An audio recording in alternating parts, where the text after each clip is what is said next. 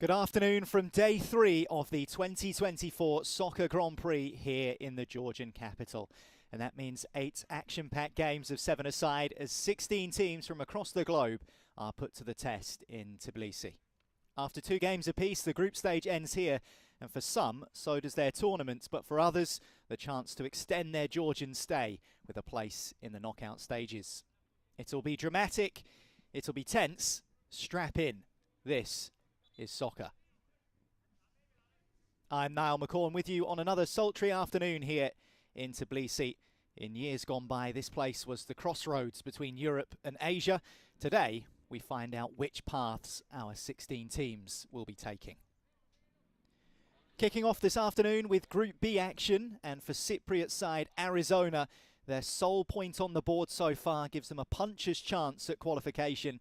Can they land a few jabs on Real Panthers of Portugal, who after being on the ropes in their group opener yesterday were knocked out? Well, despite the fact that Real Panthers won't be playing any games after this one here at the Grand Prix, you can just see them at the top of your screen there in the white shirts, wanting to go out with a statement. Arizona, meanwhile, with their sole points coming against Avangard of Moldova yesterday. An opportunity, albeit a slim one, to sneak their way into the latter stages.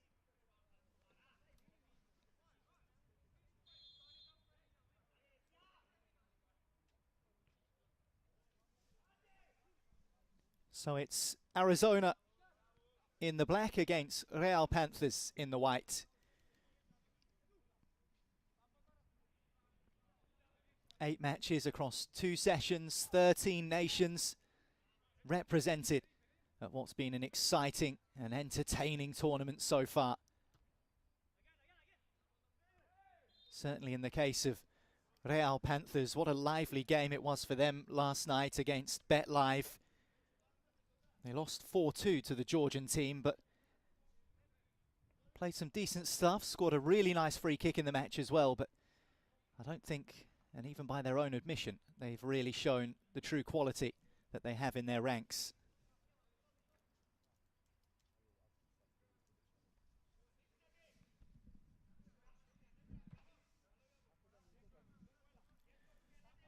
It was physical last night between the Panthers and Bet Live in Group B. A couple of sin bins, plenty of tasty challenges. Of course, the game always played in the right spirit here. But every single team desperate to be successful. There are 4 representatives from the host country of Georgia. And those teams will be in action later this evening as the evening session kicks off at 7 p.m. local time. Oh wow, what a start to the day. And what a goal for Arizona. That is absolutely sensational. Charalampos Christou.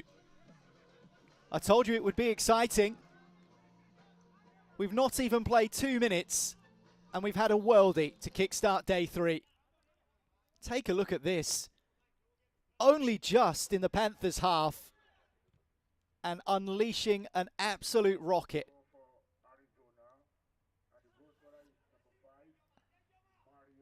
Arizona with the perfect start.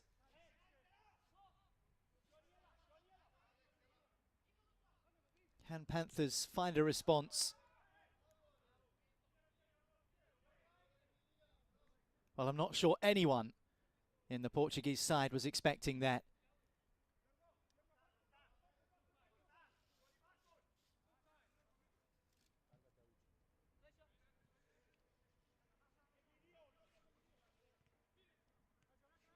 Christou from the halfway line, ripping one right into the top corner.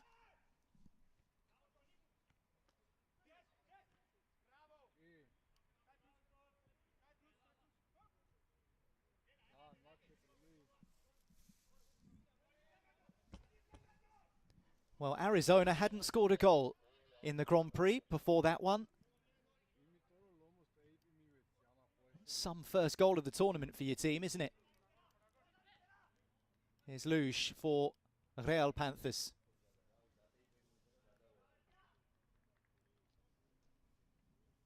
Ends up as a goal kick.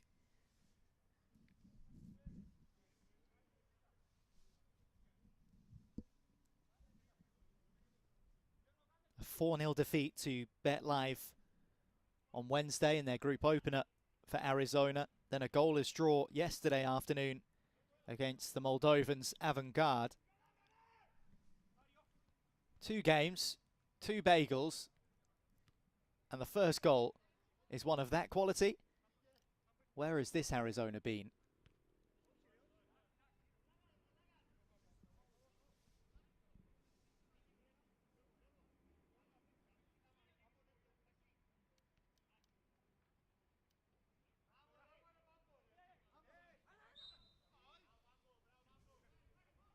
Free kick given.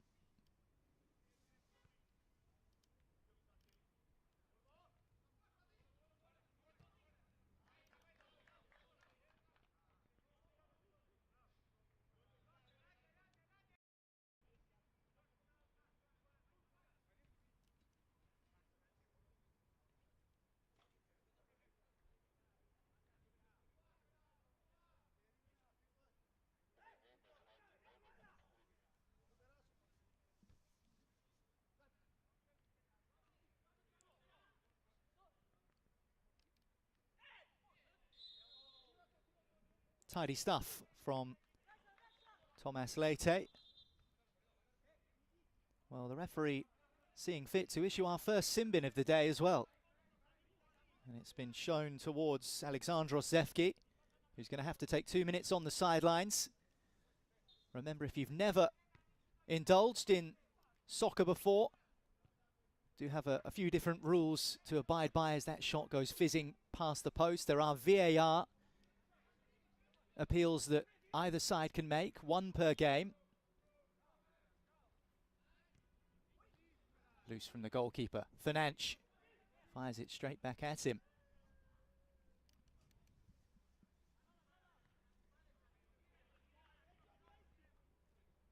Remember, kick-ins as well. You can't place your foot onto the pitch and over the line. It will be overturned, and the referees have been really hot on that this week so far.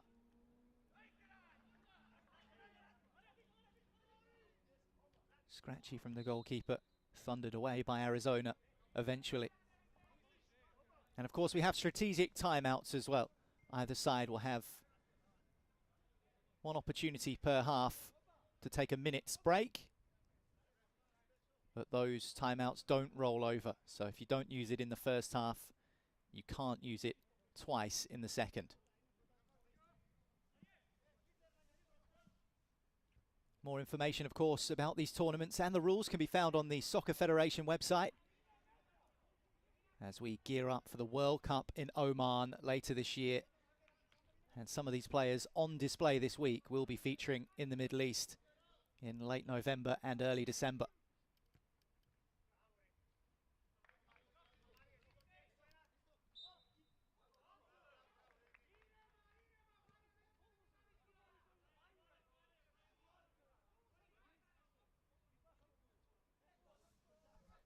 Well, that's what I was talking about with those kick-ins. If you place your foot on the pitch to kick the ball, it will be overturned and given the other way. And not for the first time, Real Panthers falling foul of that. Happened a couple of times yesterday.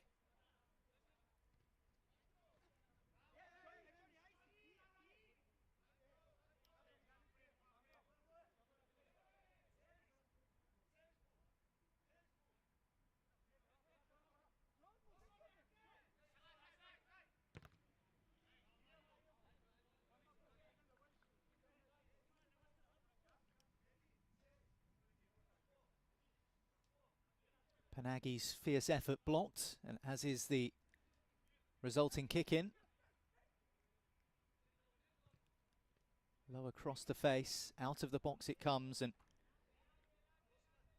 Christou was neither here nor there really. Hard to tell whether that was an attempted pass, although there was no teammate out there. Presume it goes down as a shot. And it's a wonder goal. An unbelievable shot from Arizona, which gives them the lead here in Group B.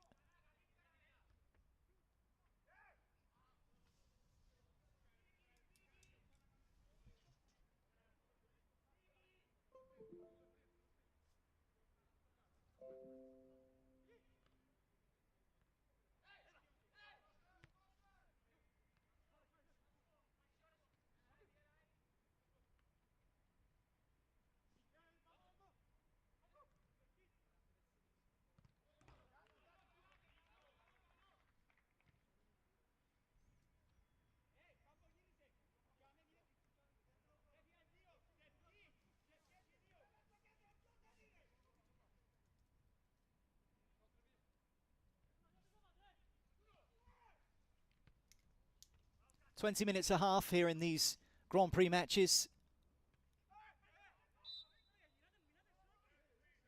I saw one there for Marios Panagi. The referee's whistle does go. Raphael Luge involved.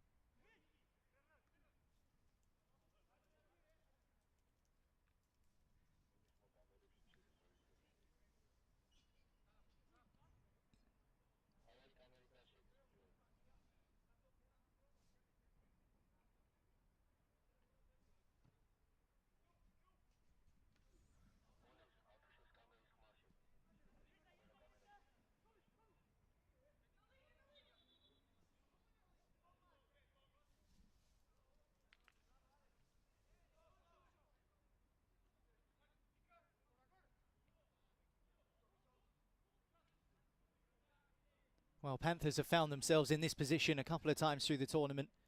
A goal behind, almost out of nothing, maybe just through lacking a bit of concentration. They are better than some of their results have suggested, but they're on the back foot again here and forced behind for a corner. A minute's time out.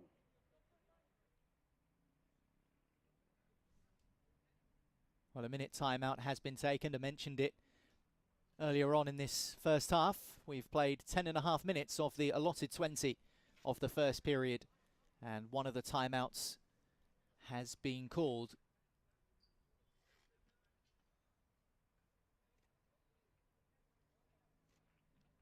Well, Real Panthers played at 8 PM last night, so short turnaround time for them today. There's Hulk wearing 9. Francisco Ferreira, just on the left of your picture, he scored one of the goals yesterday in their 4-2 defeat. It made a real difference when he was introduced in the game. He might have to make a difference again here with his side a goal behind against Arizona, albeit doesn't mean a great deal for the Panthers.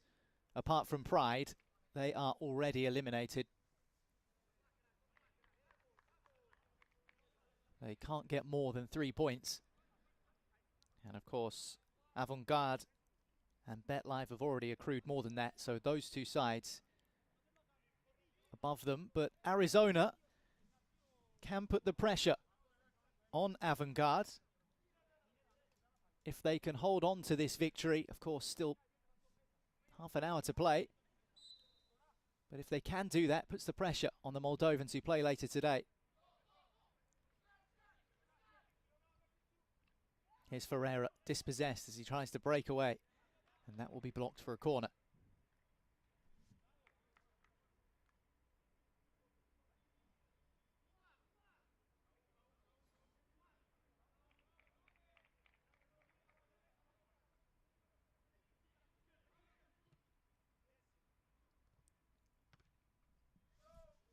Hooked back in by Christou, whose goal remains the difference.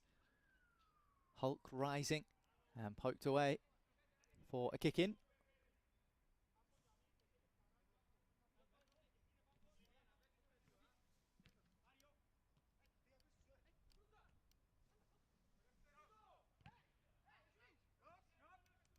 Well, the Panthers player goes over towards the edge of the box. Just looks up with a rather perplexed expression on his face. Play continues. There's another body on the ground, this time in black. And the referee just content to allow play to continue.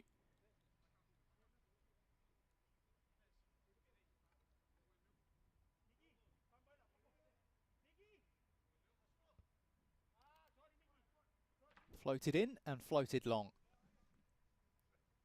No problem for Matos, the goalkeeper, just watching it behind, and we're off and running again.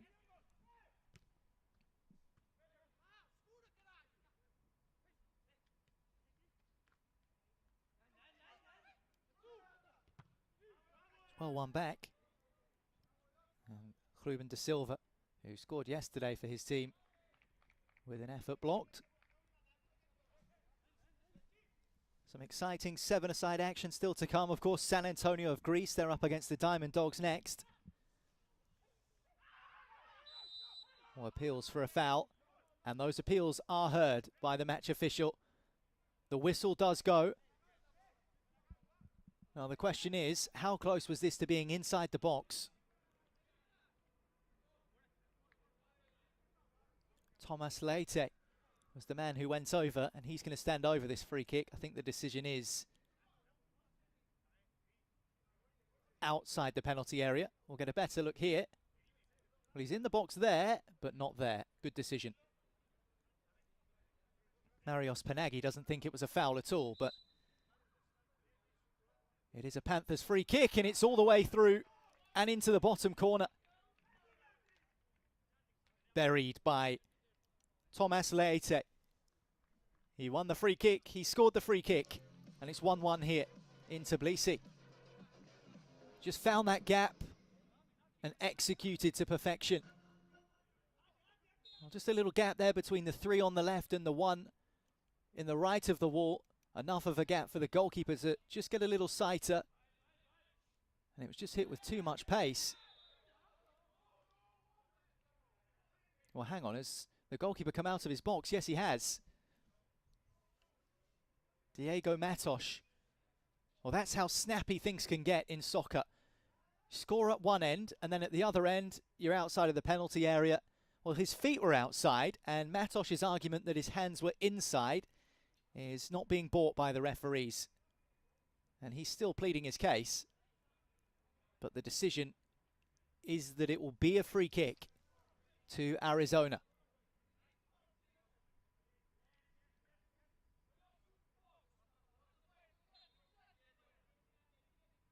It's a cheeky one. Flicked away on the line. Arizona can't get it forward. And Panthers can't launch a counter-attack. And it might come back to sting them here. It has done. Textbook from the Cypriots. Panthers trying to break up one end. Arizona swiftly jabbing back. It's a lovely touch. And just poked beyond the goalkeeper by Antonio. Look at that, with the outside of his right. It just runs on. And he was brave to get in there with the goalkeeper. And Matos unable to deny the Cypriot striker from racing through and making it 2-1 to Arizona.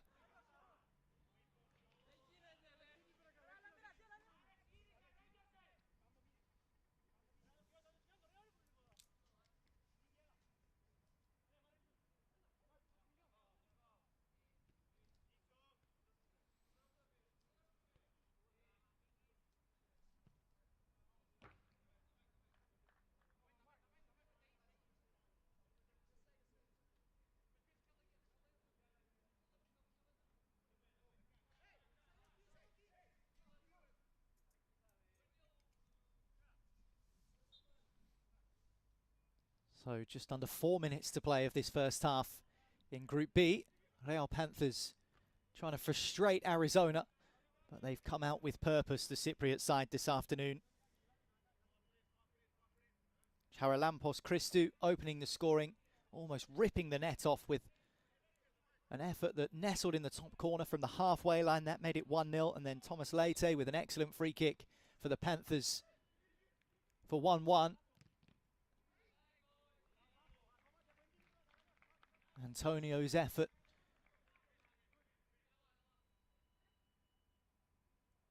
made it 2-1, and Arizona have continued to try and build on that advantage. Speculative effort there, and another shot blocked behind. This one headed behind by Ruben de Silva. And so it's a corner.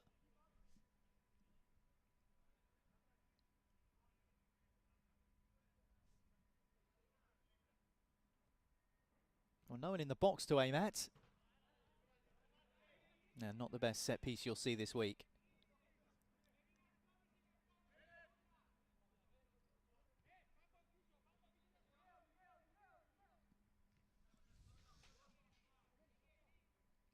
Here's Ferreira for Real Panthers. Surprised he hasn't seen a little more of the action because, as you just saw there, certainly capable. Drawing a save from the goalkeeper.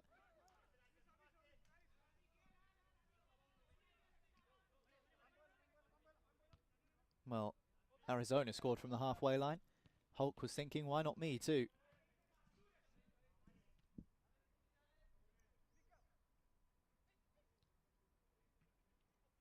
Dropped into the penalty area, flicked away by Arizona. Comes as far as De Silva for the Portuguese team.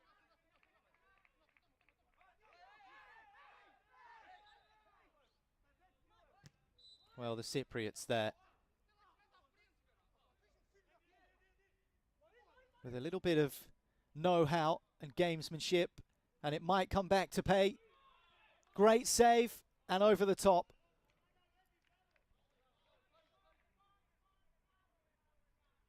Well, Diego Matos has pulled off a stunning stop here. Look at that. Not sure whether it was sneaking into that far post, but excellent reactions from the Portuguese goalkeeper. Flashes across the face of goal again. It's been an exciting start to the afternoon here in Tbilisi. Here's Hulk. That was a teasing one towards the far post. And judging by the reaction, not a million miles away. Into the final minute of a pulsating first half here. Panthers 1, Arizona 2. Lofted towards Hulk, who fancied it on the volley, but would have needed another 3 goals stacked on top of the one he was aiming at for that to have had any chance.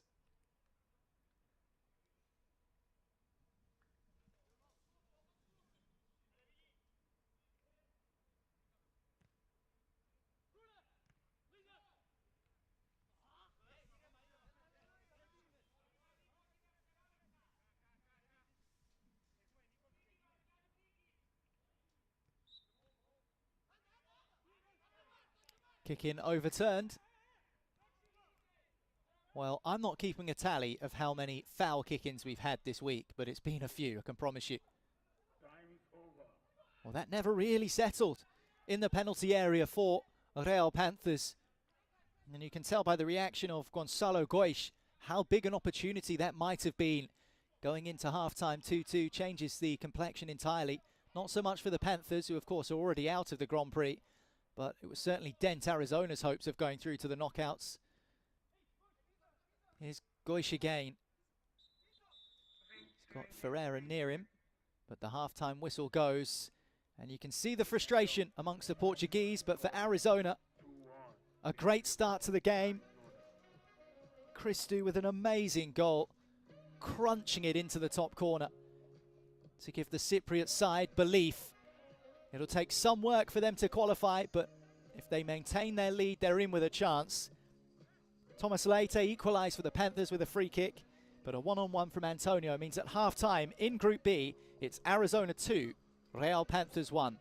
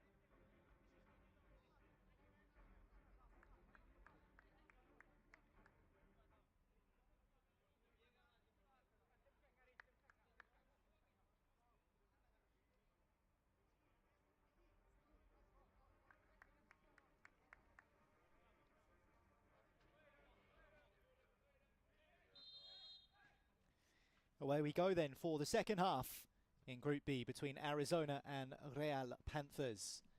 And the Cypriot side, Arizona, holding a 2-1 lead heading into the final 20 minutes of the game.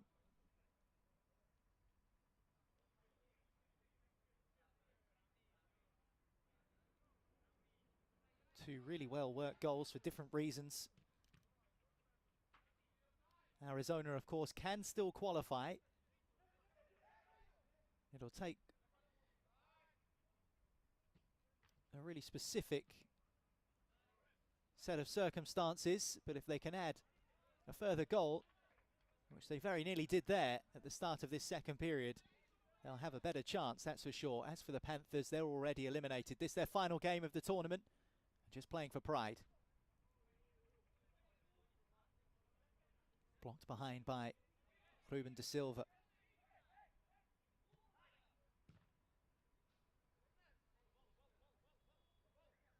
Arizona really bringing the intensity in the Tbilisi sunshine.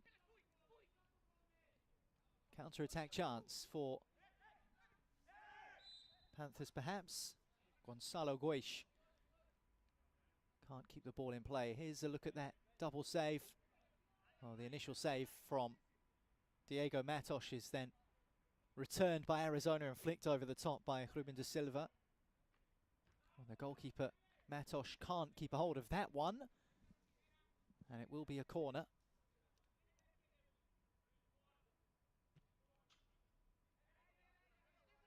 Whipped into the side netting. Well, I think this opening minute and 45 seconds of the second half shows just how important it is at the start of each respective period of the game. Right at the beginning of either half is where plenty of goals can be scored, where both teams maybe just switch off. We've seen that a few times already this week so far.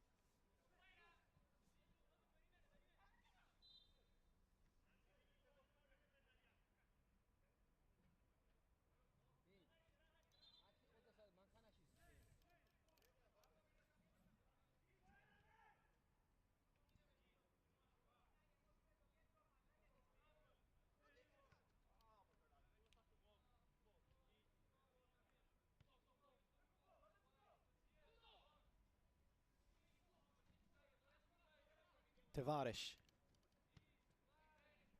gets the return from Velias. And this is beautiful from the Panthers, and nearly yielded an equaliser.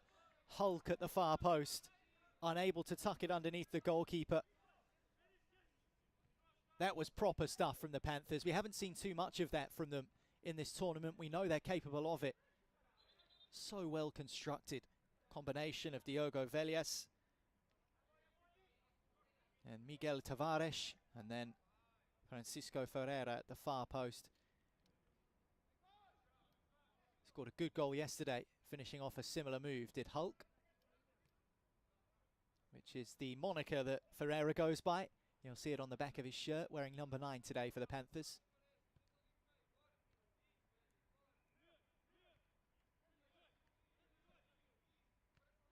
Tavares. Oliveira involved. It's back with Tavares again. Now the Panthers just keeping a bit of control and building a bit of momentum. Arizona have kept them at arm's length so far. Panthers' goal came from a free kick from a set piece, and that was slightly wasteful.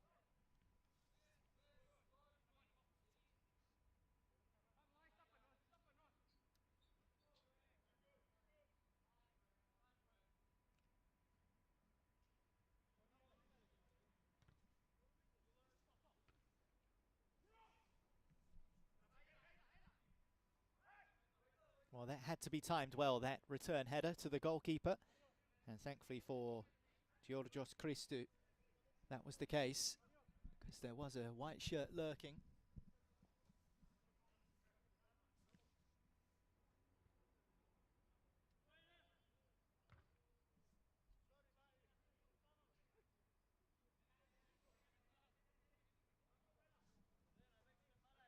It's San Antonio against the Diamond Dogs up next in Group C, and then Sarmat against Tesla's Bar. That'll be a good game. Both sides already qualified, and that one just clips off the top of the crossbar. Well, via a deflection, of course, but still, just goes to show you don't have a minute's peace in these 7-a-side games. They are electric. Would have been a rather peculiar finish. Of course, the 4 local teams from Tbilisi, the Georgian sides, representing a quarter of those involved in this tournament. They're all in action this evening, starting at 7 p.m. local hours. Bet Live Rewind, Tbilisi City Hall, who have Georgi Kinkladze, the former Manchester City player, in their side, and Krosti to finish the day against Sporting Carpathians from Belgium. That'll be worth a watch, as will all of these games. Some really entertaining stuff has been played. Some amazing goals. Plenty of drama. And Arizona continuing to bring the drama in this tournament. If they can hold on to this result, the pressure is reapplied to Avangard of Moldova, the other side in their group, who have a chance of qualification. Bet Live are already through, Panthers are already out, so it's just that one remaining qualification spot that Arizona are scrapping for.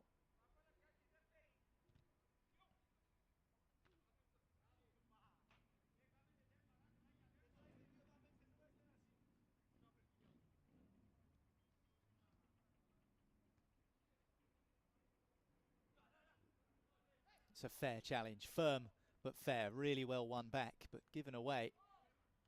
Maybe the story of Real Panthers tournament. They've done some stuff really well, but other stuff, they've not been at their best. See there the way that the ball was won back. It was such good defending, but then immediately given back to Arizona. And Gregoriades ripping a shot towards goal. Meanwhile, some contact in the heart of the pitch.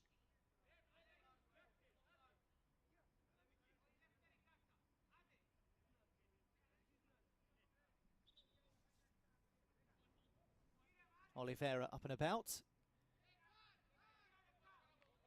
Well, obviously with the temperatures, this surface is quite dry, up and around 30 degrees at this time of year in Georgia. Ferreira's strike, beaten away.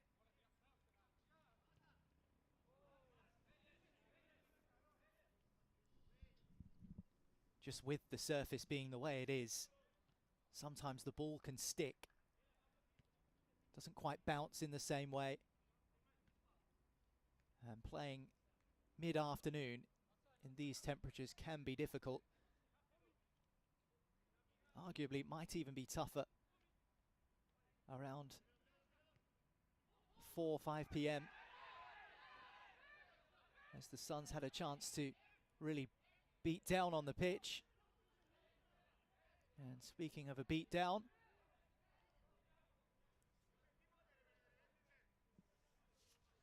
group action coming up next, featuring San Antonio, who have lost both of their games 5-1 in Group C. Now the Panthers are going to take a look at this. They are 2-1 behind. Both sides do have a VAR review. If the decision is considered incorrect by the referee, then Panthers will get to keep their review. If not, then they'll burn it. But this is why they want to take a look. Well, it's very close to the edge of the penalty area, isn't it? First of all, the question, is it in the box? Second of all, is it a foul? Well, Zefki flies in for Arizona. Difficult decision, I think, for the officials here. Check is over. No penalty. And the check is no penalty. Hard to tell exactly what the decision was from the referee, but no penalty. I think that's fair enough based on the evidence we have available. Hard to tell truly whether there was an infringement there. It'll just be a corner then.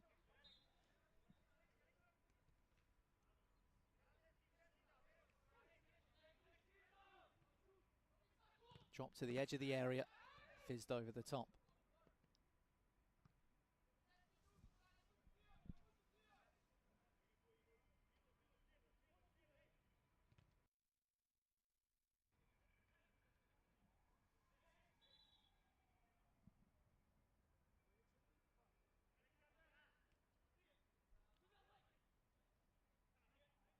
So Panthers have lost their review then.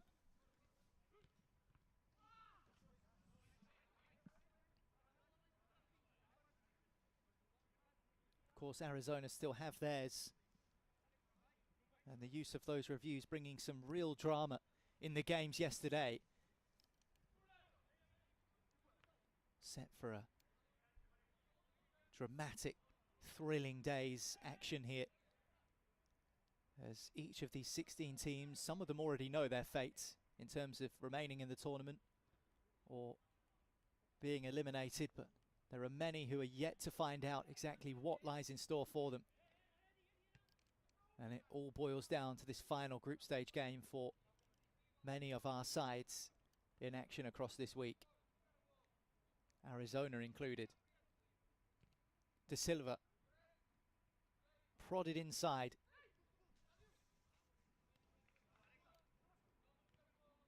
Panthers building, trying to find a way through. Pereira, poked wide by Thomas, in towards the penalty area, nodded away by Arizona. Less than 10 to play. Remember, it's 20 minutes a half. Foul on Ruben de Silva. Pocket of space here to work with. Well, maybe passing would have been a better option from Rafalush. And A minute's time out. a timeout has been called off the back of that. Well, he took it really nicely in the space, just in that half space, and took it on the turn, opened his body up and immediately eyed up the far corner, but there were options there. You can see the two white shirts gesturing for the ball.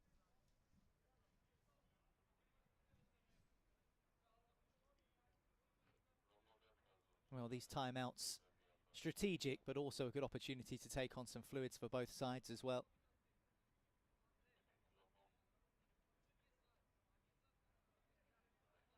There's Group C up next, then Group D, Sarmat and Tesla's Bar.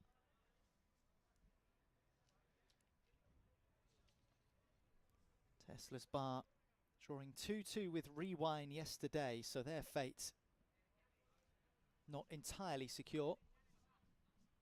And then Contra of Egypt against the already qualified Yus Scatti of Spain to complete the afternoon session before the evening games kick off with BetLive, who again are already through, and Avangard, who are the other side in this group, the Moldovan club.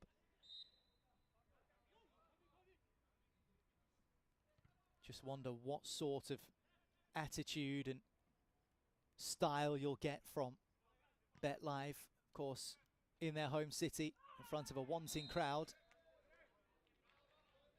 Even though they're already through, will they take their foot off the gas or will they bring the heat? We'll wait and see, of course, and we'll also wait and see whether Charalampos Christou is okay. Here's the challenge. Well, it's a late one from Rafalush, and I think he knows it as well. Not sinister by any means, but certainly a free kick.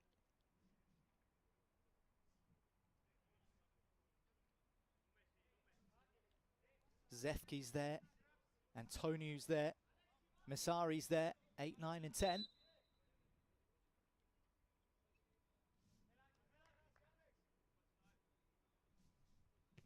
Zefki into the wall. Fired high by Panagi.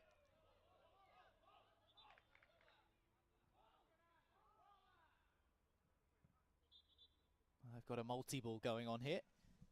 You only need one, lads.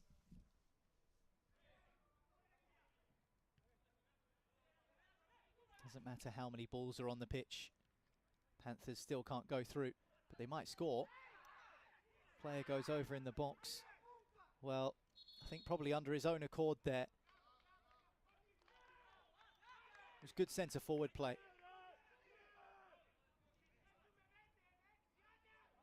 Well, has Ruben de Silva been sent to the sin bin here? He's certainly gesturing and he's off the field, so I think that might have been the case. Well, whatever's happened, Valent is now on. Maybe that was just a substitution. Did see the referee have a hand in his pocket. Meanwhile, a chance to really seal it for Arizona goes agonizingly wide. Well, it's all going on, and that's the chaos we love here at the Grand Prix.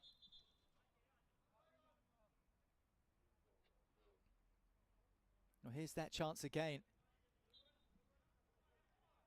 Well, in all fairness to Gregoriades, he's gesturing to that far post. He wanted someone darting in there to finish it off.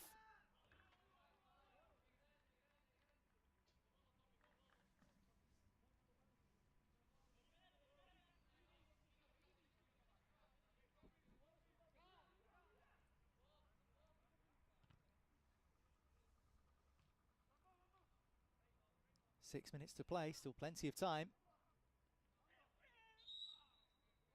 It's a foul.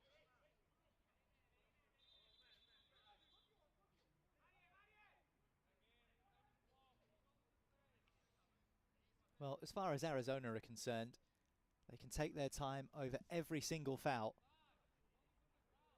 because they're the ones that are in desperate need of the 3 points in Group B. Matters not to the Panthers. Here's that chance again. Well, Christou was never going to get there, in all fairness to him. Just wonder whether Gregoriades would have been better off trying to fire low under the goalkeeper. Instead, he was almost caught in two minds. Portuguese player goes over. Whistle does go. What's happening here? The referee just checking that all is well.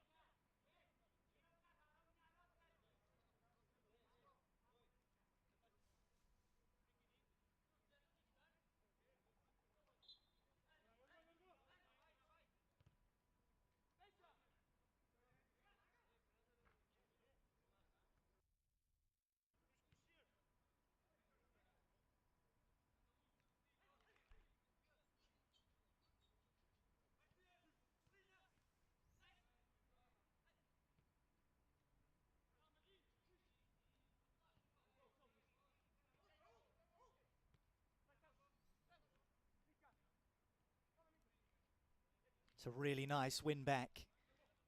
Might be profitable for Arizona. Oh, the post denies them.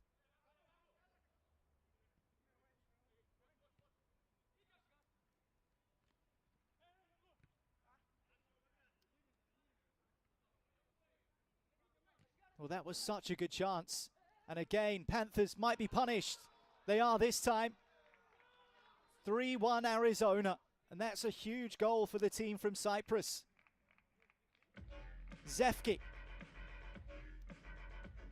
coming up with the goods for his team. Well, Arizona fired a few warning shots. And Panthers never really listened. And Matos beaten. And likely the Panthers beaten as well. And the goal scorer is number 8, Alexandro Zevski. Zevski scores. And Arizona take a 3-1 lead. That is big. And that's the goal that Avangard of Moldova really didn't want.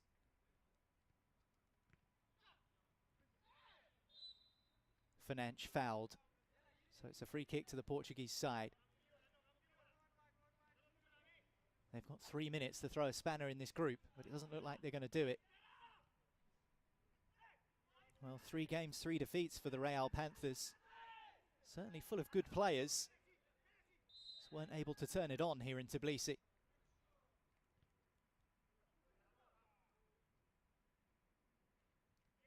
Oh, it's a poor set piece. No one really on the same wavelength there with that one.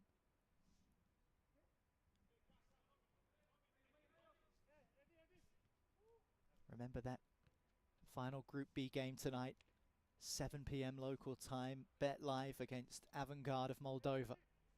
Bet Live already through. Avangard along with Arizona looking to try and pinch that second qualification spot. Arizona trying to boost their goal difference here, because it might well come down to that. Some of these groups are remarkably tight.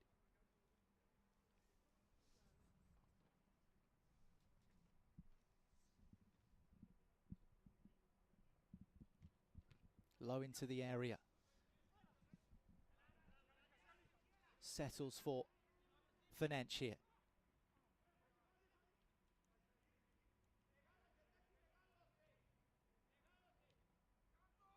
Nicely done. Matosh alerts and clears away. 90 seconds then between Arizona and a huge Group B 3 points. 90 seconds between Panthers and back to Portugal. And maybe that just sums everything up. An overhit pass, Rafaluge slips. It's been one of those tournaments for Real Panthers. Couple of changes made as well.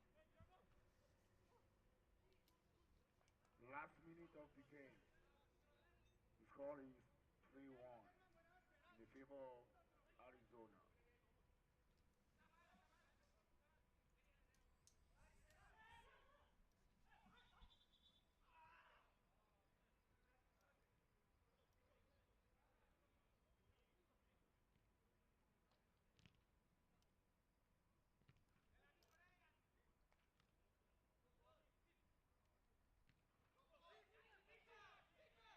Tidily done. It's a lovely reverse switch as well. Arizona have defended resolutely. They've defended for their lives. They've needed to. And this latest shot whistles past the post.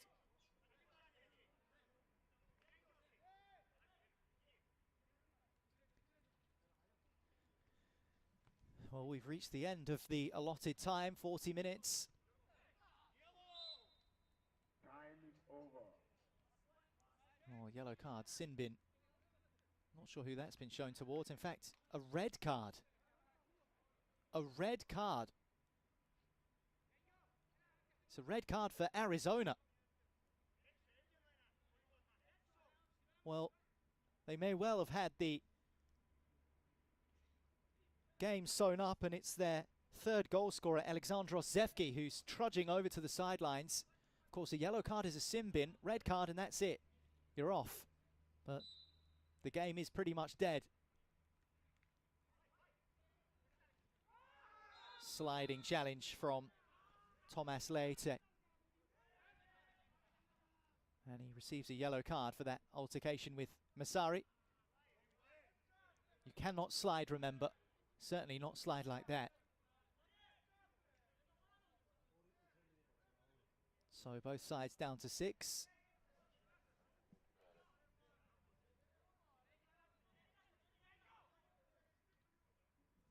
Well, that is the first red card we've seen of this Grand Prix tournament.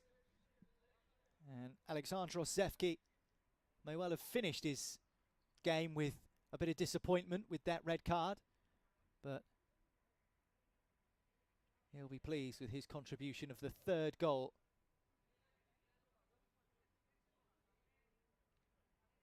Which could well have sealed Arizona's passage through, depending on what happens in that Group B game later, involving Avangard and Bet Live.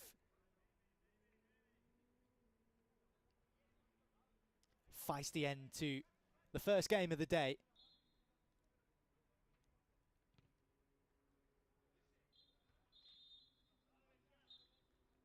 Final whistle goes. And the winner's team is... Well, these games are generally played in high spirits. Man of the match is number They are 9, competitive, no question about it. We don't need to see these sorts of scenes. Antonio. Arizona won't mind too much. They're the ones who walk off with victory, and I think maybe evidence of the frustration emanating from the Real Panthers, who have lost again. All 3 group games have ended in defeat for them. They head back to Portugal, having been knocked out of the tournament and knocked out of Group B. As for Arizona, they say over to you, Avangard, who take on Bet Live later this evening in Group B. That proves to be a huge game as to deciding who goes through. But in the end, the side from Cyprus did it. This got them going. What a ripping goal that is into the top corner. A free kick from Real Panthers' Thomas Leite saw the scores levelled before Antonio scored a one-on-one, and then Zefki made it beyond doubt with his strike. And so it boils down to that final group stage game. More action to come, of course, here in Tbilisi through the course of the afternoon and into the evening. San Antonio of Greece take on the Diamond Dogs next. Dan Shaw will be your commentator for that one. Stick around. We'll be with you for more soccer action very shortly.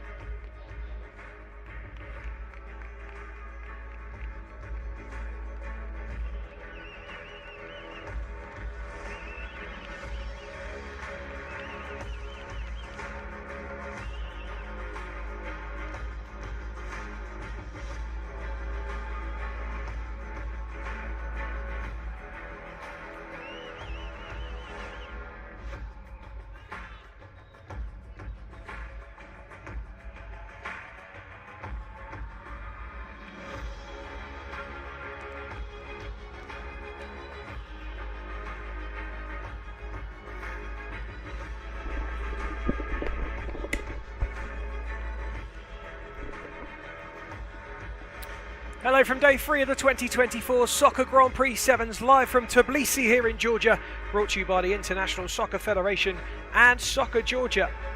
Day 2 was a bit of a slow burner yesterday afternoon, with the first 3 games ending 0-0 at half-time. Game 2 between Arizona of Cyprus and Avangard of Moldova went the full 40 minutes without registering a goal. That was the first and only of the tournament so far. We've just witnessed Arizona beat Real Panthers in Group B to keep their hopes alive of qualifying. They will find out their fate when BetLive face off against Avangard at 7 o'clock local time. As it stands, Arizona sit third still, and we need BetLive to beat Avangard by 3 goals to take the Cypriots into the quarterfinals. Neither of these sides will be featuring tomorrow in the quarterfinals, though. Group C's fate is already decided so far as qualification goes. Sporting Carpathians and Krosty, who will face off later. That one will decide who finishes top.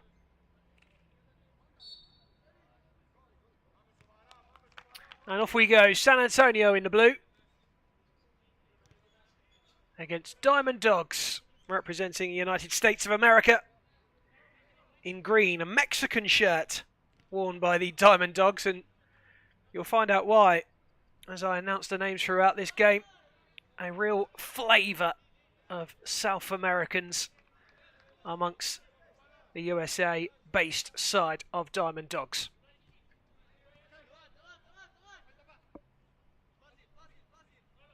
Zia Dargan going to Jesus Ramon and then to Alan Ramos in the Diamond Dogs goal, and that ball down the line tickled out of play, and it's a San Antonio kick-in.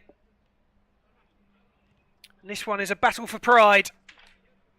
Diamond Dogs sitting above San Antonio in the group. Only down to goal difference, so that Diamond Dogs with a -4 against their name. San Antonio -8. San Antonio have conceded more than any other side in this group so far. They got off to a flyer on the opening day. They took the lead against Sporting Carpathians of Belgium. Streffy, the man to score early on after getting on the end of a mistake. And then they slowly began to fall apart. And Carpathians ran out comfortable winners in the end. And Diamond Dogs, who were 2-0 up and well in control on their first game against Krusty of Georgia, fell apart very late on to lose that game by 4-2, and how they will rue that now, safe in the knowledge that they will not be making their way to the quarterfinals tomorrow. This will be the last appearance for both sides in this year's Soccer Grand Prix Sevens. There is Streffy, who got that goal on the opening day, as I mentioned earlier, and he's lively. Always looking to take people on, and if he gets a sight on goal, he'll take it.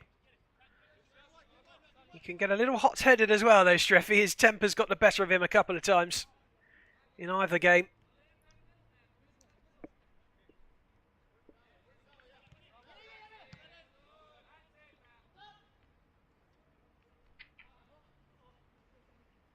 Little break here then for Diamond Dogs, perhaps. Beautiful ball through, chance for 1-0. And defended in the end well. Of the Diamond Dogs man just stepping to shoot. It was Isaiah Dargan who went through, and it was Ahmed Wata who made the recovery. Change of colours for the officials today. They're in pink. And as ever in soccer tournaments, they've been virtually flawless the whole way through. Some real big calls that they've had to be on top of. And anything, I think, from memory that's gone to VAR has been challenged, has been turned away, which demonstrates the capability of the officials on show, all with plenty of accreditations and qualifications to their names, and are all regular features of soccer tournaments.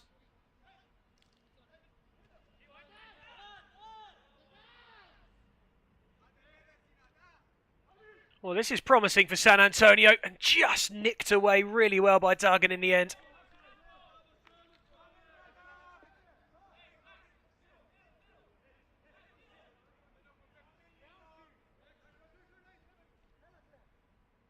Streffy feinting to shoot and goes to Wata. And that's Skendo, the goalkeeper. Streffy operating a little deeper than usual.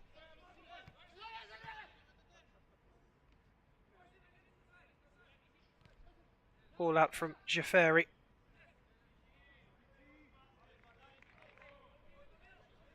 And my thanks to Noel McCorn for taking you through the opening game. He'll be back a little later. For now, you're with me, Dan Shaw.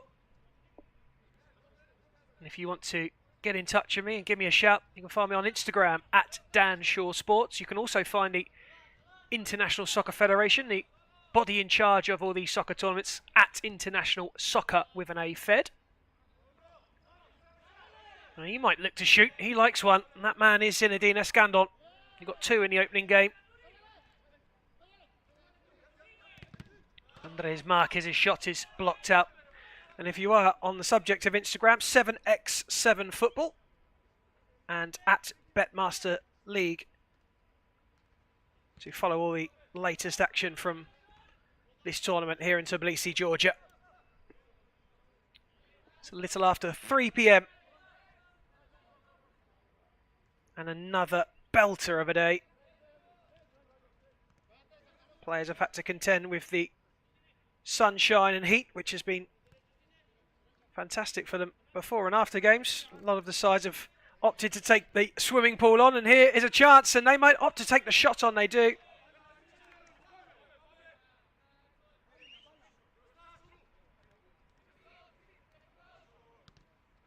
Well, here's another chance for Diamond Dogs. Just flails a leg at it and misses.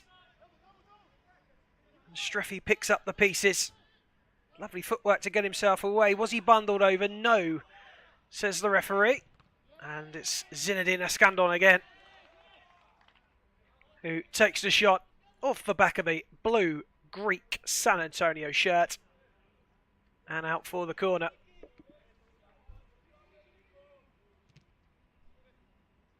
Fired from range wide.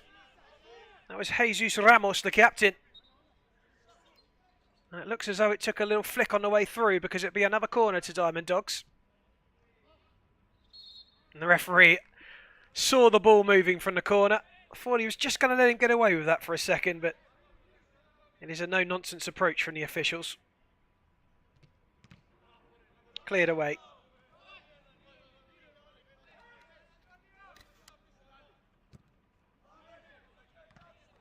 There's that earlier strike from Ramos. Went with the outside of the boot.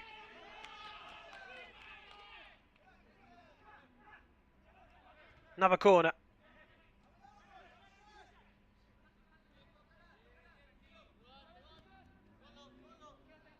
Ramos again.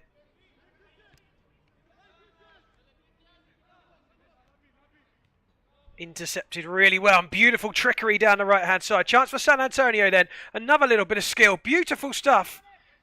No end product in the end, as they have to go back, as green shirts get well back behind the ball. Appeals for handball there, not given. And Roman brings it out.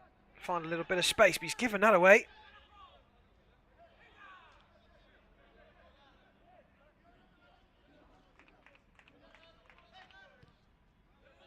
Diamond Dogs coming forward. Intercepted in the middle, but it's 3 green shirts on 1 for the time being.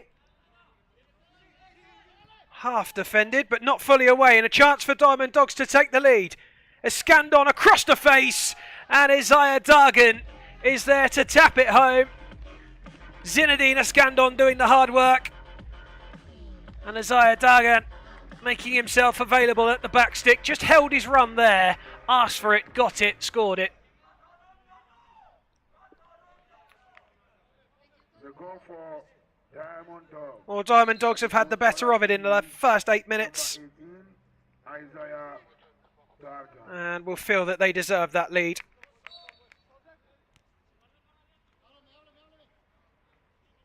San Antonio, as it stands, are going to finish rock bottom of Group C with no points from 3. How different it could have been had they held that lead in the opener.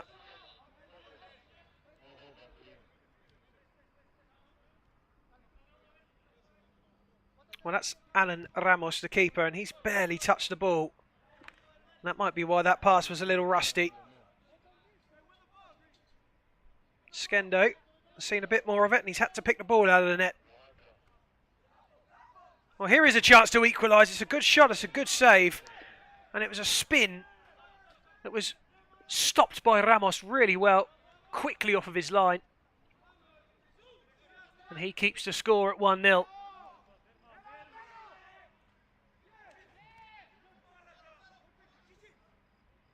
Ball spinning around in the middle, and it's fallen to a Diamond Dog, who end up challenging each other as Matthew Ambrose gets in the way. Just felt it was going to fall to him to hit on the left foot. Here's another look at that. Wonderful bit of goalkeeping from Ramos.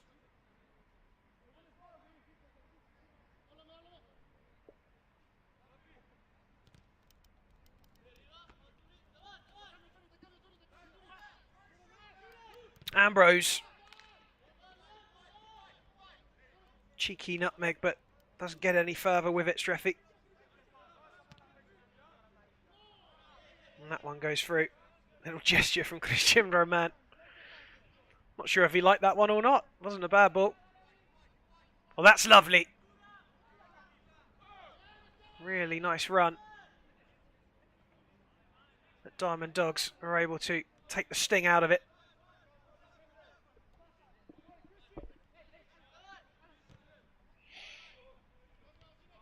Ramos is searching ball again, not finding its required destination. San Antonio just applying a bit more pressure now. It's just that final ball that's lacking. Although Ramos was a big part of why this scoreline isn't 1-1. Ambrose nudging it away.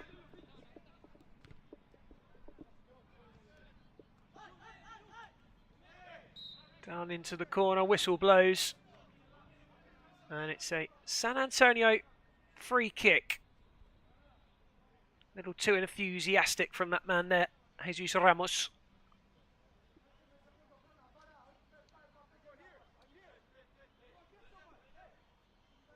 Well, Andres Marquez there. In fact, it's not Andres Marquez, it's Ambrose, sorry, on the edge. Just looking to pick up anything that might come out of the area. Doesn't come out, it goes away. And also there, the number 7 in blue is Admir Davishi. He might fancy the little cutback, and there it is. Well, that's good feet. And it wasn't a bad effort, was it, from Admir Davishi? But it fizzes over the crossbar.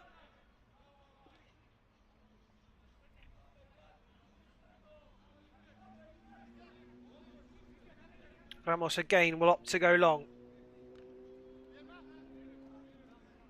That one will go out of place. San Antonio kick it. Nice turn. Inside. Lovely touch from Streffi.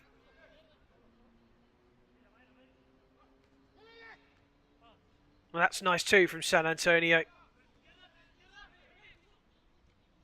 Working it well, the Greeks. Oh, nice play from San Antonio. Just demonstrating that they do possess the qualities. That one not quite such a good demonstration. The protective netting behind its goal. Doing a good job of keeping that ball in. Prevent it from sailing possibly to the other side of Tbilisi.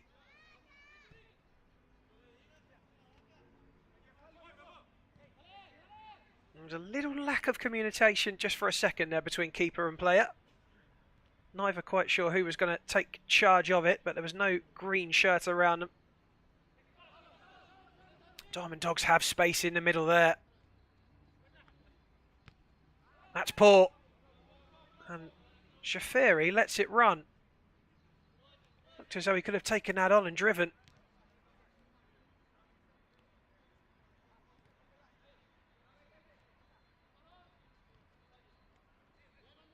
A little too casual in the middle, but makes amends really well. Alhara. Wata down the line. San Antonio want a free kick, they'll get one.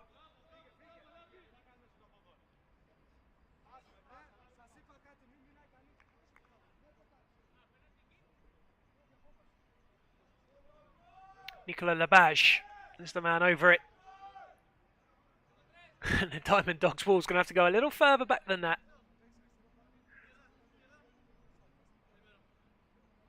Davishi, who's looked up for it, is over this ball as well. Labage off of a foot and out for a corner.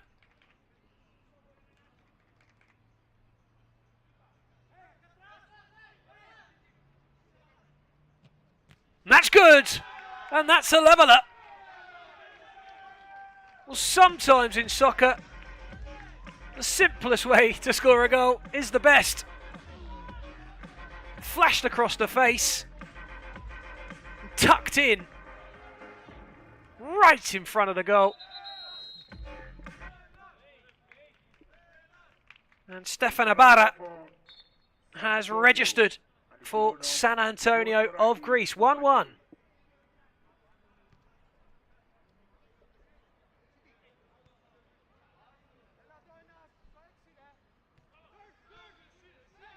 Escandon. That's a lovely ball through. Just a little on his heels there, Dargan. Some good footwork, but he couldn't keep it in. He's looked lively, hasn't he? Davishi. Little bundle of energy this afternoon.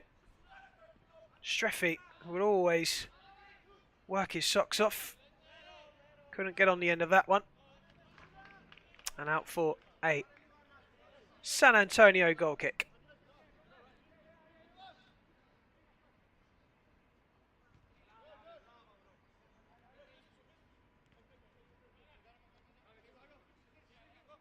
Labash.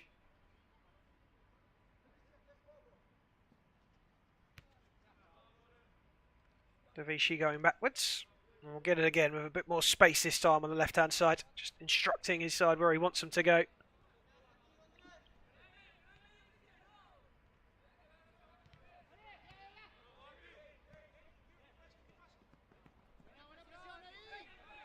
Kick in for Diamond Dogs. And quickly overturned.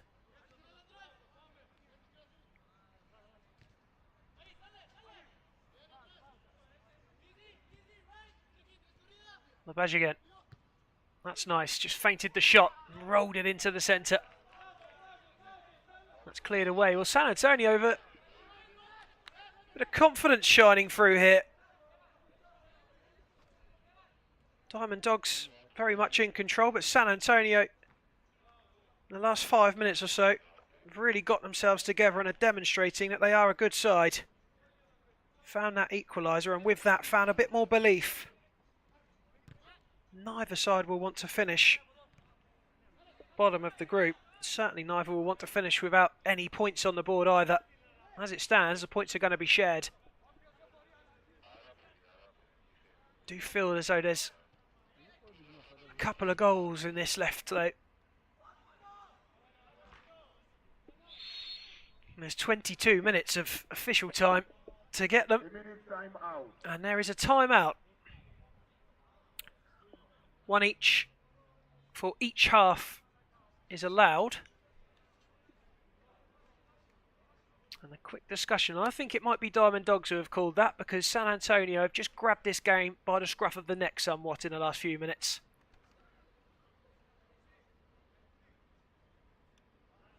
Most of the players, in fairness, happy to take on refreshment rather than indulge in conversation, which will give you some idea of the temperatures the players are dealing with. I say it's around about 30 degrees today, but this surface just holds much, much more heat than that.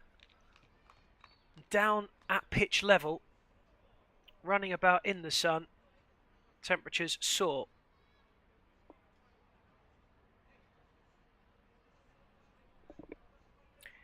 And there has been a change in scheduling for today. Game 1 was supposed to be Contra versus Scatti, but that is now Game 4 a little later on for you. We've had Real Panthers beaten by Arizona. This one, San Antonio versus Diamond Dogs. Next up will be Sarmat against Tesla's Bar. And then, as I say, the scheduled opening game, Contra versus Scatti, will be on after that.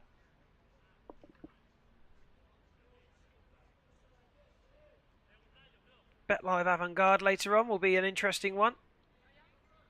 Rewind against Mechanic will also be a good game. Mechanic are out, but Rewind still with work to do. They must win. They need to win by a couple, really, or more. That's a nice turn and a shot, and that one not quite as good as the touch was from Izzy Dagan.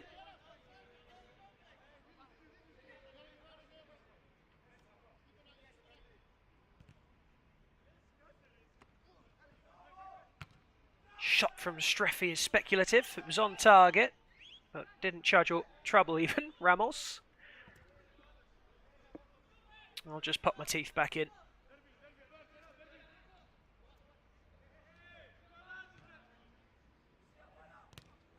There's Streffy's effort. Just didn't catch it, did he? Scuffed it into the ground.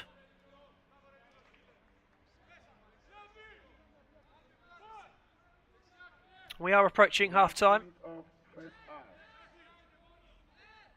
Time at the top has just frozen momentarily. We're about a minute or so, just under, possibly away from that half-time whistle.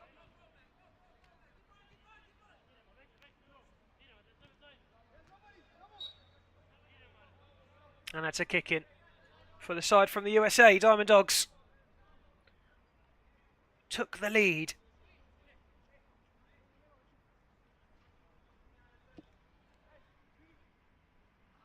Bit of time and space there if San Antonio can communicate, and they do. Streffy goes long. And that's good, strong defensive work from Jesus Ramos.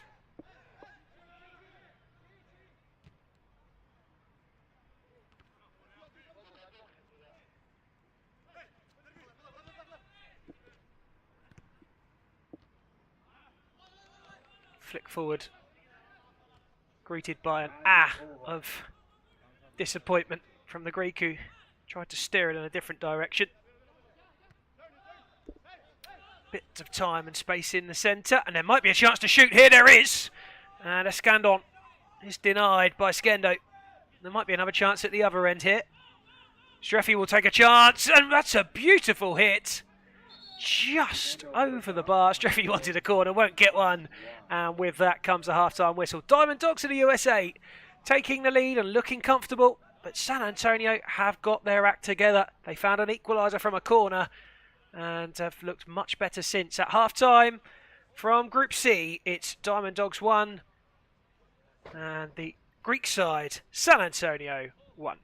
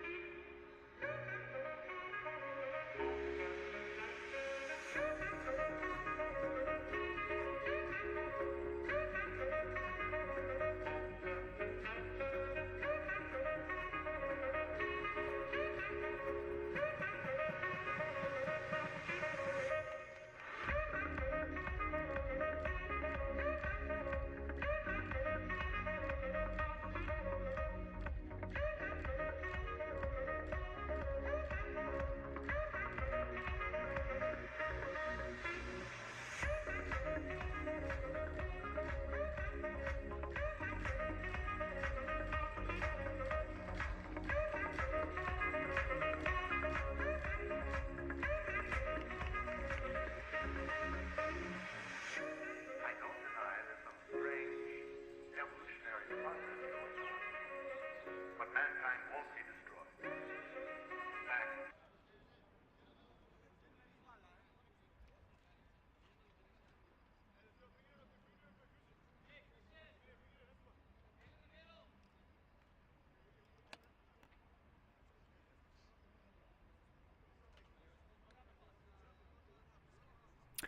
Oh, welcome back if you've been sticking around, and welcome to the day's play if you're just joining us. It's 1-1 at half-time between Diamond Dogs and San Antonio. It's from Group C. San Antonio sitting rock bottom as things stand. Diamond Dogs only just above them. Both sides have failed to qualify from Group C. It's the only group where we have already decided the fate of who will go through to the quarterfinals. Early appeals from Diamond Dogs for a penalty. If they feel that strongly, they can challenge. Both sides get one each. Once you challenge it, you can't have any more if that challenge goes against you. If you win your challenge, then you keep it.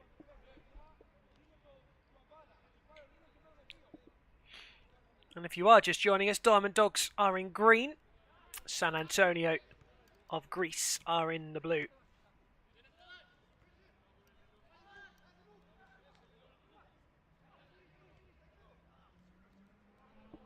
Ball in search of Matthew Ambrose.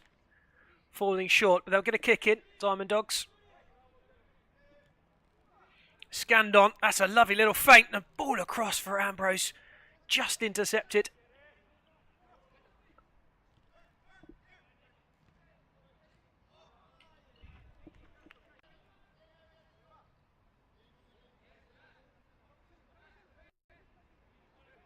It will be a kick in for San Antonio.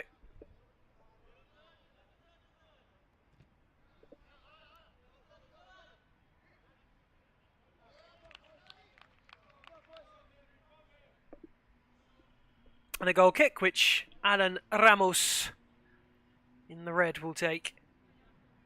He's been a busy boy in this tournament. 11 goals have drifted past him and into the net. And that there is Padakis Skendo.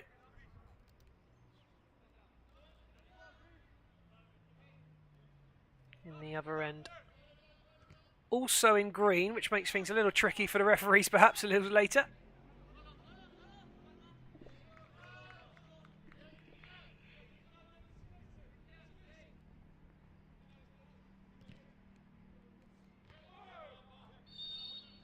And there's a little pull back there on Alhara from a Scandon. And it'll be a free kick to San Antonio.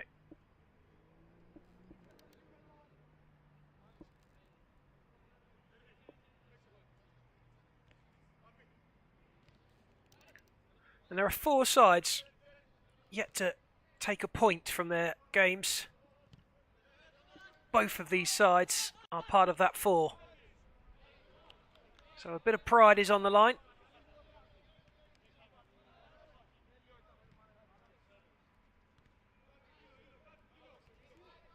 Both teams have let lead slips in their opening 2.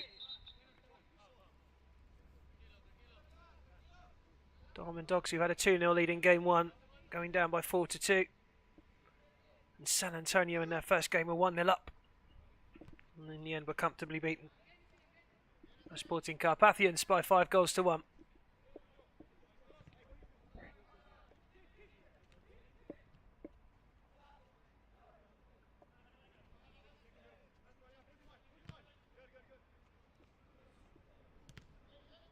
No nonsense this time from Skendo. Volley's clear.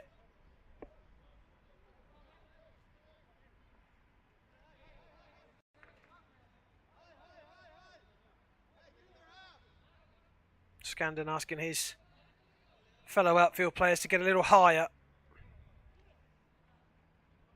Ramos playing it out short this time. He's opted to go long mainly through this game.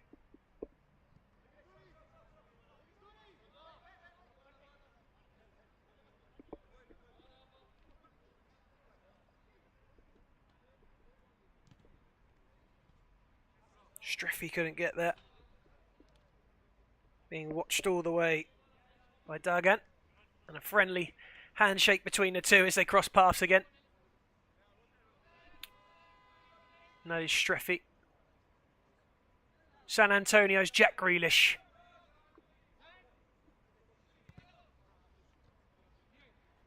He was careful to keep his foot off the pitch when taking the kick in. I think that's why he miscued the long-range pass. Scandon, who got 2 in the opening game. First was a really nice free kick. And that was Scandon just stretching there with a right boot.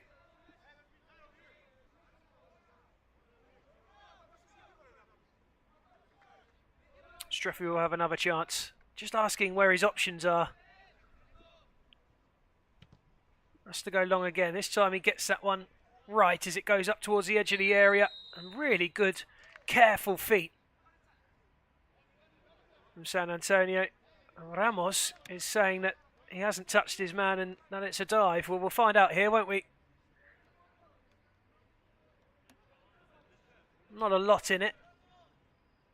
Coming together, I think we'll chalk that one down to.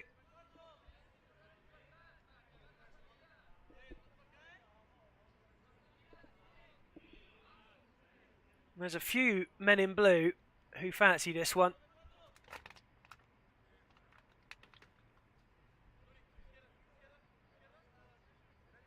Interesting that all bar one shirt started that move outside of the box. Maybe just trying to move late into position. Will Streffy go to his left or will he shoot? He goes to his left. And that may be why they started outside the box. Sometimes it can just give you a false sense of security in defence. Can put an extra man in the wall and then someone will peel off just like that and leave themselves with space. And if they'd executed that better, could have paid off.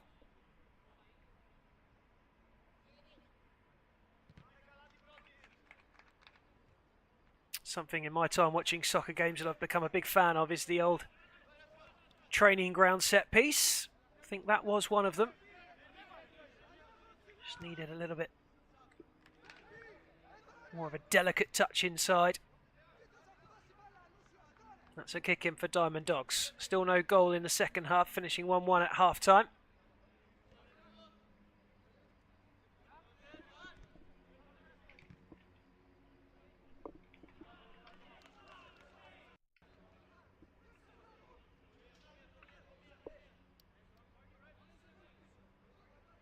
Diamond Dogs were 0-0 at half-time yesterday.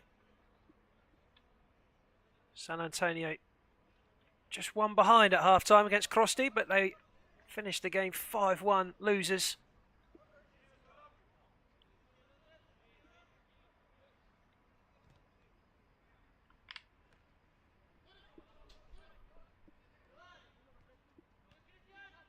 Choa with calm feet, and there he is again, Choa, the number 4. Into Andres Marquez. Just lifts it forward, a little too heavy for Ramos, who was trying to get on the end of it, but they'll get themselves a corner.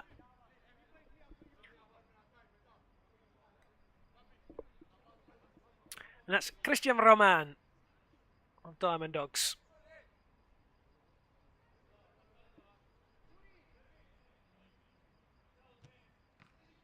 Shot in at the near post. Scandon hits one, and there's another chance. And again, it's turned behind.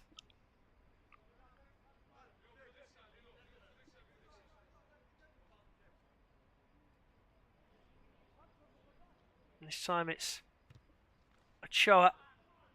Puts it across. Ochoa in the tracksuit bottoms as he was on the opening game.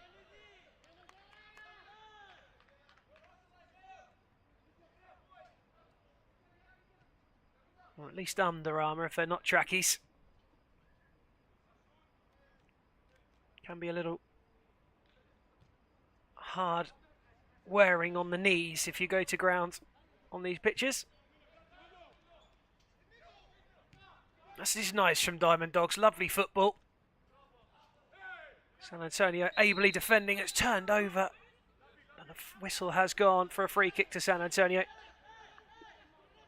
And I think it's probably for that, rather than the Ramos tackle.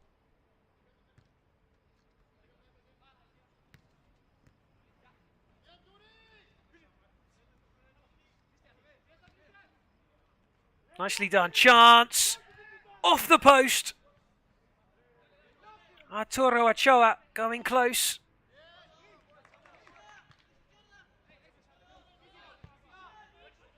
Oh, that's a right idea as Dagen went to drift it in. Goes through and there's that chance for Ochoa. Just sat up nicely for him. And a timeout. Slap bang in the middle of the final 20 minutes, which I think again will probably mean it's just a drinks break called by one of the sides, taking advantage of the timeout permitted.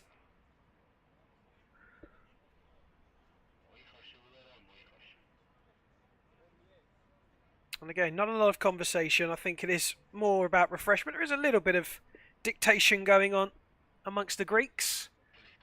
Armando Jaferi leading that conversation.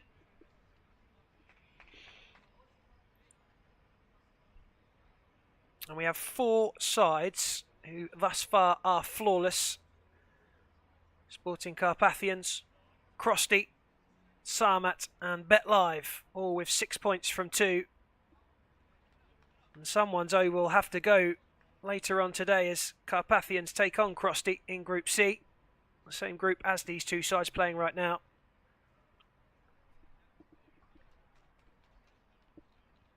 And they'll know, of course, that whoever finishes top of that group will face the second place side in the quarterfinals. And that will be of Group D, which at the moment is Tesla's Bar. However, it could still be Sarmat, Tesla's Bar, or Rewind, who finish second in Group D.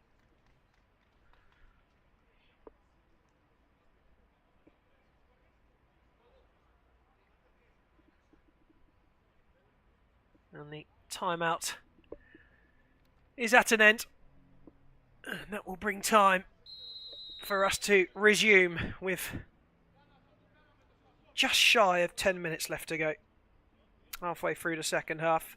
Still no goal in the second period.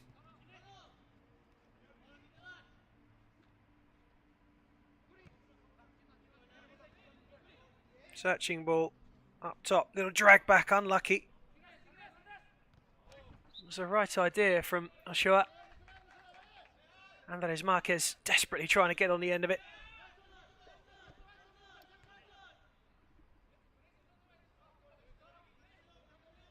Skendo just taking a look.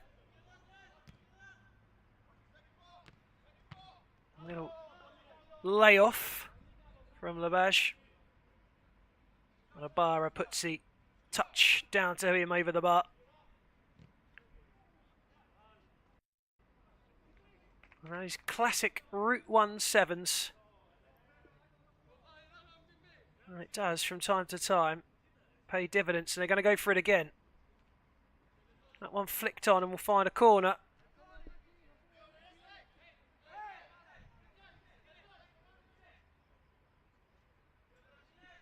Streffy is just drifting off behind the box there, the number 33 at the bottom of your screen.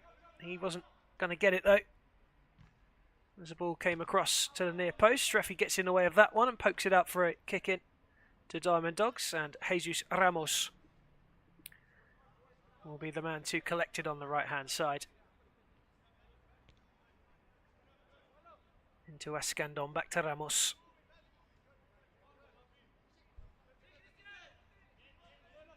That's Marquez. Escandon on the turn. For Ochoa. Ochoa blocked off. Pana Balas, the man in the way.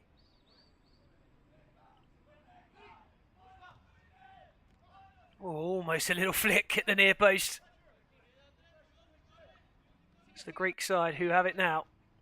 And this is a dangerous run, promising run. Decent ball.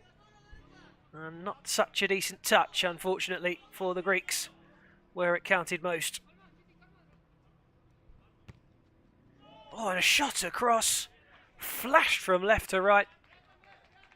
Andres Marquez was the man to take it on.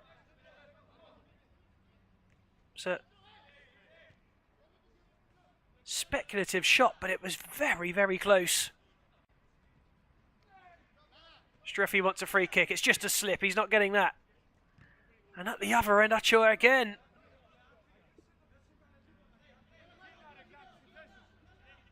Denied by Skendo.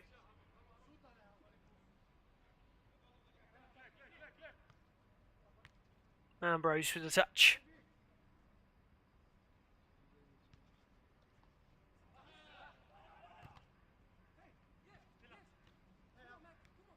Some good physicality between the two sides in the battle for the ball there.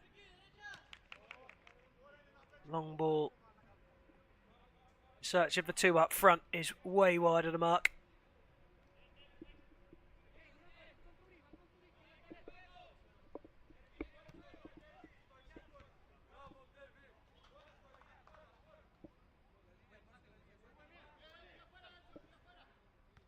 Kick in for Diamond Dogs, taken quickly. Diamond Dogs probing again, but that's really nicely defended by Panabalas once more. And coolly headed down by Esteban Tapia.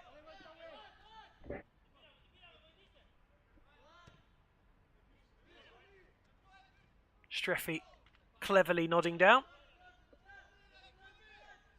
Skendo rolling out. And San Antonio coming down the right-hand side. That's nice. Streffy had made the run for the return pass on the angle. And there's a bit of space for the shot. And it's fired over by Armando Shaferi. And places his head in his hands. He feels that he should have done better with that. Well, the space was offered to him. He couldn't hit the target, and Zinedine Escandon was busy asking for the timeout and wasn't busy marking his man, and he was nearly made to pay as another timeout does come after Escandon's call.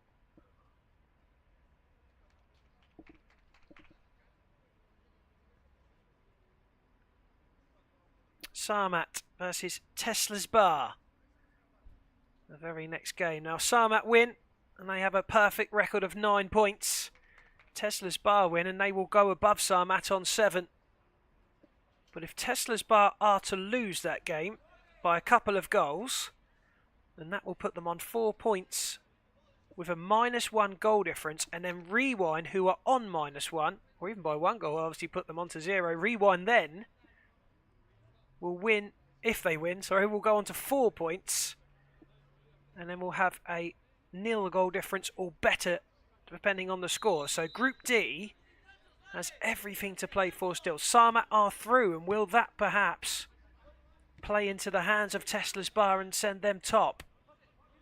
Sarmat, who were the epitome of Ukrainian small-sided football in their first game, were well off it in the second and still managed to win, and that is how good they are. Kaleshnikov, the man at the back usually for them, finding the goal in both games, and he's a real threat. Tesla's Bar will have to watch out for that. It's a wonderful save by Skendo to keep that out, and then there's a deflection from that shot as well. So Diamond Dogs knocking at the door in the last 5 minutes. Tricky feet, but a misguided cross. We'll put it out for a kick in to San Antonio.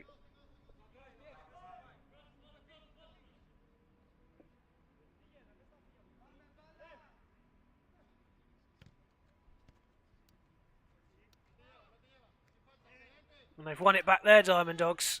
Only for a moment. They get the kick in. Choa will take it and get it back, and then gives it off. Tries to make the run into the centre of the box, but it's blocked off for the corner.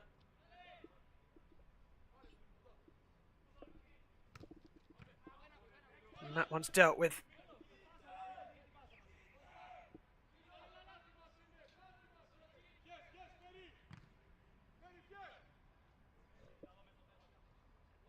Oh, and just for a moment, it looked like he might steal that. And he has stolen it this time, but illegally so.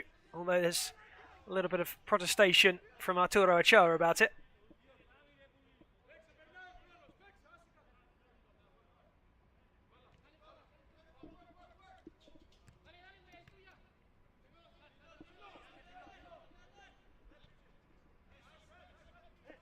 Beautiful feet once again from Jaferi. Intercepted by Ambrose.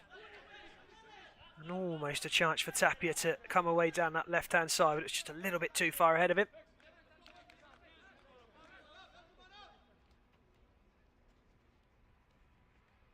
Skill again, scintillating. What a driving run that is. Can he finish? No is the answer.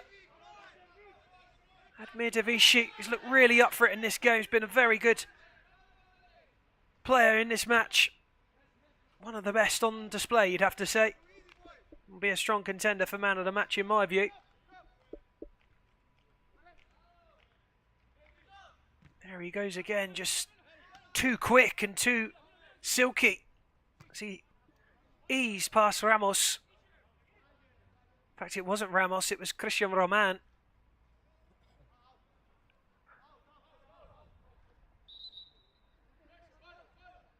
Wata gives it to his keeper to restart. Ballas. Wata. Skendo. Streffi. And now Marquez. As they turn the ball over.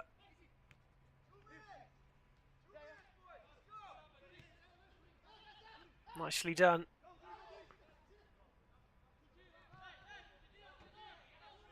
Chip away out of play. Just shy of 2 minutes to go. And as it stands, both teams will share the spoils and at least come away with a point each at the end of the tournament, unless something can change towards the end here. And it will be Ramos who tries it! Fires past the post. Worth an effort, Jesus Ramos. Shown he can hit them. Already in the group. Would love to have seen that fly in, I'm sure. Here's Marquez, who's also shown glimpses of quality today. Been busy. Nice touch down. We'll have to wait for some support. And it didn't come soon enough. And so here comes Marquez. They know that there's a minute to go as the Tannoy lets them know it from around them. Is that going to go out for a corner? Ramos' shot there. Oh, that was close, wasn't it?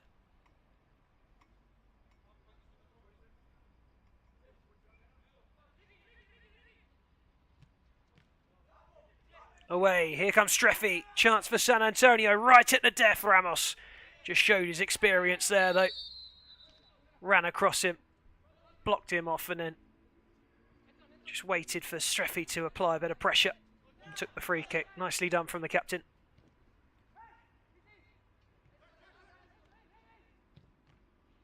And another chance at the end. Brilliantly cleared by Wata. Look for all the world as though we're just about to steal a last-minute goal. And there's the whistle. A game that finished level at half-time, finishes level at full-time. Two sides who knew they had nothing to lose by going into this game. Both already out of Group C, but both at the beginning of the day were on 0 points. They will now both go home with a point each. And it's only Real Panthers who have finished with none so far. So they can keep their heads held high. Diamond Dogs and San Antonio gave a good account of themselves, both in this game. But that's it. They're going home. They will not feature in the quarterfinals tomorrow. And up next is a big game, a massive one. It's Sarmat versus Tesla's Bar. Stick around.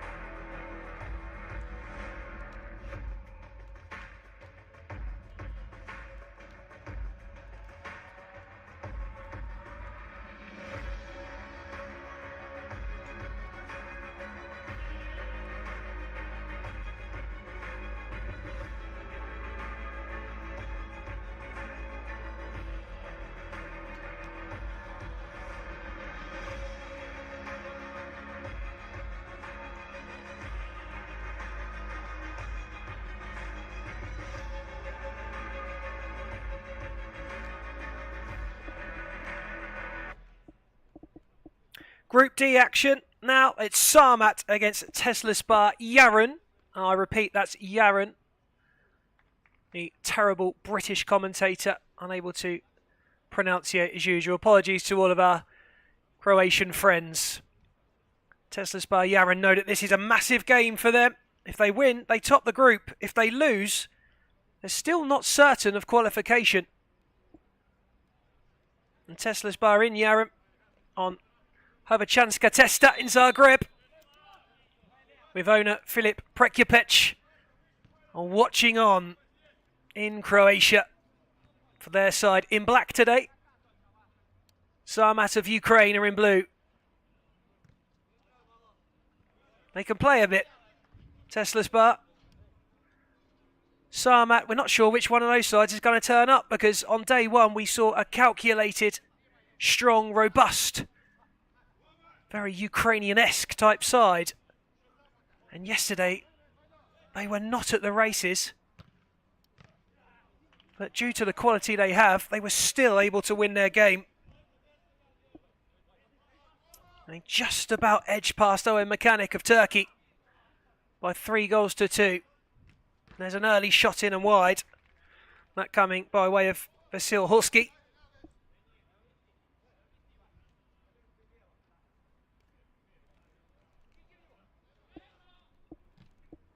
Touchdown and volley was in anger, but off target. And Tesla's Bar have a chance now at the other end. Plenty of blue shirts back. Shot is dealt with easily by Kalashnikov, who just says to the official, we got a man on the ground that's stopped playing. That is adhered to by the men in pink, who have spent the first couple of days in highlighter yellow. Always kitted out well, the soccer officials. It looks as though he's going to be okay, Denis Sandetsky. He's been around a bit as well at soccer level. Kalashnikov, the number 14. Very much one of the men to watch in this Sarmat side. Give him a sniff on goal. It doesn't matter where on the pitch it is, and he will take the shot on. And he quite often finds the back of the net, and he is someone who will step up to the plate when called upon.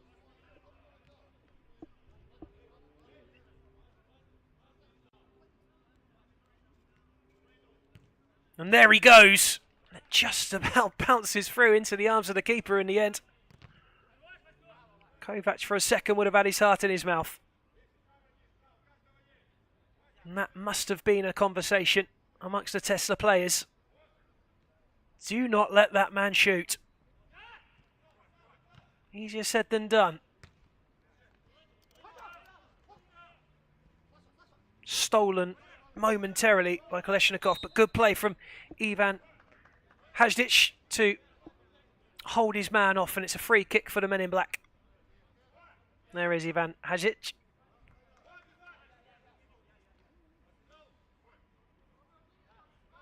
Tesla's Bar with more sponsors than David Beckham.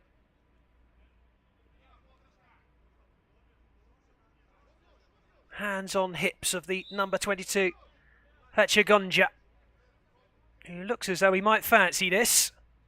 And he does, but can only find the first defender. And it will be a kick in. Croatian flag proudly on display. And they are a proud nation.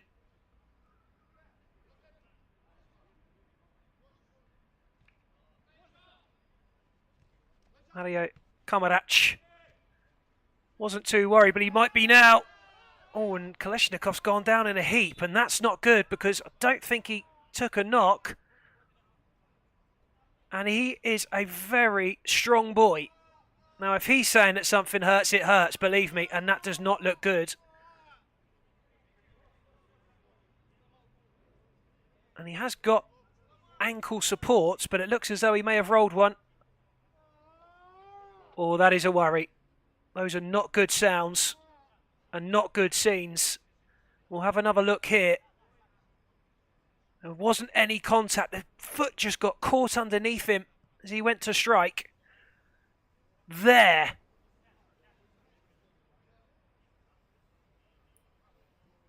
Well, we do hope sincerely that that is not the end of his game or his tournament, Alexander Kolesnikov, because he really does bring something to these tournaments. He was in the final of the World Cup in Essen, Germany last year, which they lost on penalties to Kazakhstan. The shot actually hit the post. We've completely disregarded that in the concern for Kolesnikov.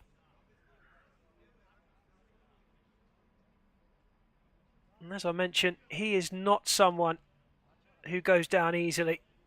He's very much the epitome of the Ukrainians. Strong,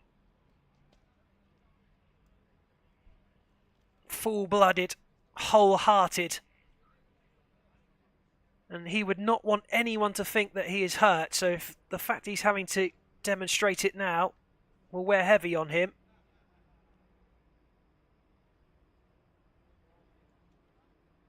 Physios have been very busy in this tournament. Thankfully, we've seen very few people have to leave the field of play permanently. But this one is of big concern.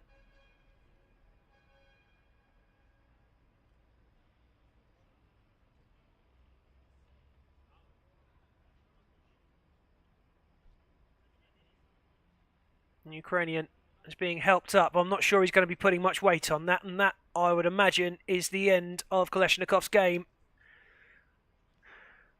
Well, hopefully he'll be okay, put some ice on, and we'll be back for tomorrow. But it's not good signs. And Teslas Bayaran will want to win the game. They won't want to lose it that way, I'm sure. If they were to lose it, they wouldn't want to see Kolesnikov's injury being part of it. Sarmat, top of the group, 6 points. Teslas Bayaran need just a point from this one, and they're through.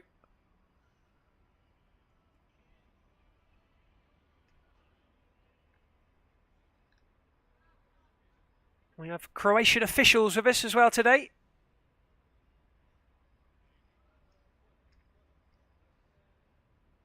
And hello to any of you watching in Ukraine or Croatia. A country close to my heart as a Portsmouth fan. We've had Robert Prozanetsky down at Pompey. Nico Kranchar as well.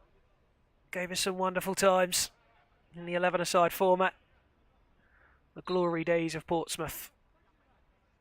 Back underway.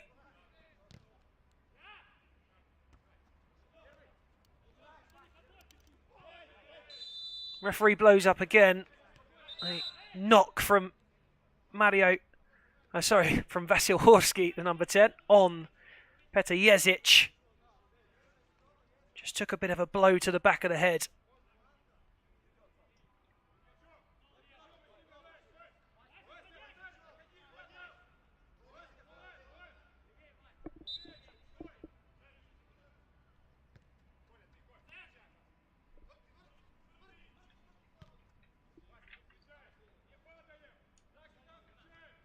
Calm from Tesla's bar so far. Haven't overcommitted. Played the way they've played all through, really. Some controlled football.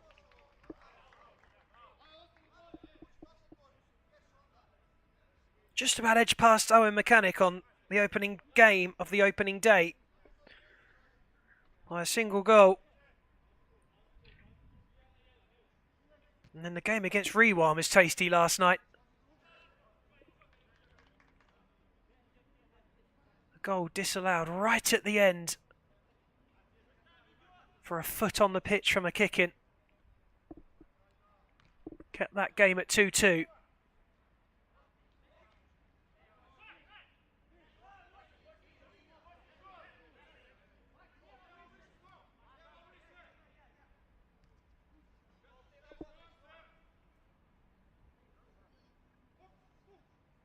Even Kovac goes long.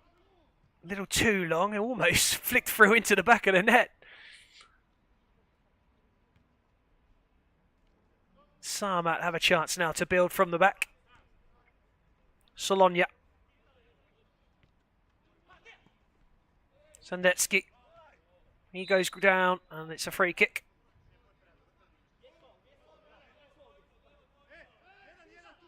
Plenty of black shirts back behind the ball.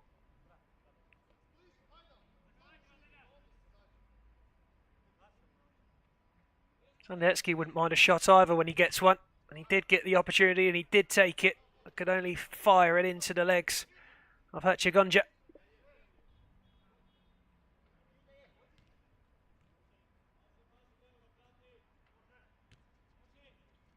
Tesla pressing on the Ukrainians, forcing the mistake. Can they make them pay?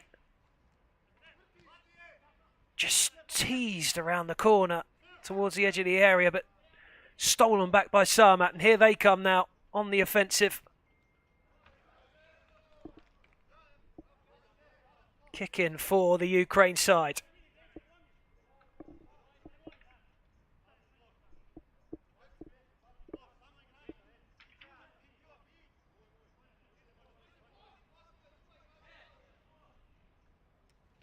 Plenty of movement in the area. Still hasn't gone free. Tesla's bar get it out, but only halfway.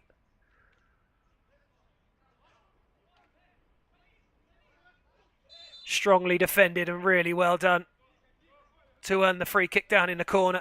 Smart work from Petr Jezic. Got his body in the way. Waited for the contact. Bit of a miss kick away. Sarmat lifting it forward.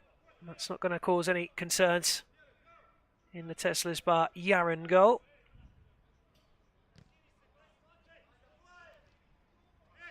Tesla's bar finished second place in the Croatian National Championships.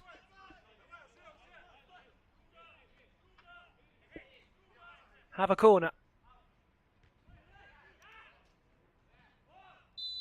Another blow of the whistle from the referee as Dimitro Klochko goes down. Challenge a little too robust on the edge of the area. Thought this one might be tight. That's the way it's been so far.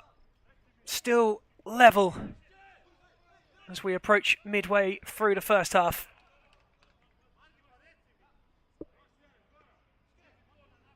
Nikola Kadatsky to get us back underway.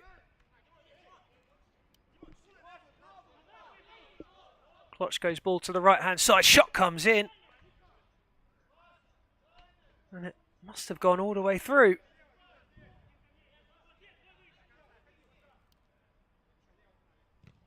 Or may even have taken a foot. We'll see probably better from this angle if we get the chance. Yep, all the way through.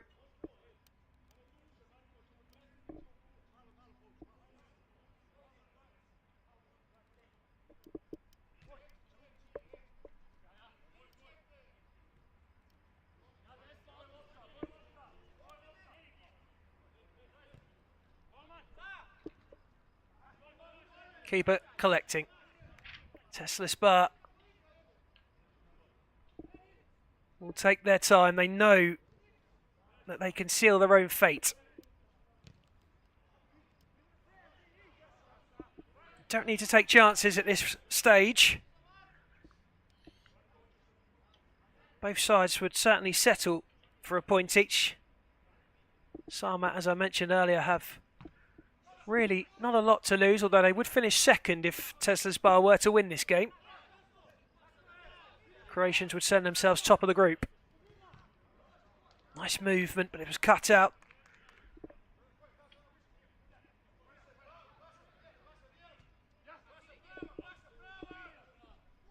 Sosa. Kovac.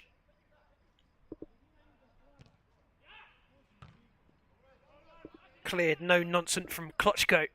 Kovac just watching that one. Wasn't sure if he could handle it or not. And here's a chance for Sarmat perhaps on the near post. The volley, a little weak. It was on target. Never bothering the man in green.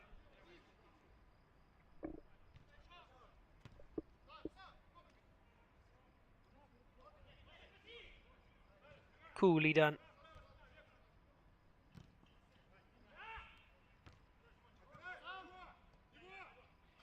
And a kick in for Tesla's butt. Andreev just standing in the way, forcing the ball to go backwards. He's not in too much of a hurry to chase that down, though. Sarmat just don't need to use up too much energy at the moment. They'll be mindful of the quarterfinals tomorrow, which will then bring the semi as well. So the potential for 2 games tomorrow, if they can get through that far.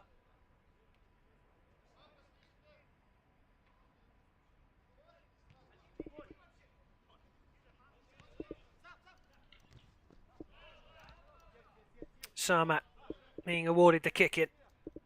Over trots Denis Sandietsky.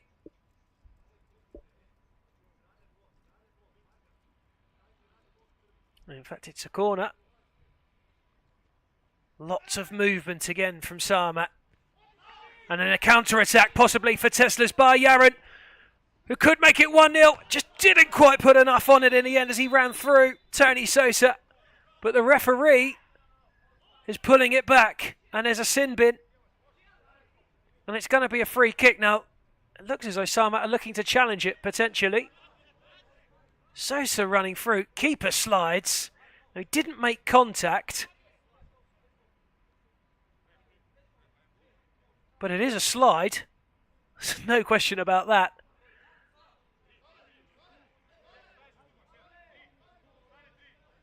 And it's a free kick for Tesla's but Yaron.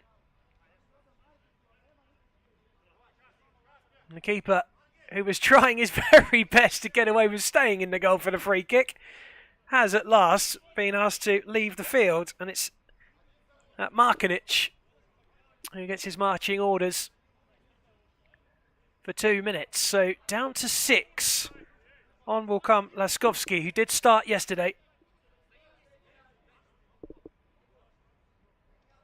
Sosa over it. Just to his right-hand side is Margatic. And then the shot at the back post is saved.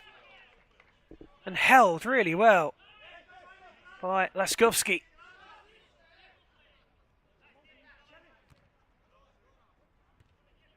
Tidied up really well by Mamic. And Peels on both bench for that one. And it goes the way of Tesla Bar. Nicely worked move. Very good hands.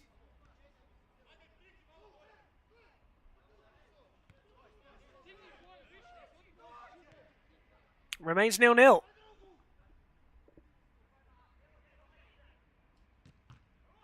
And that's a corner for Tesla.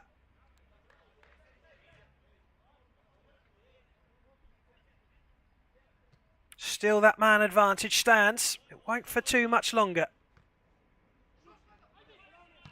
A snapshot on the swivel. Coming from Petajezic. Couldn't hit the target. And it may just be that there's 1 goal in this game. Score the first one. That might be that. Because both sides very good defensively. They have a almost robotic approach to how they play the game. They know exactly where they need to be, what they have to do. They don't all go gung-ho on the attack. They'll keep their shape and maintain and just wait for that moment to pick you off.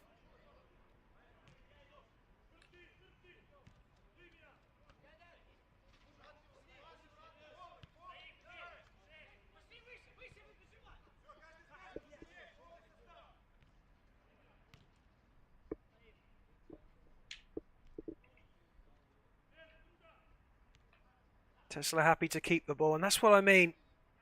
There's no rush. They know the job they have to do. They'll take their time in doing it. We'll just wait for that opportunity to present itself. That was a little loose, but it's tidied up by the keeper.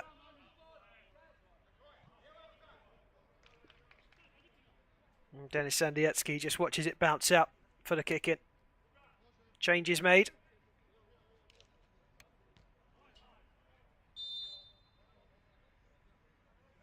Well, free kick given. Mikhailovic wasn't sure about that.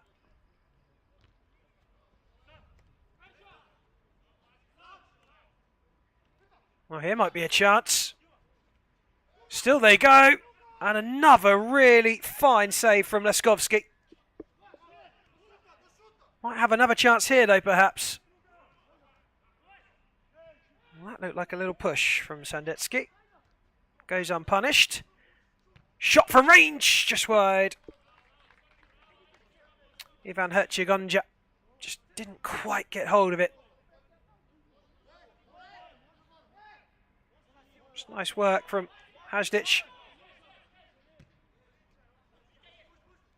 Evaded that slide and let fire at the near post, but the keeper equal to it.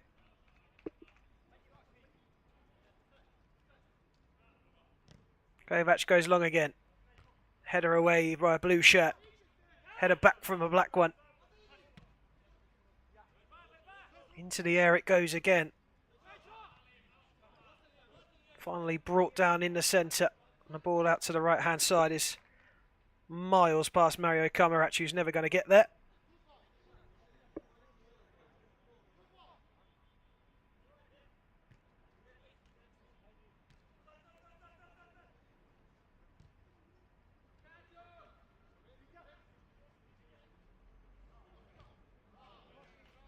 Kept in nicely and prodded away for a Sarmat kick in.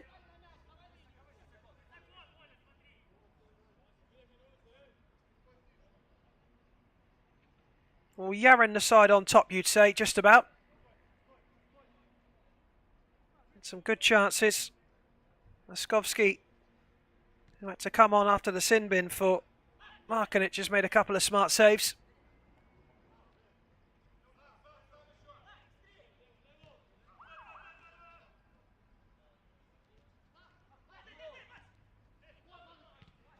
Right ball, wrong execution. Now Yaren can come away on the counter-attack. Good pace showing down the left-hand side, but a nice recovery from Solonia. That's given away. That's sloppy, but the referee blows up. Foul from Herchegonja.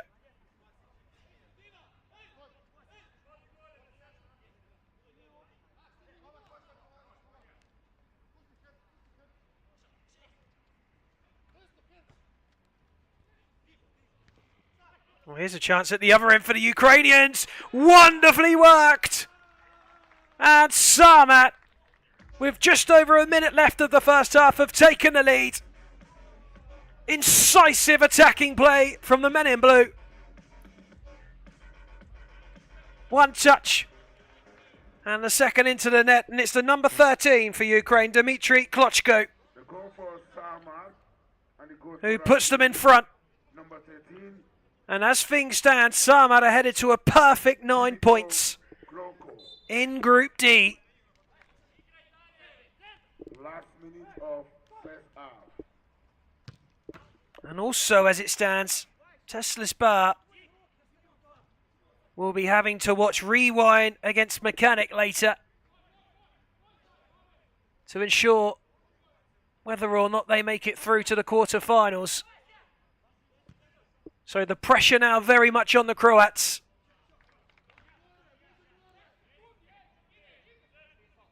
Do they have what it takes to change that? They only need a draw, remember. So one goal will do it, and there is another half to come. Time is over for first half. Well, there you have it. Half-time whistle blows. End of first half. Tesla Bar probably marginally on top in the first half, particularly after the loss of Koleshnikov, the defender, early for a twisted ankle. We hope that he's okay. But Sarmat have found a way through, and it's they who lead at half-time. It's 1-0. We'll be back very shortly for the second half. Stick around.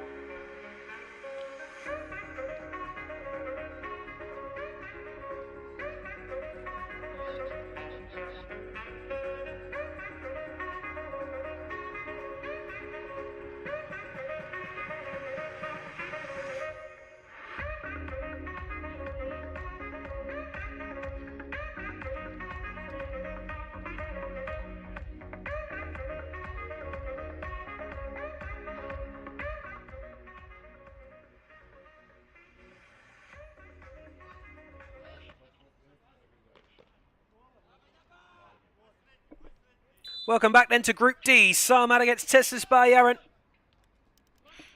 It's the Ukrainian side who lead by a goal to nil. They're in blue. Tesla in black if you're just joining us. And Sarmat could double their lead here. It's defended well in the end and away. And it was Tony Sosa doing his defensive duties. And it will be a Sarmat kick-in, and there's a whole host of blue shirts waiting to get on the end of that one. It was a decent effort over the bar.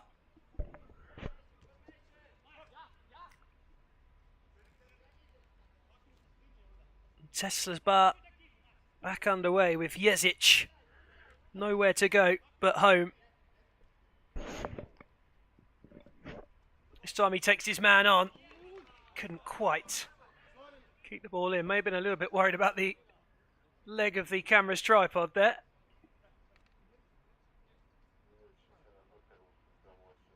Kick in for Sarmat of Ukraine.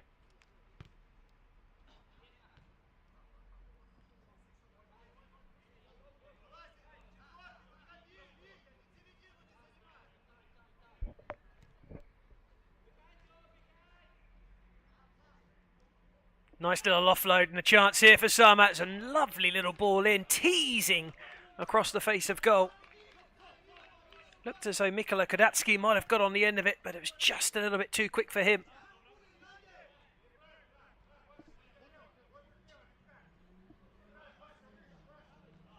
Sarmat pushing a little higher in this half. Bit of time for the keeper. On this occasion, though, ball through the centre, intercepted by Sologna.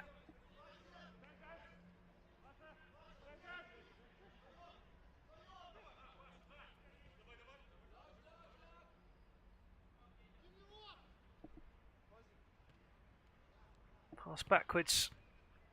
Left the keeper having to scurry a little. And the ball is overturned. Sarmat grabbing the game by the scruff of the neck in the second half. Tesla need a goal.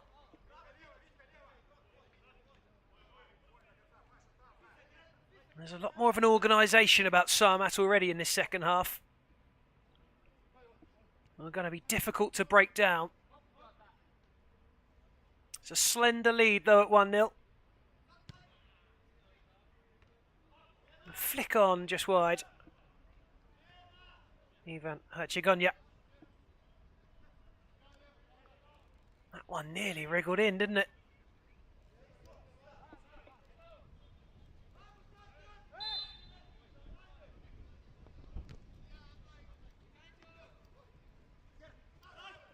Stolen away. Chance on the turn. Looks as though he may have had a little sight at goal just for half a second, but kept hold of it. And Teslas Bar will continue to probe. Hooked away. Nice touchdown from Komarac. Now to play.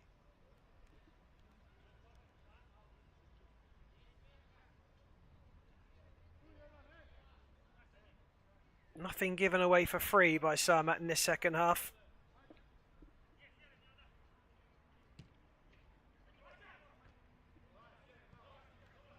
That will be an easy claim though. Are they going to go long this time? He's going to take his time, the keeper, and had to rush his kick away in the end. Being used to being afforded a couple of extra seconds. Not so on this occasion.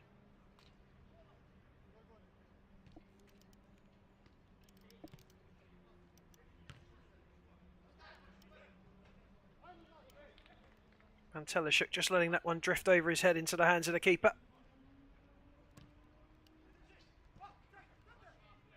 Touch out of play as Andreev just tried to roll his man.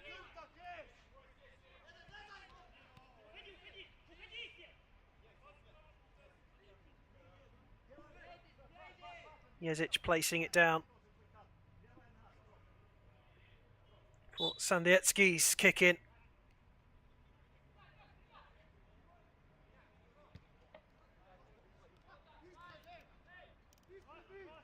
Sarmat going home and then going long.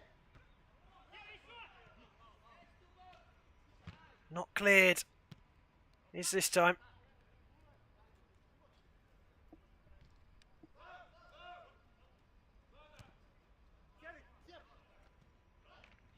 There's a good turn. Can't keep it in. It's Sherry Andreev who was trying his best. If he had kept it in, then he might have been able to flash it across the goal.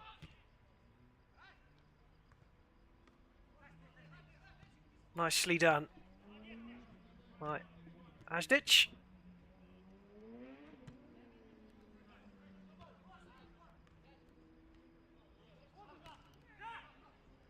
Prod over the top is booted away.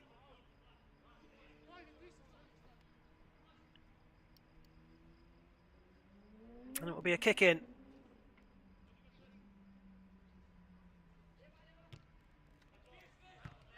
Ball to feet intercepted. Tesla just lacking a way through that Sarmat defence at the moment.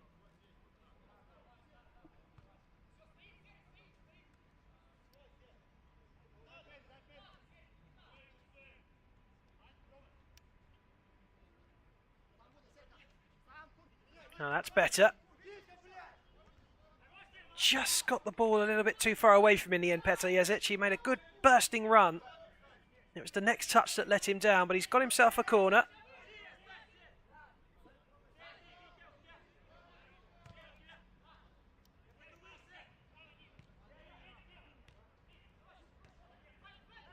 Cut out again, and here comes Sarmat in search of a second.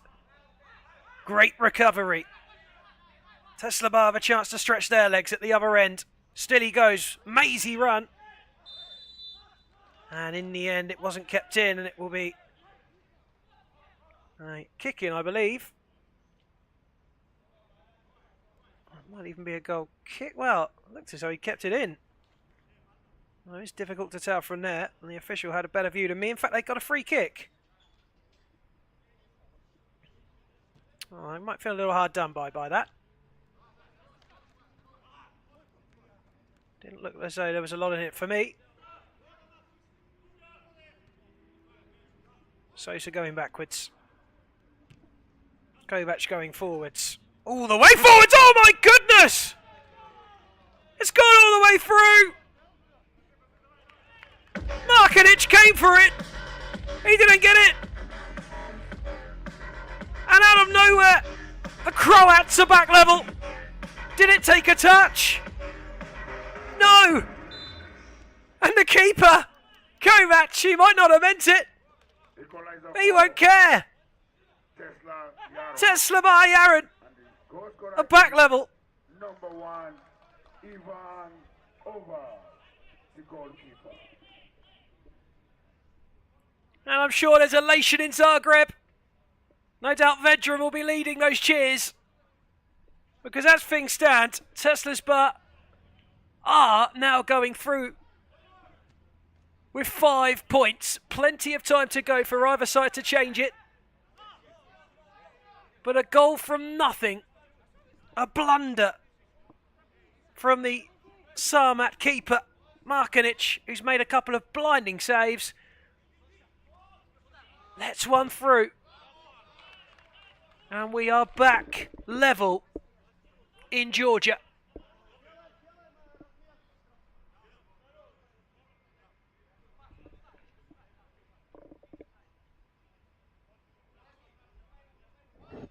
They're going to have to do some defending now, the Croats. And that one's flicked to the back post, and it's two. Surely it is!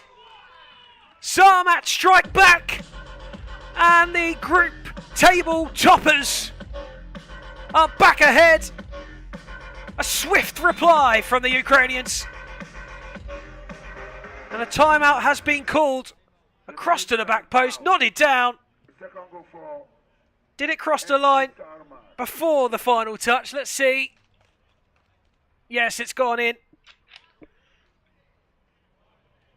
Katerinin was there to make sure that it had made its way into the back of the net. Well, Sarmat one ahead pulled back thanks to Ivan Kovac's long pass, really, that ended up in the back of the net. And Sarmat now have re-established their lead. So Group D, as things stand, we'll see Sarmat on 9, Tesla's Bar on 4, and Rewind on 1. But Rewind will play bottom of the table mechanic later on today. Tesla's Bar would have a neutral goal difference, which means that if Rewind were to win by 1, it's going to go down to results between each other. Rewind and Tesla finished 2-2. And so then they're going to have to get the rule book out and search further as to who qualifies. So we'll get some clarity on that later for you for the next game. But it is nail-biting for Tesla Bayaran as it stands. They've got a little over 10 minutes, so still over half of the half to play. But they will not want to be going into the game later tonight depending on other results. A point will do it, don't forget, for Tesla Bar. Sarmat are through.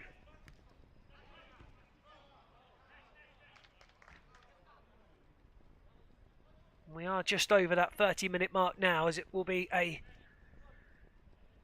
goal kick for Sarmat, who I'm sure will be in no rush to take it.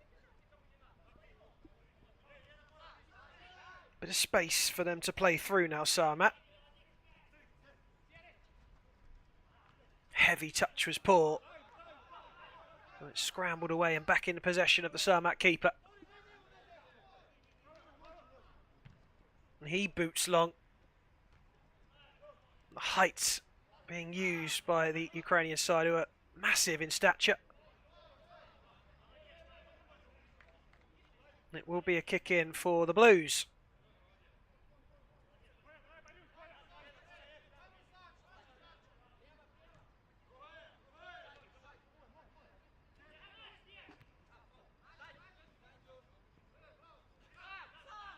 Sarmat looking lively. Good wriggle from Solonia. Corner kick. Well, that sprung Sarmat back into life, that second goal. Looking commanding all of a sudden, and into the near post, scrambled away, not cleared. Finally, the keeper goes down to claim.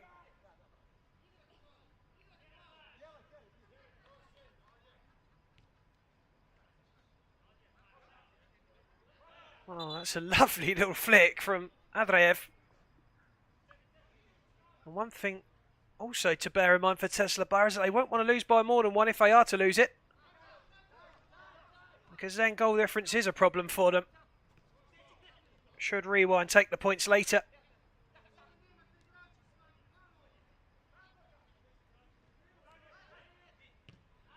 And that one drifts over. It was lovely feet to get himself away and pull the trigger.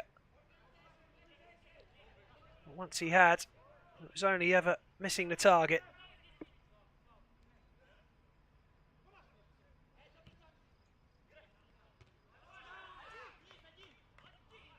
And here's another chance. And keeper saves.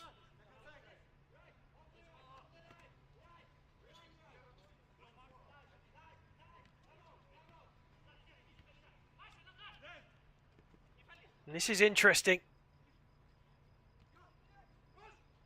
Little tangle between them and a shot comes away. Had no right to get that shot in fairness to him, even Hajic. But the keeper, grateful to see it go straight down his throat in the end. Worked really hard to get that shot off. Now there could be a counter on.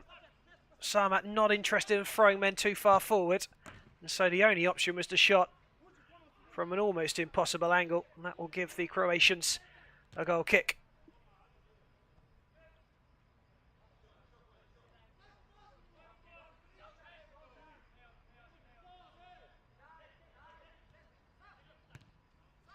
Nice football from Sarmat.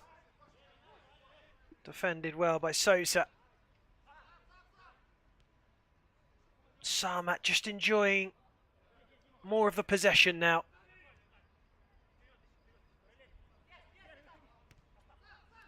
That's a beautifully threaded ball through.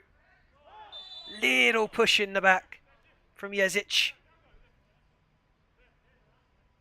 Slightest of hands, but experience of Kodatski. Just felt the touch and went to ground. And gets his free kick. And internationally, both these countries that these two sides represent always bring a very good side. And both Ukraine and Ukraine and Croatia will be hoping that they can go all the way in Oman in November. Free kick then. Saved by the keeper and away. Croatia actually got to the final of the Euro Cup in Moldova not so long ago. That against Kazakhstan. They were beaten. And Ukraine were beaten by Kazakhstan in the final of the World Cup last year.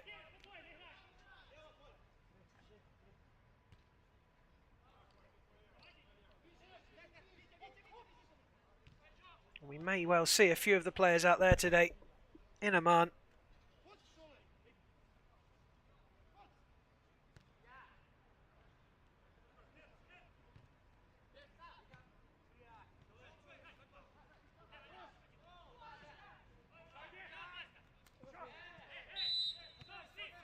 That's a little bit too much aggression from Tony Sousa, according to the official. He wasn't in agreement. And that's a timeout called. Wouldn't surprise me if that's a Tesla Bar timeout that's being called, because they've just lost their way a little. There needs to be a discussion as to how they can find a way through this Sarmat side in the last 4 minutes. One goal is all they need. Then they're through to the quarterfinals tomorrow, as long as they can hold it. If they can't, then there might not be enough time to recover again. Getting that goal is crucial at this point. Do that, and they can put their feet up, relax, and not worry about the game later on between Rewind and Mechanic. I'm sure that the Rewind side will be sat watching this now, and they'll be keeping everything crossed that this scoreline stays the same.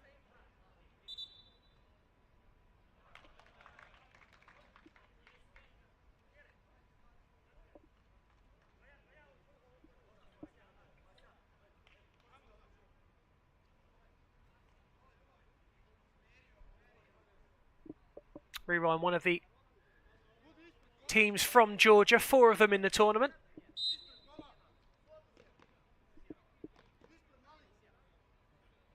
Sarmat get us back underway with the free kick, and it edges towards the penalty area. Ends up bobbling through for the keeper. Tesla Bar, no, it's now or never really. 4 minutes left.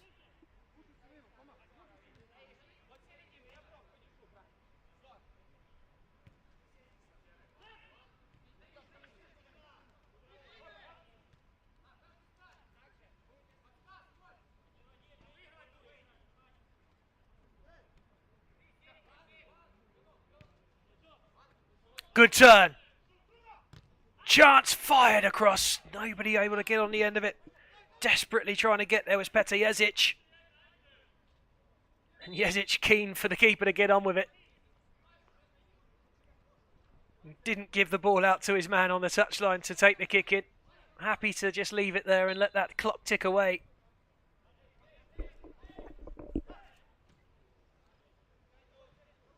That's not staying in. Tesla Bar will get the ball back.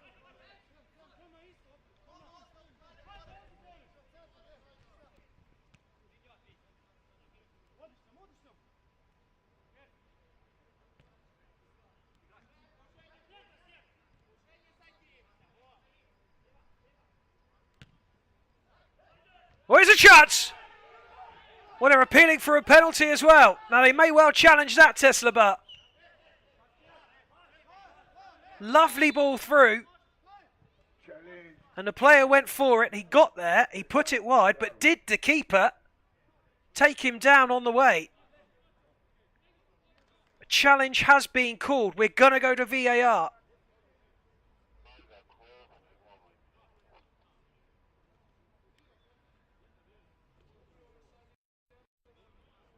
There's the ball. Wow, there is an outstretched leg.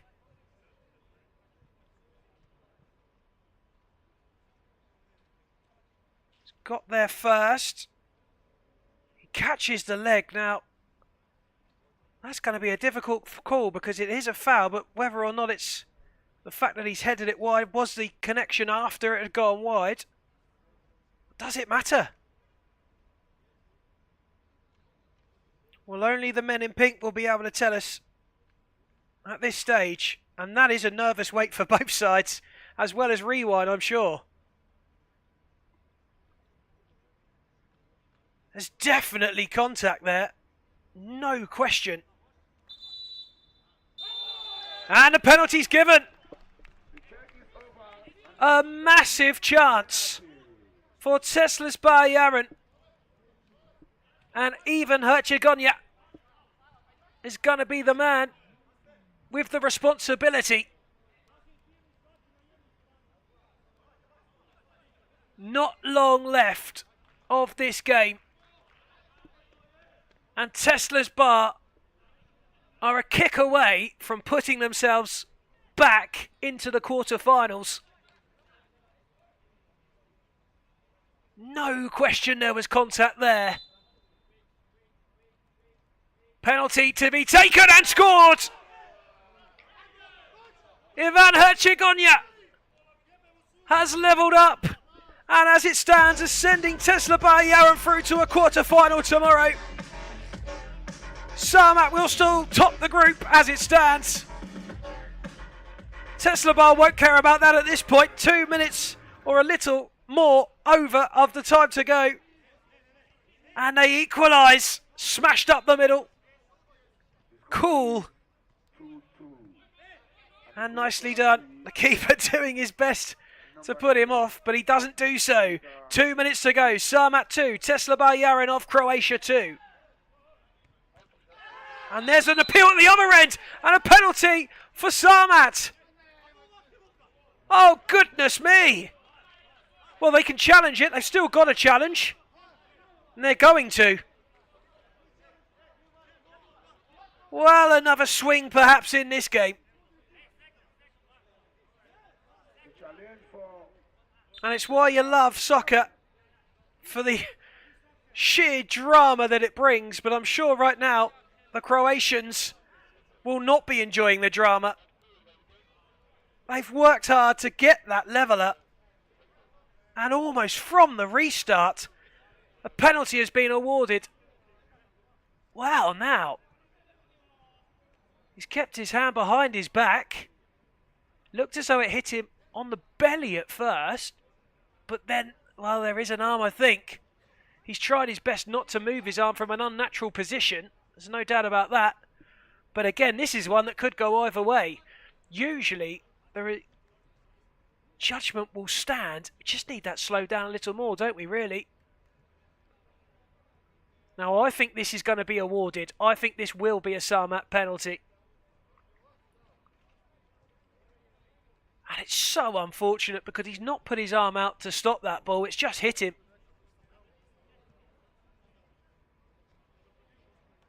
And I think the keeper would have saved it too. Now, I think the penalty's going to be awarded here. They're still looking. And that will tell you just how difficult of a decision this is. Oh, this is the one, isn't it? Well, from that angle, it looks like it's hit him on the body. From the other angle, it looks like the arm. And it is a penalty. Well, even Kovac now has to be the hero, because Dmitry Klochko has got an opportunity, and that is some run-up from Klotchko as well, which would probably imply he's going to absolutely leather it. But does Kovac stand firm, or does he take the dive on? It's in! The bluff from Dmitry Klotchko. And with 1 minute and 15 seconds left, Sarmat are back in front when Teslapar Yaran have thought they'd rescued it and sent themselves through. Muted cheers from Sarmat, who already know they're through, and I'm pretty sure the biggest cheer would have come from the team of Rewind, from wherever they're watching, probably the hotel, you'd imagine, because that keeps them in it. Is there another twist? Not like that, there isn't. 40 seconds to go. Sarmat surely will just try and run this clock down now. Kick into the corner. Well, what a game. They have gone long. Keeper claims it though, and here's the chance. Back at the feet of Sarmat. Can they wrap this game up? Well, Rewind really would like a 2-goal deficit. Dropped in time by the keeper, but he's got a man on. He goes long, and this time the keeper will save, and I'm sure he'll take his time down on the deck, and that might just be that, you know. Booted away again. Caught by the keeper. They're going to have to go long again. And the keeper gets that one, and that will probably be that.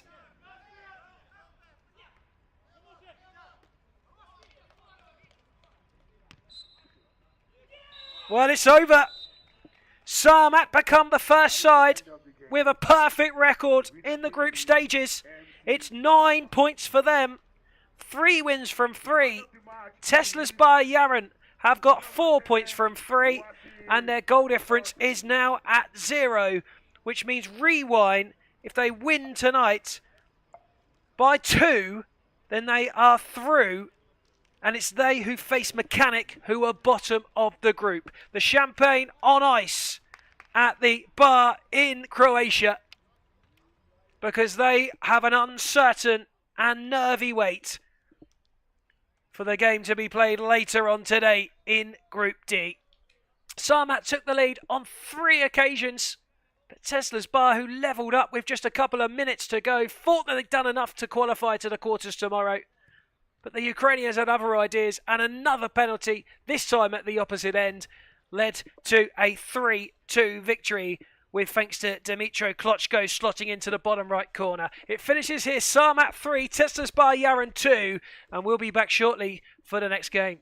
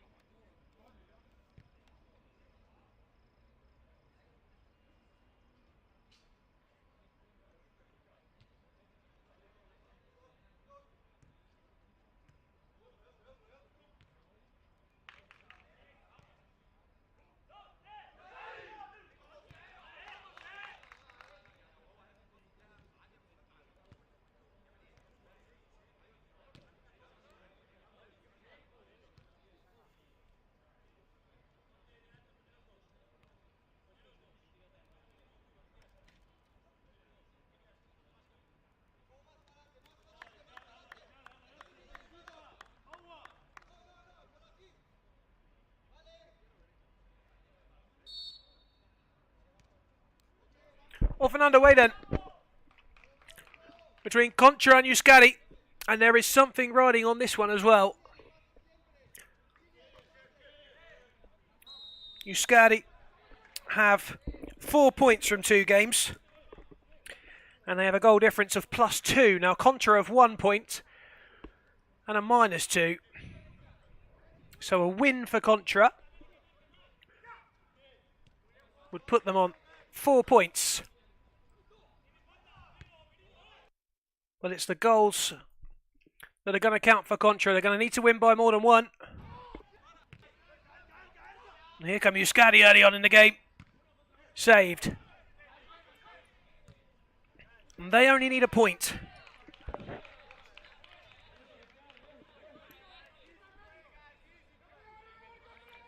City Hall will face Alhara later on. City Hall are also on 4 points with a +2 goal difference. And the top 2 sides could still not qualify, although you wouldn't put your house on it.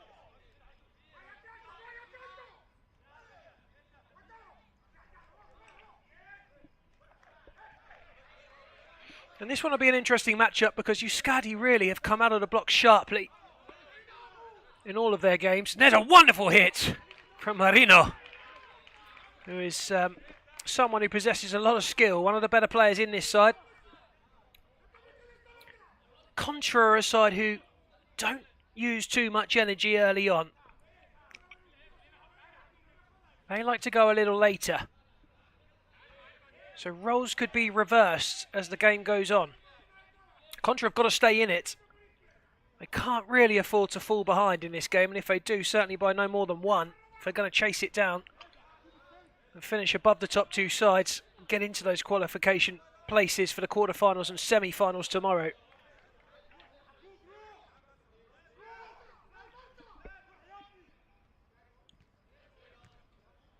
And Yus Scatti, the Basque side, are in green, Contra in white. If you just joining us and haven't seen these 2 sides play before, Contra are of Egypt. Balling cleared away by Albokisi.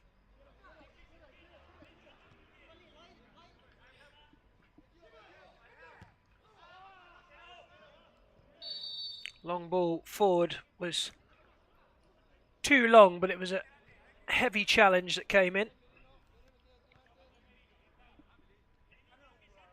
And so it will be a free kick to Contra. It's a little loose.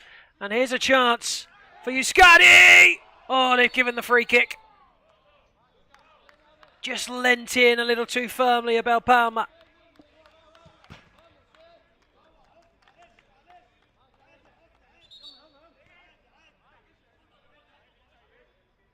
Just a nudge in the back there. It doesn't go unpunished.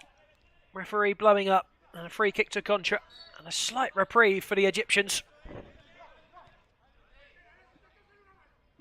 Awad plays it out wide right. And there is Awad. Ahmed. Keeper having to get there. And here's a chance again then for Yus Scatti, perhaps. They roll one in to the near post at some pace, but cleared. Well, the game is end to end in the first 4 minutes. Both sides very interested in this one. Let's see Yus Scatti bench there.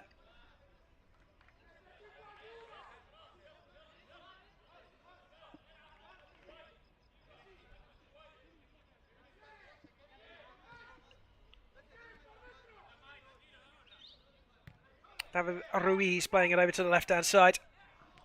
Intercepted. A little bit of dawdling on the ball from Omar Ali Mohammed. And it's Quintalia who goes long.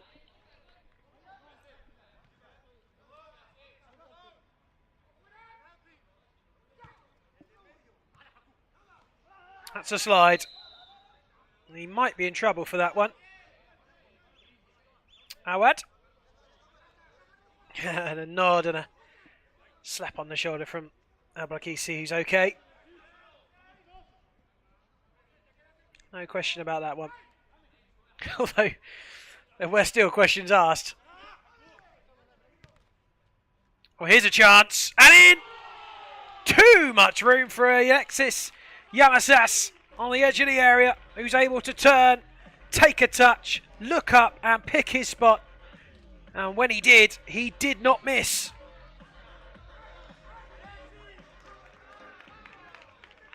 Touch, turn, bang, goal. Beautiful, incisive soccer.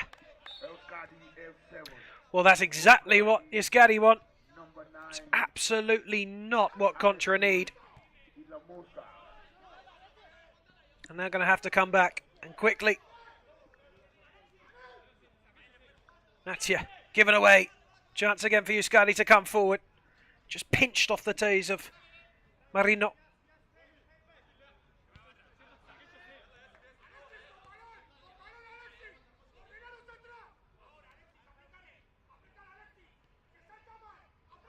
Contra are a calm side. They're not the type of side to rush. There may be a greater sense of urgency as this game goes by if the scoreline stays the same. Because if it does, they know that they're going to head out. Here come the Egyptians. No nonsense from Jose Quintanilla.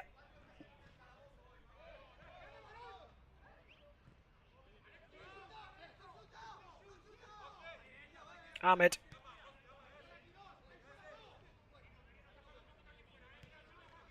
Given away. Yamasas plays it away.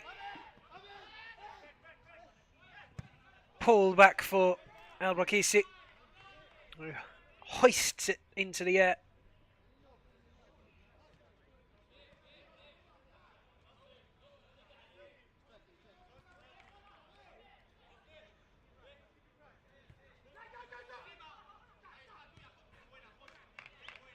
Quintanilla doing his defensive duties again well.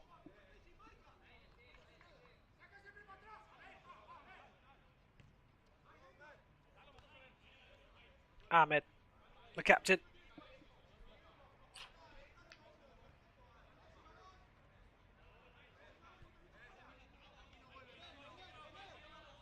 And again, just try to roll it up towards the edge of the area, but Raul Justinia doing enough to stop his man from getting to it and just allowed it to roll out of play. It's a kick in for Football Rapido Yus Scatti. And here's another chance. Oh, he's given the free kick.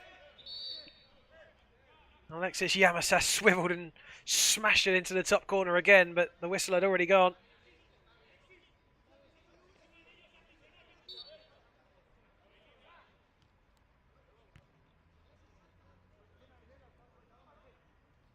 Well, it looked as though Yamasas had his shirt pulled rather than the other way around, but 1-0 it remains.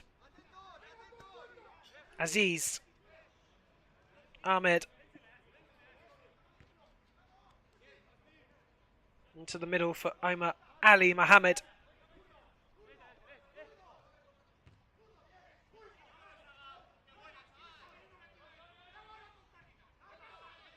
Does seem to be a bit of space when Yus Scatti overturned the ball in that area. They can hit Contra quickly on the counter. They're a decent set of footballers, this Basque side, and they have pace. And if they're presented with space in behind, they'll take it. Shot block this time from Marino's effort. Justinia.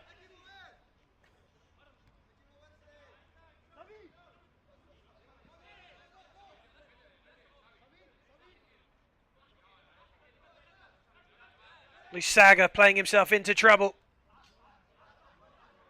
Contra have a chance here, but couldn't get it over. And then there might be a chance for them to break here, Yus Scatti.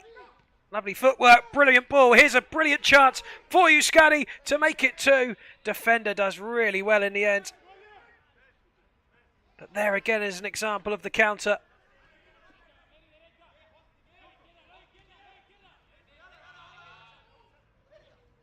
Nice twist and turn and a wonderful shot. Saved by Ketuni.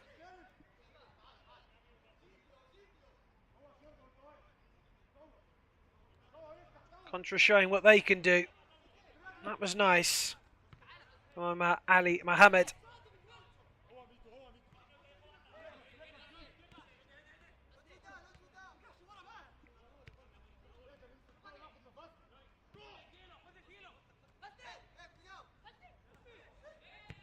They just open up another little shot for themselves there. Oh, that is cynical. He might not get away with that.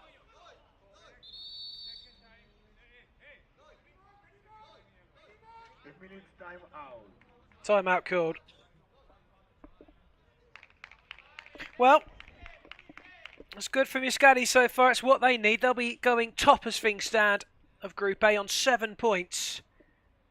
If they can hold this lead all the way through. Plenty of time to come yet, of course. And that would mean that Contra will head out at the group stages. And later on tonight, Tbilisi City Hall against Alhara. That will be the second last game of the evening.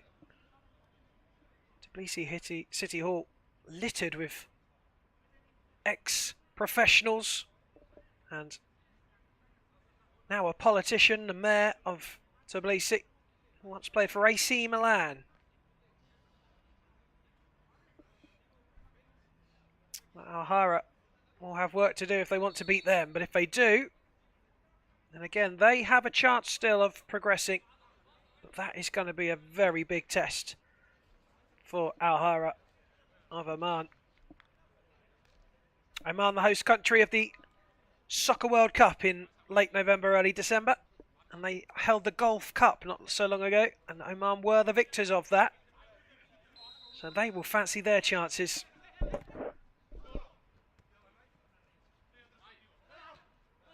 Oh, it's unlucky, really, from Abakisi, who managed to wriggle away and then just ran it out of play.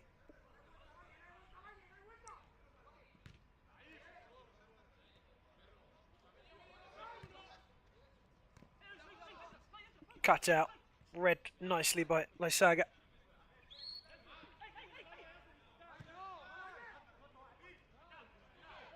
Flicked on by John Valley.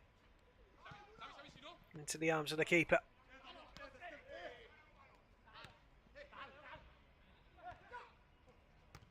Fast pace in the middle.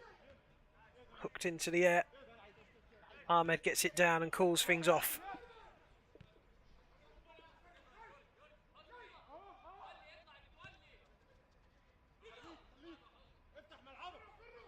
Never seems rushed, the Contra captain.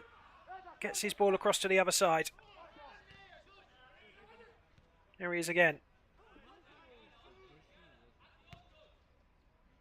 Just got a cool, confident play about him, a swagger, a stance that is authoritative, and his football's nice too. And there's a shot from range. And it's a gain from Omar Ali Mohammed, who is increasingly looking like the danger man for Contra. Not afraid of pulling the trigger. And El-Bakisi couldn't get near enough to stop the shot. He knew he was in trouble there when that touch just drifted away from him.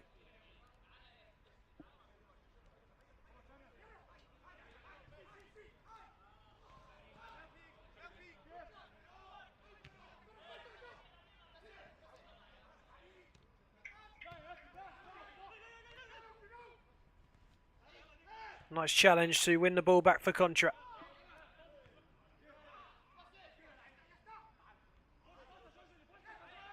Stolen away momentarily. Contra back in control. Well, they've kept it in, they've kept it alive, and here will come Contra. But that's intercepted quickly, and then a break on David Ruiz leaving the charge and hits one from range. And why not when you've got a shot like that? It's a good effort from David Ruiz, who hits it just inside the contra half. And Abdulbaki had to be at full stretch.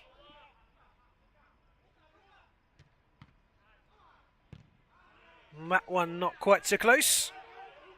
Shot from Cardoso.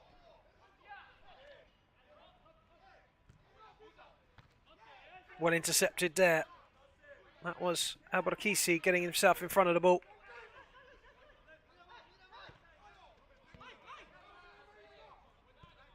They move that ball well, don't they? Aside from Spain, whose name, Yus Scatti, translates as Basque country. And the Basque flag on display on the sidelines. Playing in their Basque colours as well. Lovely touchdown. Shot blocked. So 5 minutes left of the first half. Contra nil, Yus Scatti 1. Contra heading out as things stand. Yus Scatti will be in the quarterfinals tomorrow if they can retain this lead. And they might fancy themselves to go all the way.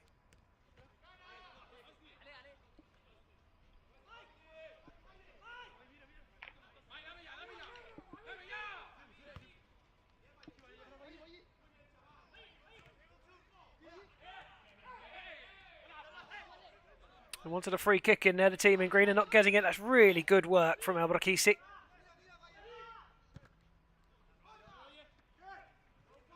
Valle. Tapped out of play for a kick in. Abrakisi will come across to take it.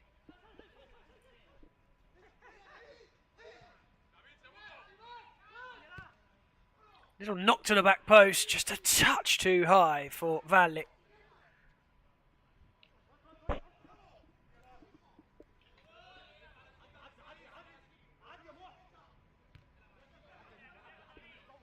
Yus Scatti's opening game was a 1-1 draw against Tbilisi City Hall, which, as the days have gone by, is looking like a really credible result.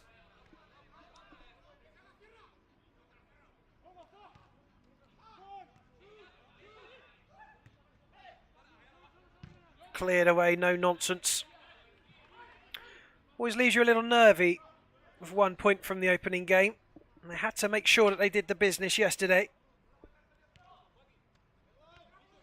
Tbilisi City Hall did in their 2-0 win over Contra. And Alhara went down to Yus Scatti by 2-0. That was 0-0 at half-time, that one. It was tight. They found a way.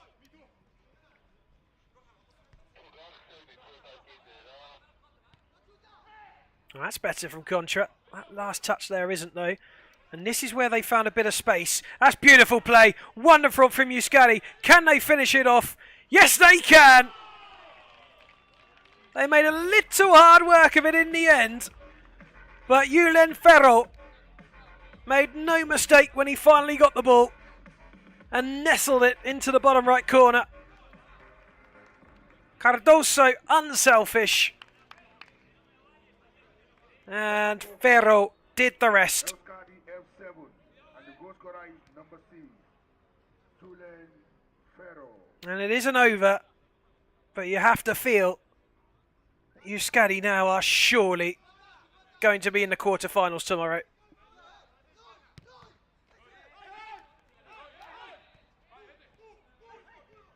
And it could be game, set and match here if they can make it away, but they cannot. And here come Contra. Get one back and it's interesting again. On Sam Roman going backwards. And that is kept in. Brought down by Lisaga. Still he goes, Lisaga. Oh, wonderful save. Lisaga looked to bend it into the far corner. Abdulbaki keeping his side in it there.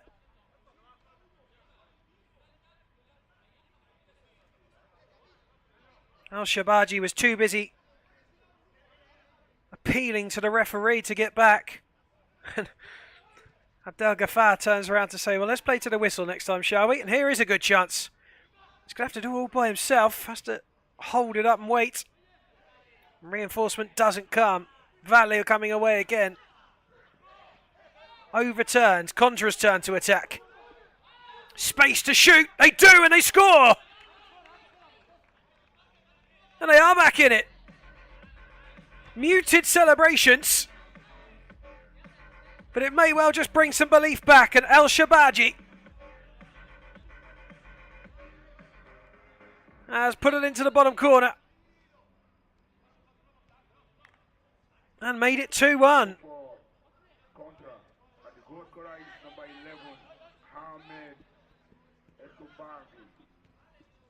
Last minute of first half.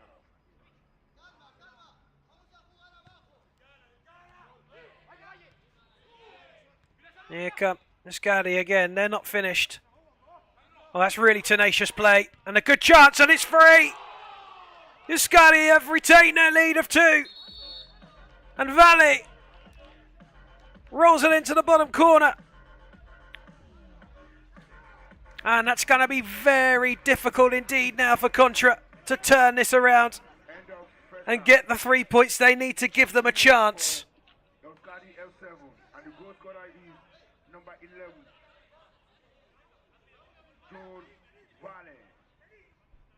Well, Yus Scatti are calling for a timeout. There's nothing left of the half.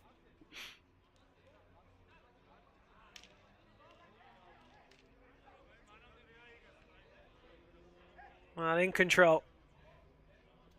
The backside.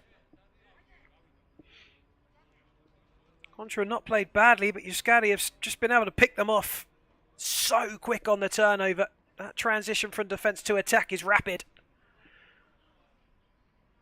Group A at the moment sees Scatti top of the pile.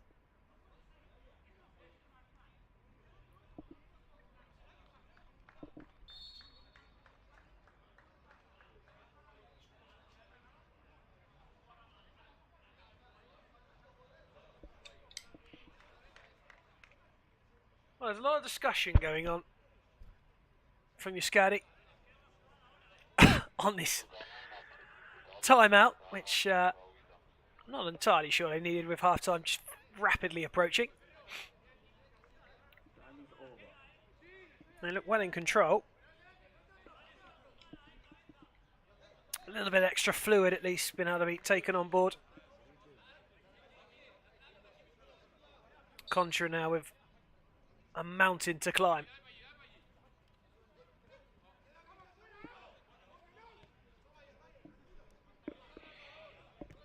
That man there, the number 70, Ali Mohammed. It's going to be a big part on it if they can turn it around. That just rolls out of play. And there is the whistle. Yus Scatti taking a 2-0 lead. Contra are able to put it back to 2-1, but very, very quickly indeed. The 2-goal deficit was restored, and Yus Scatti firmly in control in Group A. And it is they who currently head towards qualification to the quarterfinals. Half time now. Stick around. We'll be back very soon for the start of the second half.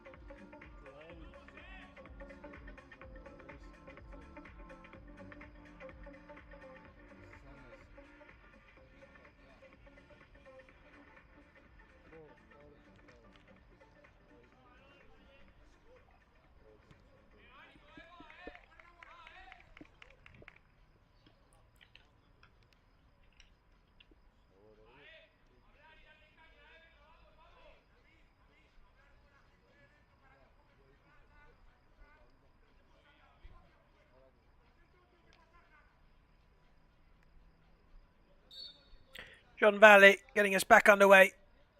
And it's Contra 1, Yus Scatti 3. The final group game for both of these sides. Yus Scatti well in control. Contra have got to go for it. Only a win will do. And it still probably won't guarantee them qualification unless they can smash a fair few past this Spanish side. Yus Scatti only needing a point going into this one to qualify. Currently headed to all three. Yus Scatti in green. Contra in white if you've just joined. I think Valle might fancy this one as well, the man in 11 at the bottom of your screen. And he does hit it. Turned around the post by Awad, who enjoyed it. And he still fancies it. Well, they found a lot of joy, Yus Scatti, on the counter-attack. Their pace and movement of the ball and themselves has been frightening at times. Their ability to turn defence into attack in a blink of an eye has been lovely to watch, but also has been extremely effective against a decent Contra side.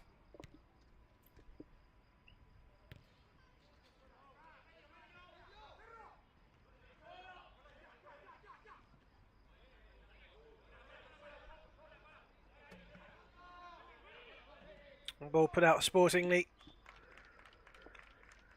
so that the side in green can seek attention should they want it. In the end, they don't need it, but they'll give the ball back sportingly and we can get back underway. It's been an integral part of soccer tournaments, is that kinship,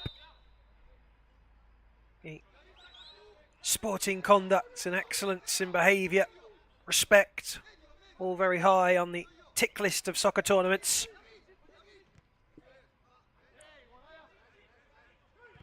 It's a brotherhood amongst the players.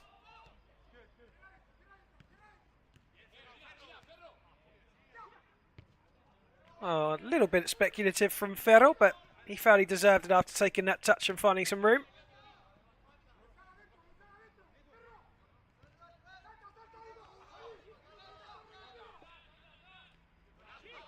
Good tenacious work again, but it's lost out. And then they're back underway again. Here they come once more, Yus Scatti. So quick and dangerous in these areas. Valle just took it away from himself, but then drifts back into the area. Contra might have a break here. Just that speed in attack that you can see is a little quicker from the side in green than Contra's.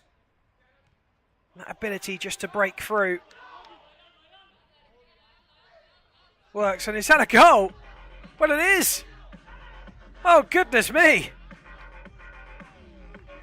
Well, every man on the pitch looks surprised. Well, that's why. A back pass into his own goal. Yus San Ramon will not want to see that again.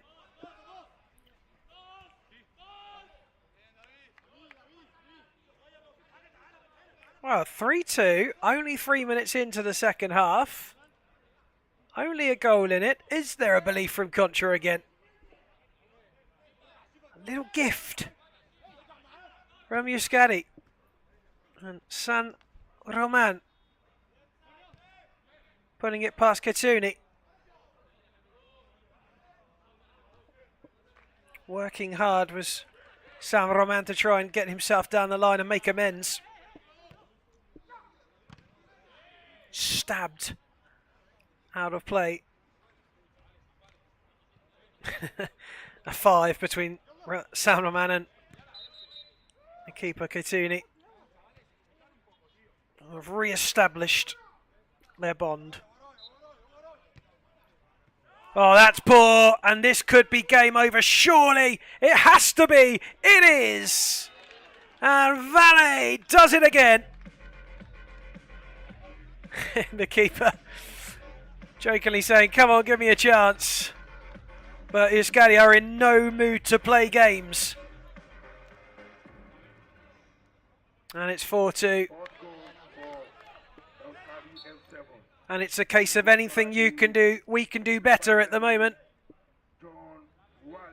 And the Basque side unrelenting in their pressures.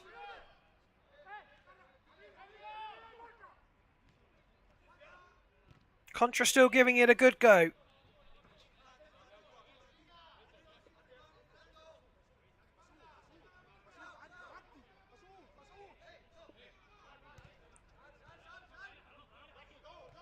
Awad giving it inside.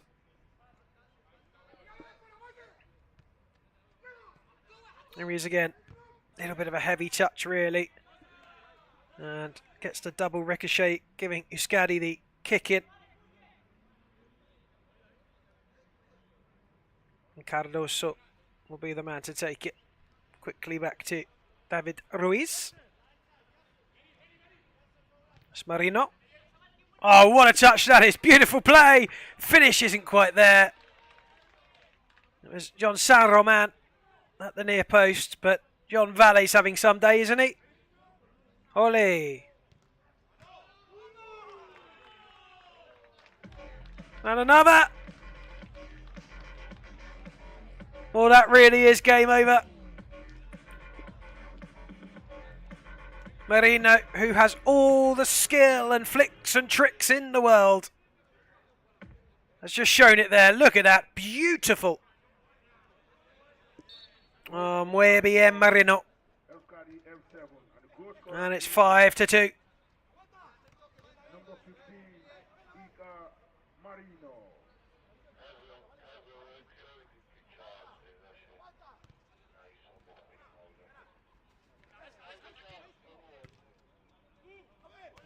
Well, this side are in the mood. I think that one's gone out. It has. But the football on display today from Yus Scatti has been next level. This is their best performance. The way they've moved the ball. They showed that they can do that in the opening two games, but there were just glimpses. Today we've seen a team that has just gone again and again and again with skill, flicks, tricks, pace, and the ability to score, which, as we know, sounds the easiest thing in football and is always the hardest.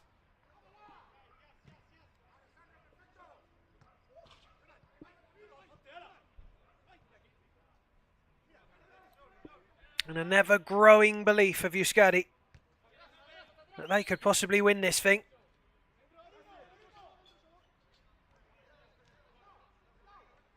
And there again is the clever touch of Marino, but he doesn't get a free kick as he turns. And Contra, to their credit, are still battling hard. They're very easy to down tools at this point if you're in a white shirt, but they haven't done that. They've stayed true to themselves, committed, and they're still working to turn it around.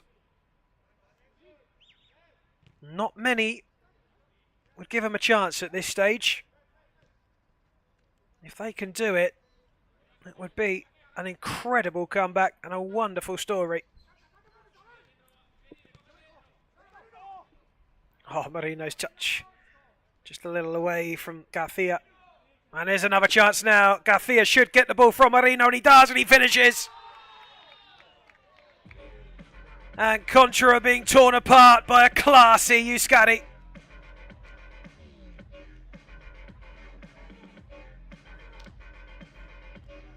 Fabuloso, perfecto, magnifico.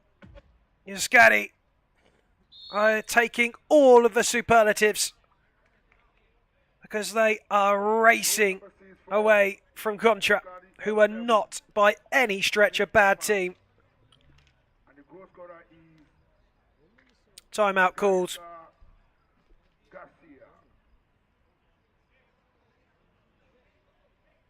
Well, Yus Scatti, I'm pretty confident to say, are in the quarterfinals tomorrow. And they've given themselves a wonderful chance of finishing top of Group A now, because the goal difference is racing away. And however many Yus Scatti win by today, Tbilisi City Hall are going to have to win by more if they are to top the group. And that's going to be difficult. Although it is against Alhara, who are bottom, but Alhara aren't out of it.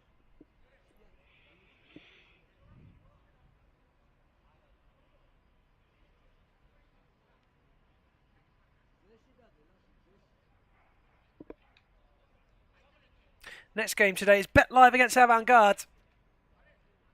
Bet Live are secured of their qualification. They've won their first 2 games. Avangard are not quite there yet. And Arizona, who are in 3rd place with 1 point, have to win. And they have to hope that Bet Live smash a few past Avangard, and Arizona are able to win by a decent margin against Real Panthers. An outside chance for Arizona.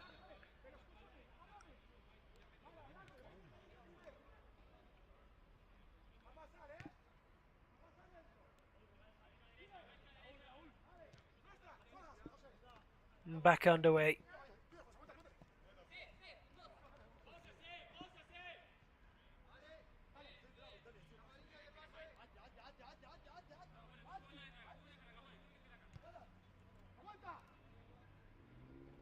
Keeper will claim that one.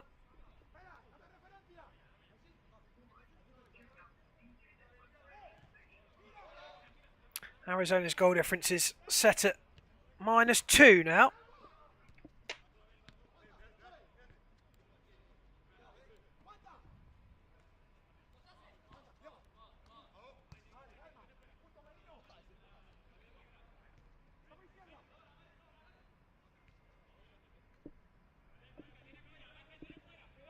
Contra just enjoying the ball for a moment. That timeout just seems to have slowed and settled Yus Scatti, who maybe the conversation is, well look, we've won the game. Don't burn all of your energy when you've got potentially 2 games tomorrow, because quarterfinals and semi-finals are both being played tomorrow.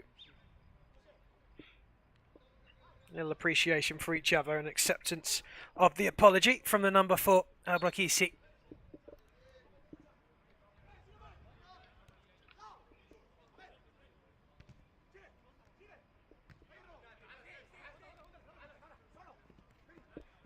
Marino, he's looked in the mood today as well. Low centre of gravity. Working hard but can't keep it in the end. Still incredibly, 8 minutes plus left to play. Scatti have blown Contra away, really.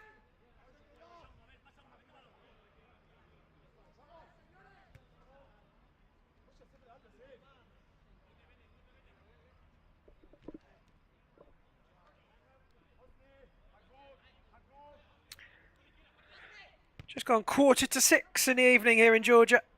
Slowly cooling down as the sun begins to drop. And here's a shot. Ah, unlucky. How had the man to hit it.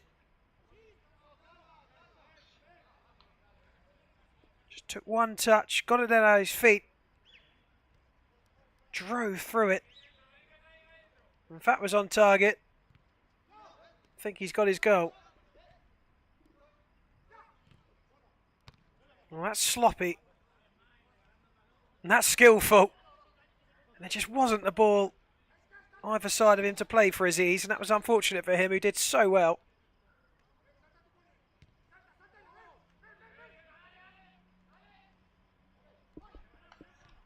Good work going backwards from Palma.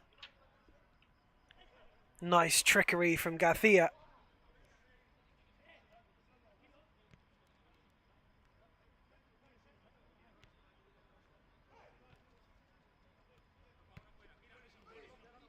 Quintalia gives it to Marino over the bar. Oh, keeper must have taken a touch because it's a corner. And that will be Marino's final touch for a while. So he makes his way off for a breather.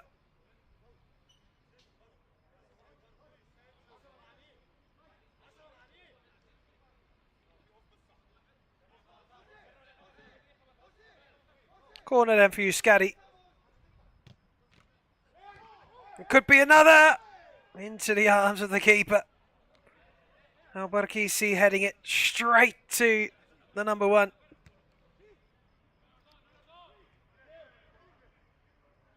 Well, that's good feet. And there have been plenty of examples around the pitch from Contra that they're a good footballing side. They've just been outdone by too much class and pace.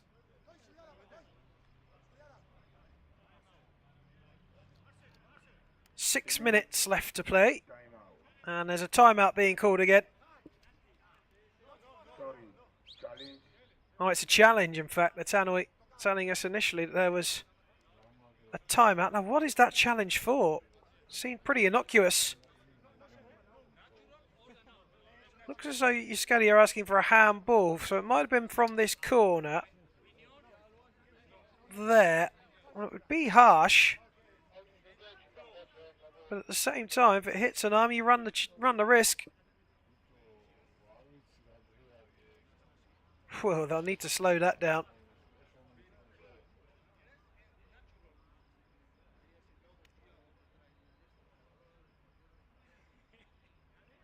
Not a great deal clearer from there.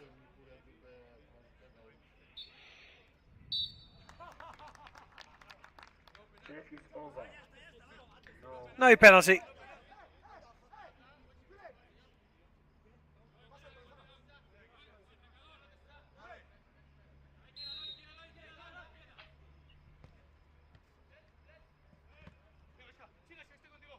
Keeps that in well and goes to ground. Garcia. Well, he does like a little scream when he goes to ground, Garcia.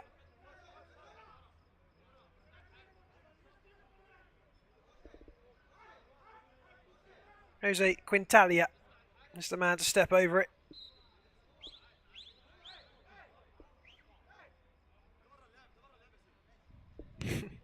Garcia backing into his man. And at the back post is Julian Ferro, who scores again.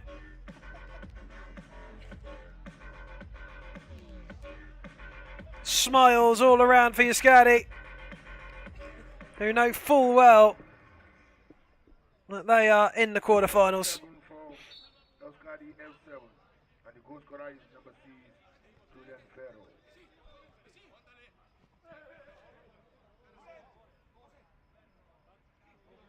Well, it feels a little cruel on Contra,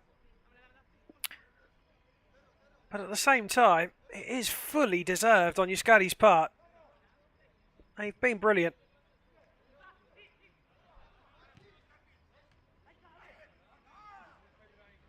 Certainly won't harm the confidence of Yus Scatti.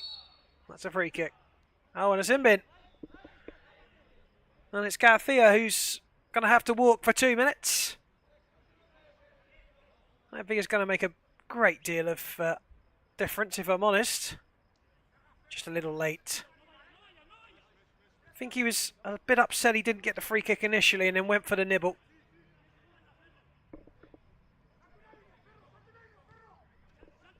Awad. Hits one just wide.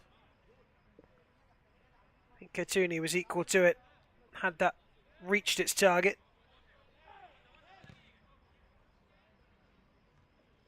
Header over the top is looping and looked dangerous for a moment.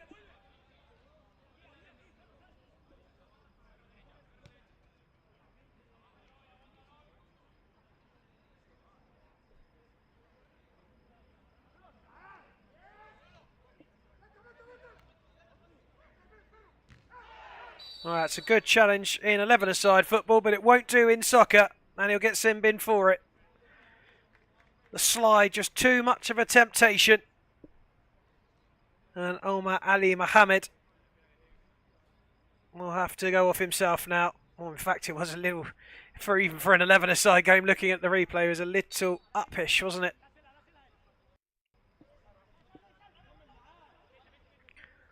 Well, it's been a nice, easy watch for anyone Basque or Spanish who have enjoyed Yus Scatti's cruise to victory in style. I'm sure Esteban Nanfro will be watching. I'm sure he will have enjoyed it. One of the Spanish commentators on the soccer circuit. Brings us a lot of smiles up there in the commentary box when he's working. His Spanish flair on the microphone. It's a joy to behold for us Brits who keep things a little tamer when we're in commentary. An entertainer.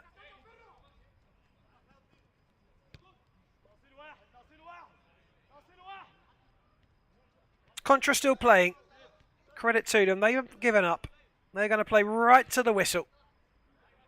Too much pride to give up, the Egyptians. I applaud them for it. That's a free kick. Well, Howard seems to have felt that one.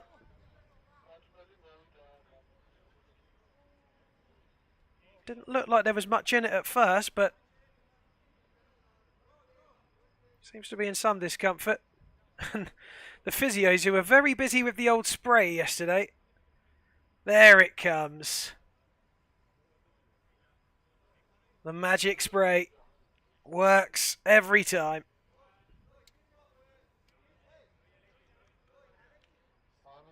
And up he gets.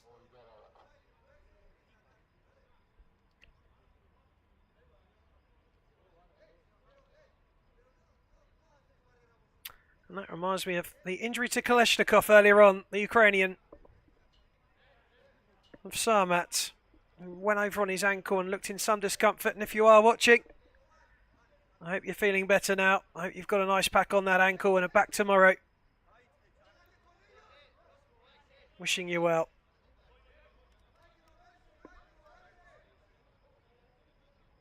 Free kick to Contra.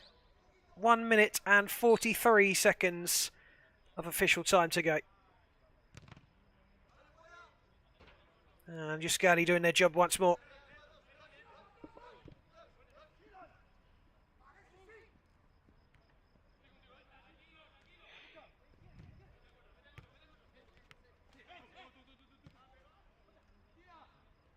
Another chance. Oh, that's really well saved. It might not be over yet.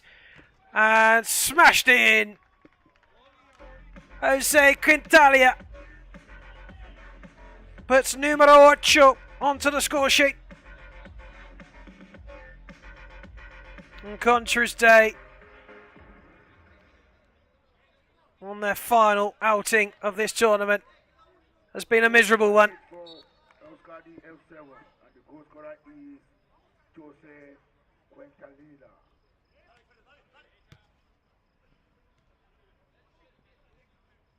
Last minute of the game, and the score is 8-2.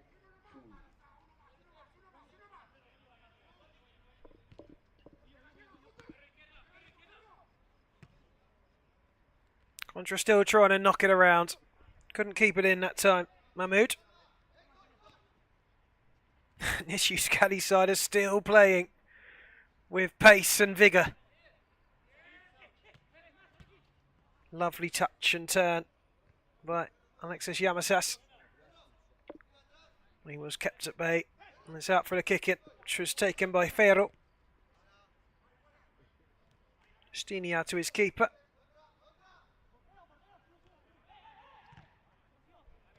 Katuni away again. Finds a white shirt though in the centre.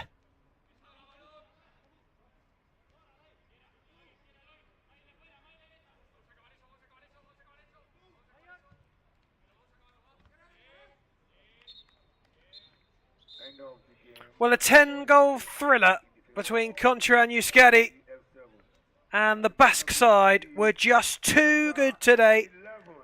Quite possibly the best 40 minutes of football we've seen from a side collectively, and the highest scorers in a game by one side is now firmly against the name of Yus Scatti. That's going to take some beating. What we do know, though, is that Yus Scatti are through to the quarterfinals tomorrow, and Contra are going home.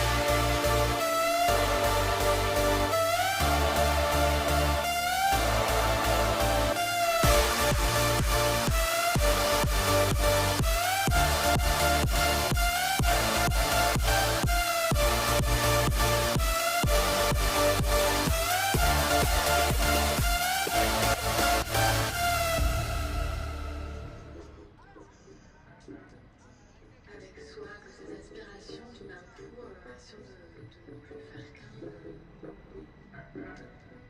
Avec soi que ces aspirations tout d'un coup, assurent de ne plus faire qu'un. Avec soi que ces aspirations tout d'un coup.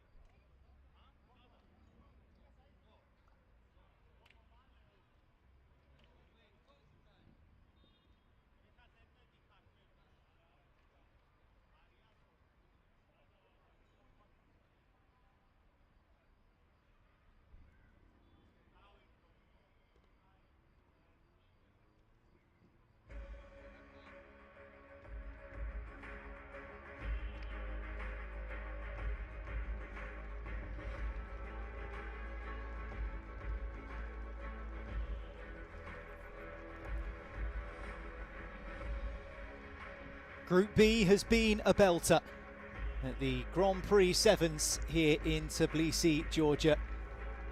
4 teams in 4 groups from 13 different countries across the world fighting it out to be crowned the champions.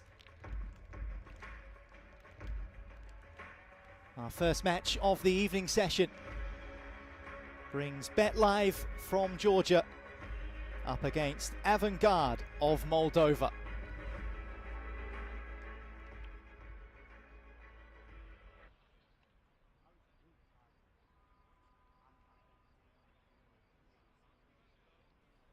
Well, the knockout stages of this competition will swiftly be upon us. Tomorrow we will find out exactly who has what it takes to be crowned top dogs in this competition. Well, the top dogs of this group, Group B, have already been confirmed. The Spanish side, Yus Scatti, they're through. 7 points from 3 games and a mighty goal difference as well. Tbilisi City Hall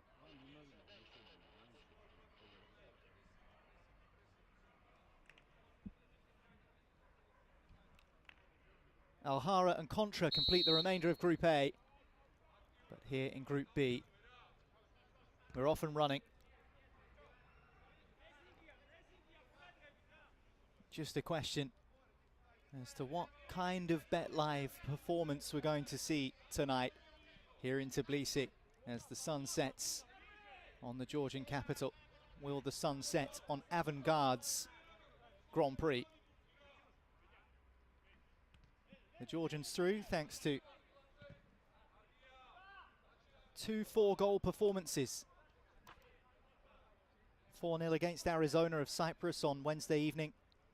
And then yesterday, a 4-2 victory against Real Panthers, who have been eliminated from the competition after 0 wins from their 3 games. So the Portuguese side will return home. But who will be joining Bet Live in the knockout stages of the competition?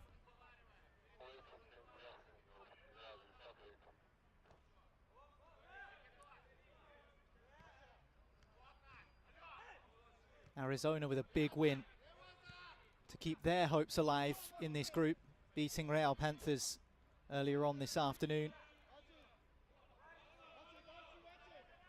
And so it's a toss-up as to who finishes top and who goes through in second place in this group. It is so tight. Bet Live with 6 points from 2 games, Avangard with 4 points from 2 games, Arizona with 4 points from 3 games. So a draw enough for Avangard. They just simply cannot lose, and cannot lose by a margin of goals as well to Bet Live. Oh, and what a start. That'll do it. That will do it. Big moment inside 2 minutes here in Group B. There's still a long way to go, of course, but that will settle a few early Avangard nerves. Gifted. But how about that for a finish? Ježić. Oh, it's some strike. It was given away by Georgi Revizishvili, who played so well last night. And the goal scorer is number 8, Artyom Sashev.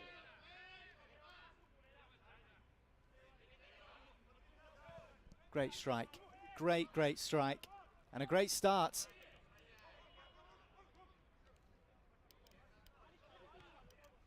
Well, there are plenty of permutations when it comes to goals scored, goals conceded, and the differences between them.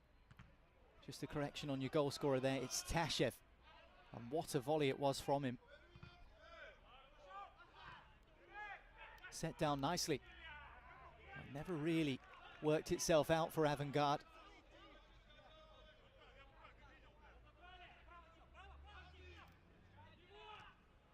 Of course, we will bring you those permutations if required. We won't get into the reads just yet. At the moment, it's pretty simple. Avangard are winning, which means along with Bet Live, they are going through.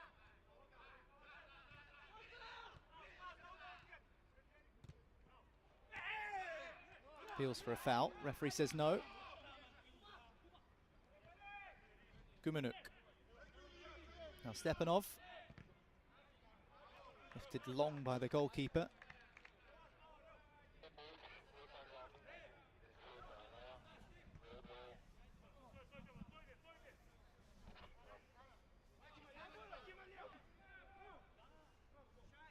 Revizishvili.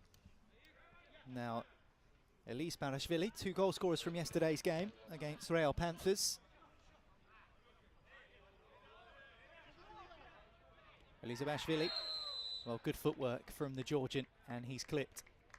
And the referee clear in what his decision is.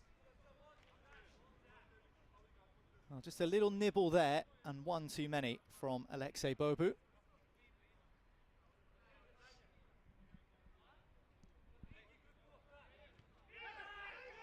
Chance to shoot. Well, might have just taken a flick off of Bobu. Goes behind for a corner. There was certainly room to let fly from that particular angle. Yeah, just off the calves of Bobu and behind. Corner taken quickly. Well, a dream start for Avangard, who knew that a win would be enough to send them through. A draw also, but nothing like an early goal, and a goal of quality as well to really settle any pre-match nerves.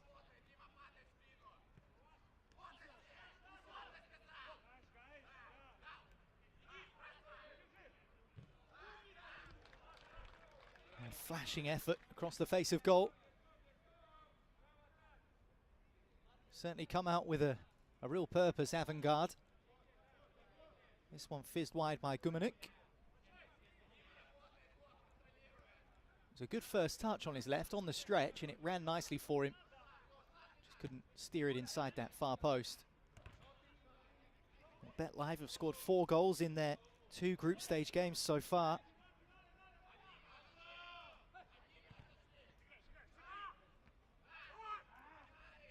Avangard with 4 in total, if you include the opener.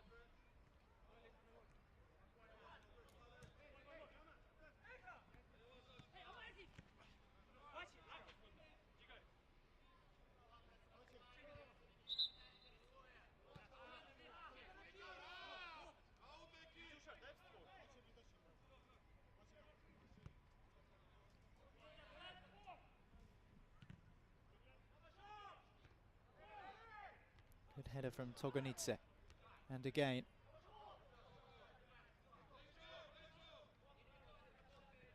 All of the Georgian sides in action this evening, one after the other. Starting with this game involving BetLive. And we'll see Rewind followed by Tbilisi City Hall. And then Krosty to close out the evening's proceedings with that final fixture at 10 p.m. tonight, which rounds off all of the group stage games. Every team will have played their 3 matches.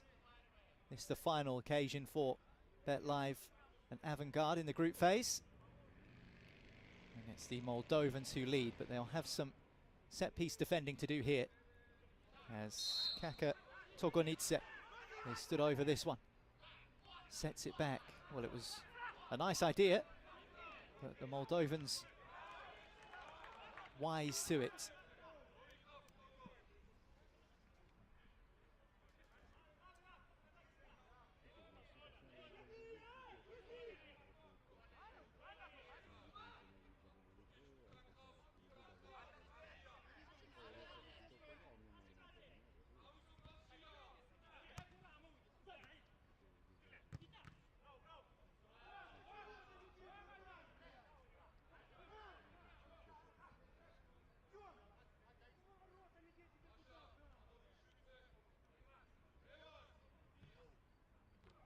Oh, 2-0. 2 of the best from the Moldovans Avangard. This one from Dimitri Popovic. Well, there's plenty of range on the Avangard man, and he used all of it there. Rose so well. A minute, time out. Got above Second goal for Alpaidze Avangard. and just steers his header into the corner. BetLive are already through. Goal scorer is Maybe that number 14. is playing a factor in the opening 8 and a bit minutes here in Group B at the Soccer Grand Prix Sevens in Tbilisi, and we've got a timeout. Just a reminder that both teams do have 1 timeout per half to use, but they don't roll over, so make sure you do use them up. And a timeout has been taken after this excellent second goal via the head of Dimitri Popovic.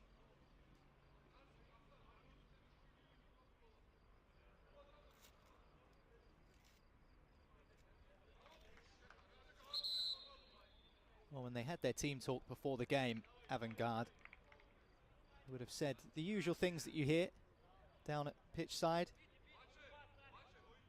Keep it simple, stay focused, nothing sloppy, no easy goals, no mistakes. Well, they've certainly executed so far. BetLive did concede 2 goals last night to Real Panthers of Portugal in Group B, but they've never been in this position, at least not in this tournament. Never been 2 goals behind in the group phase as yet, so a slightly different scenario for the team in white.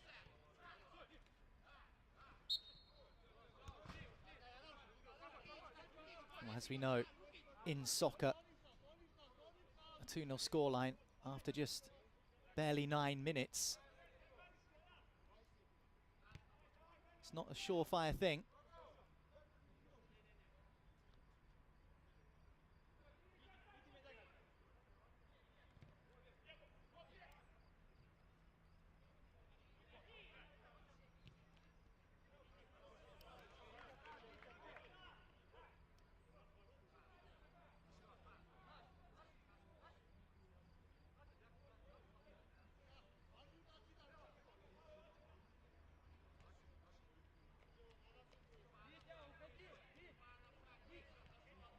It's probably the tightest of all the groups heading into this final round of group stage matches.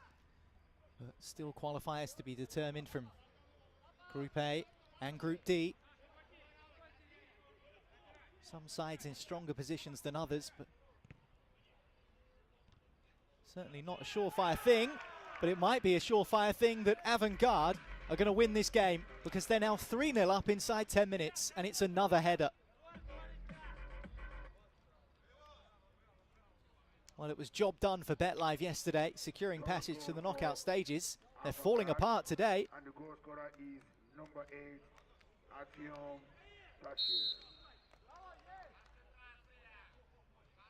Artyom Tashev, yet again, the bane of BetLive. It's a good header. It's well worked. Sometimes that long ball tactic can be really effective.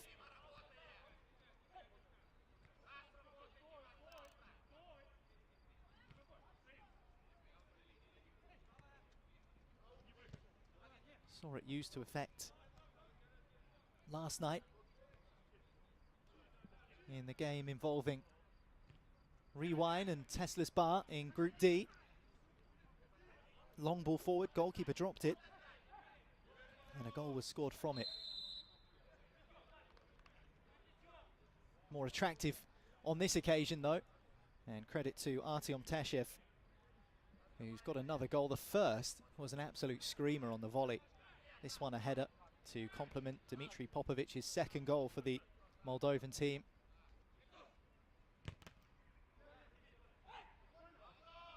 Well, Arizona really put the shift in earlier today to beat Real Panthers and give themselves an inside chance, an outside chance, I should say, of qualification. And they'll be really deflated after just 11.5 minutes to see Avangard 3-0 up. We love a bit of drama in the Grand Prix, but Avangard have been professional, they've been purposeful, and they've almost taken the sting out of this group already. BetLive know that they don't really have a great deal to play for, probably trying to keep themselves fresh for the knockout stages tomorrow. As for Avangard, they've given it everything in this opening 12 minutes, and they've got 3 goals to show for it.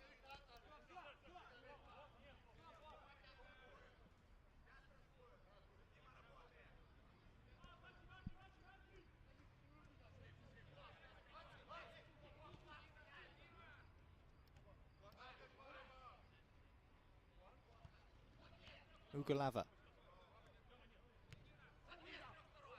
Back with Kapanadze. Shifted on by Pansulaya. Towards the goalkeeper, didn't know too much about it, but ends up settling nicely enough for him.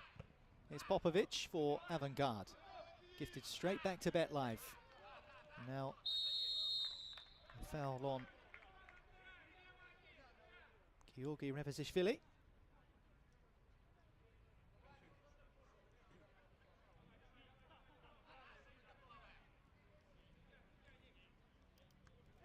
Well, this is the most concerted spell of possession that BetLive have had, and saying that, they've just given it away, only to regain control again. Taken on by Pansulaya.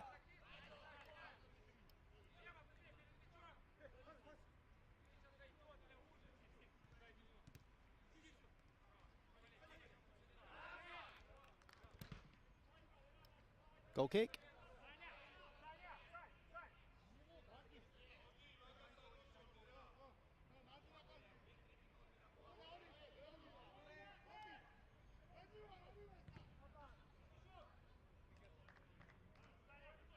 Well, there's that long ball again. Didn't work this time. But as we've seen, Avangard have scored 2 headers. One from a wider angle and one from a deeper position.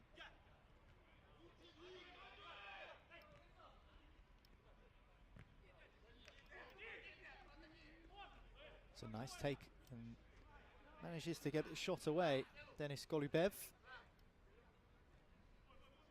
Just a reminder, if you're new to all this and you've joined us for the first time here at the Grand Prix in Tbilisi, 16 teams involved from 13 different countries, attempting to be the champions.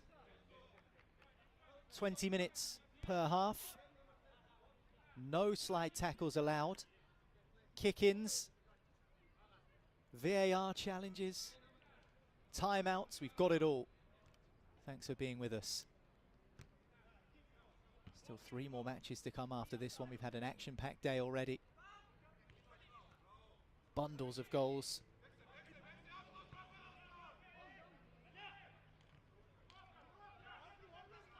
Yus Scatti dominant earlier.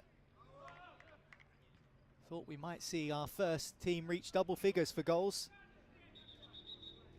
in that game earlier today. Beating Contra 8-2.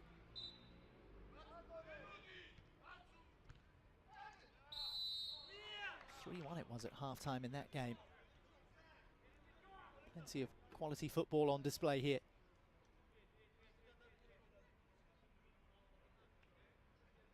Well, that's called as a foul on Oleg Gumenuk. He's not in agreement with the official, but then again, players never are they? And so we have a free kick for BetLive into the final 5 minutes of the first half here.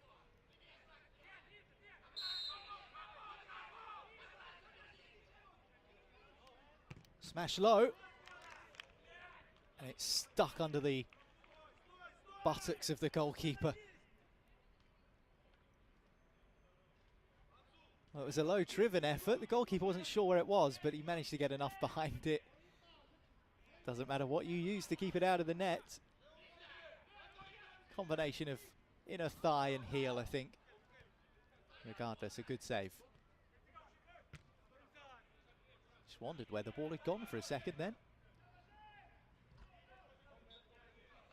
Chebota involved again between the sticks for Avangard. Corner for BetLive.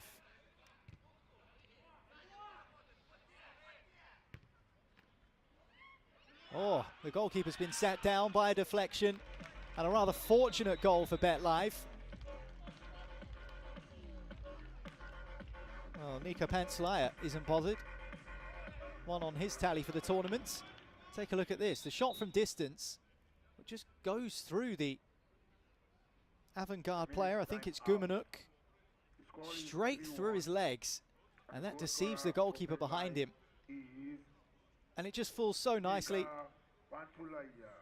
And Pantzlaia just finishes it off calmly. And we'll have another timeout here. Remember, 1 per half for each team. Well, we've seen some great goals in this game. 4 already in the first half. We've also seen some strange ones. And that goes down as the latter.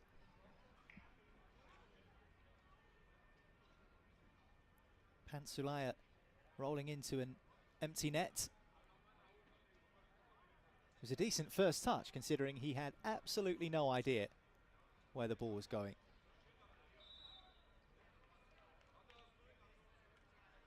Avangard unlucky there, and shouldn't be too dispirited heading towards half-time with that BetLive response.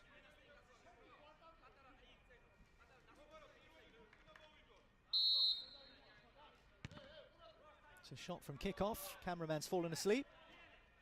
Someone wake him up. There we go.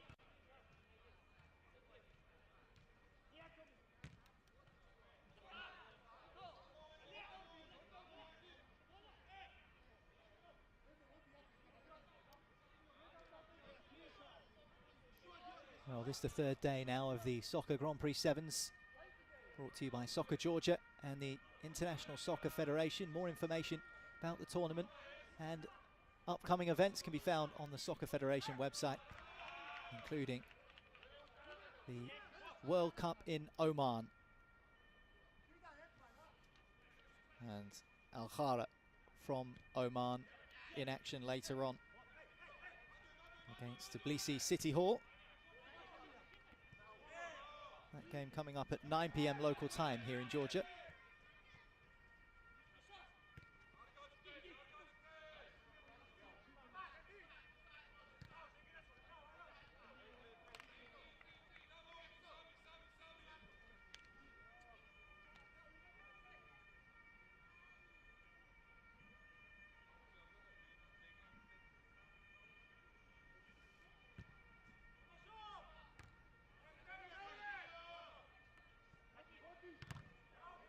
Shot blocked. Spins to Gomanuk. Might open up here for BetLife. It has done. Pansalaya. Oh, and it's a miss over the top, which really should have been better. Well, the expression on that face says it all. BetLife opened up Avangard there. Keeper was sold. And it's a poor finish, you have to say. Always difficult when you're running in like that at full tilt.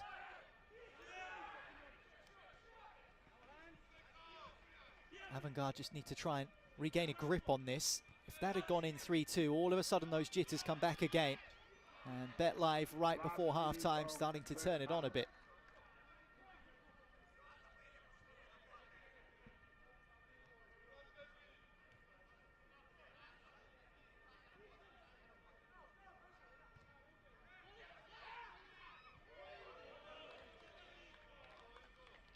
Well, it's a little nervy out there for the Moldovans. There's David Gishkariani, the coach of BetLife.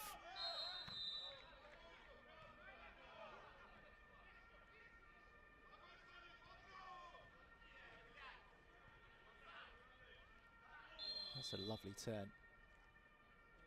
Free kick. Referee's just asking for a little bit more calm and control amongst the players.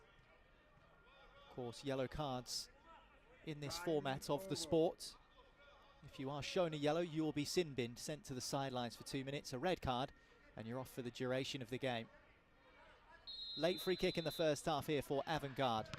Driven straight into the wall, and that will be that for the first 20 minutes action in this final Group B game. And it was finally poised heading into it. Avangard know they needed to avoid defeat to go through with BetLife to the knockout stages, and what a start they made. Artyom Tashev with a wonderful flick up and volley after the ball was gifted to him. And then Dmitry Popovic adding a second with a header. There's that Tashev finish, great goal. BetLife did respond. Nicola Pansalaya with a simple finish really, after a bit of misfortune at the back, but at half-time, Avangard in the box seat. BetLife 1, Avangard 3.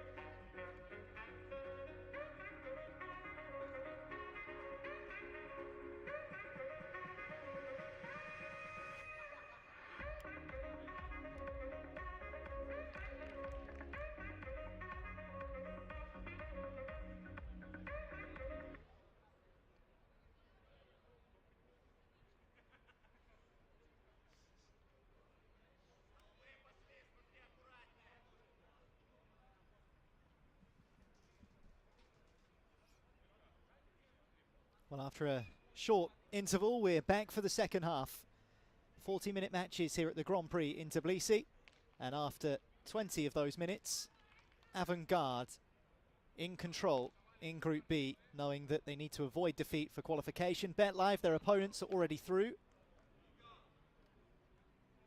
And it looks like we're going to have a shot straight from kickoff, or at least that was the way that Avangard was shaping up to try and defend it. Not the case. A game of skill, game of tactics, a game of wits as well. 7-a-side. Sometimes you need to know when to slow the pace of the game down or make a change or speed it up. A lot of thinking goes into this, as well as the instinct required to seize upon those moments, and Avangard have done that so well in what was a crunch game for them going into this. They hold a 3-1 advantage and are looking to extend that.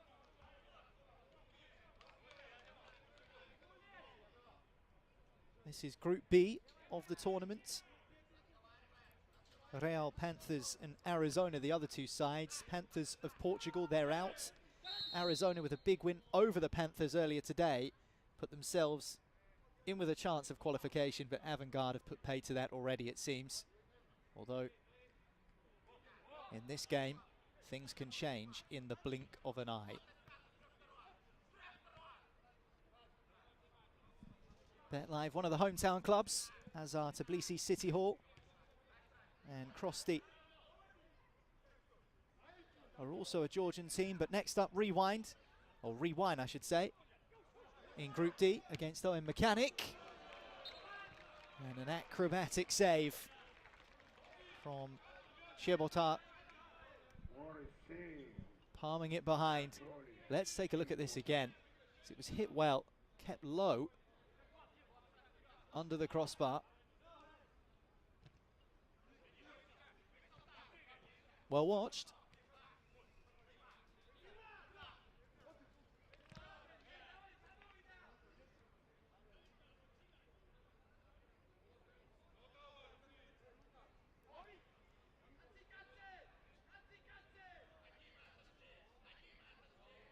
Well, we saw some incredible goalkeeping yesterday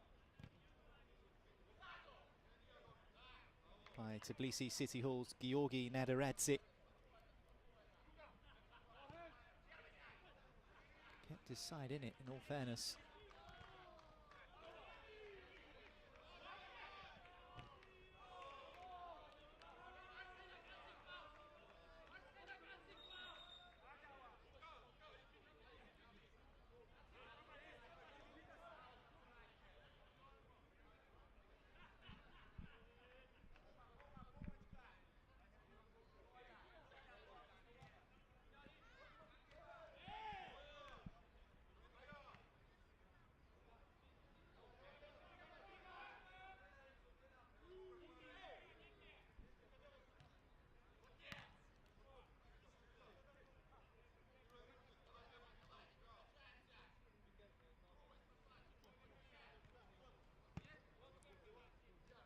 Well, we're clinging on to the last few remnants of daylight here in Tbilisi as the evening session is firmly underway. I expect that stand on the far side to fill up as the evening progresses with those Georgian teams in action, but for now it's the Moldovans putting on the show, leading 3-1 against BetLive. Good ball across. And Nika Pantslaya, having already scored today for BetLive, unable to connect cleanly. Decent ball from Nadaradze.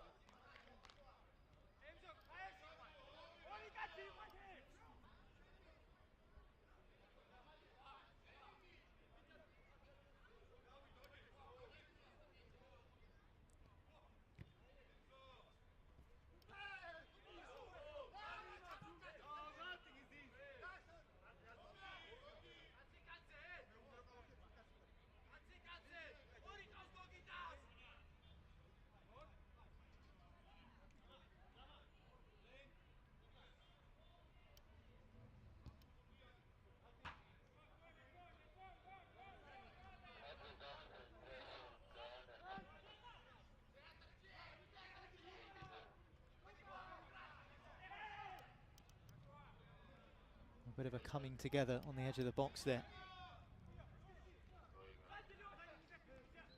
Kelikashvili looking for that hold-up play. Just with his back to the Avangard goal.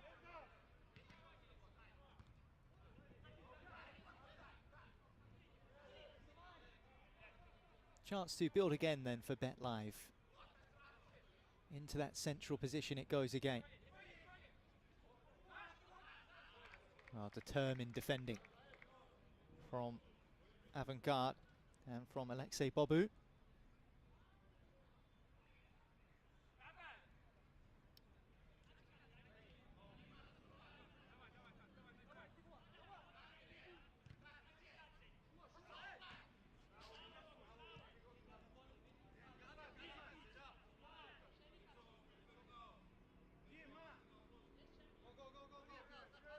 Well, some arguments as to whether this is the better or worse time of day to play a game of sevens.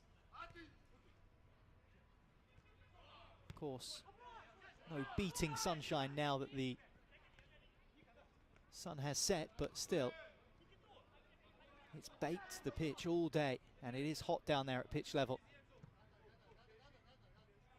And although that will slowly wane through the evening, certainly going to be warm down there right now.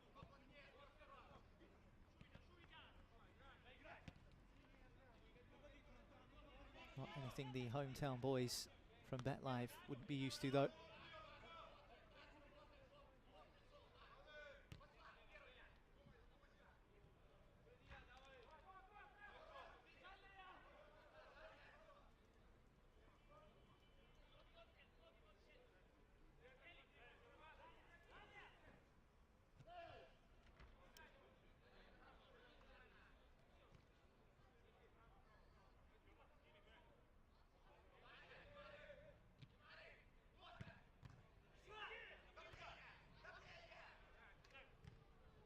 Away by Avangard.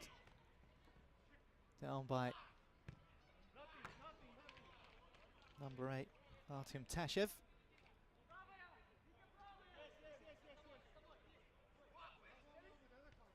Already scored a couple.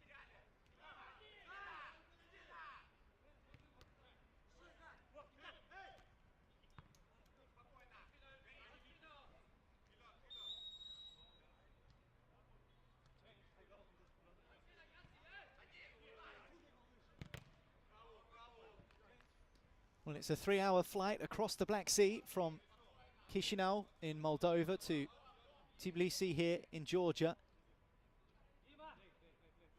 All these Avangard players heading east to participate in this tournament.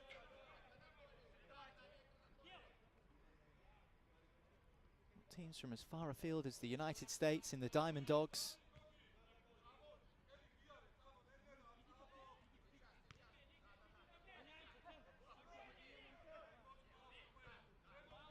Shorter journeys for some than others. Decent distance for the Real Panthers to travel from Portugal in Group B. We've also got OM Mechanic from neighbouring Turkey, who have made the short trip here to Georgia to participate. They are in action next up against hometown side Rewind.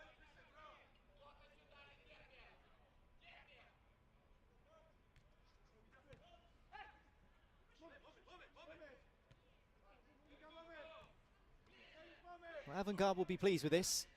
They've got Bet Live penned in at the moment. Just retreating now, but with 11 minutes left to play of this game and a 3-1 lead. You would have snapped your arm off for that, knowing that qualification was potentially at stake.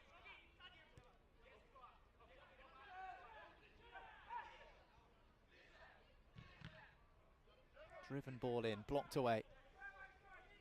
Kick in for Bet Live.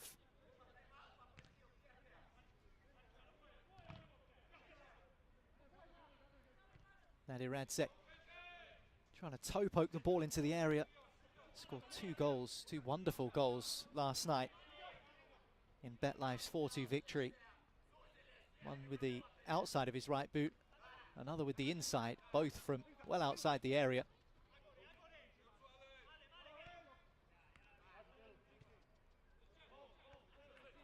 Here is Nederadze.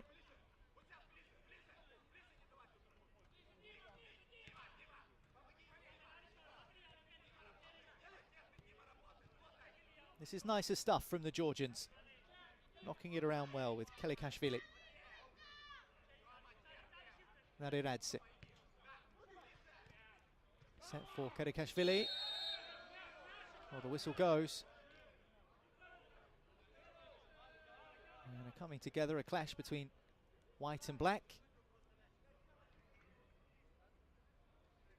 And Avangard just pleading their case, but seem to be pretty content with the decision. I think it's just for the slide there.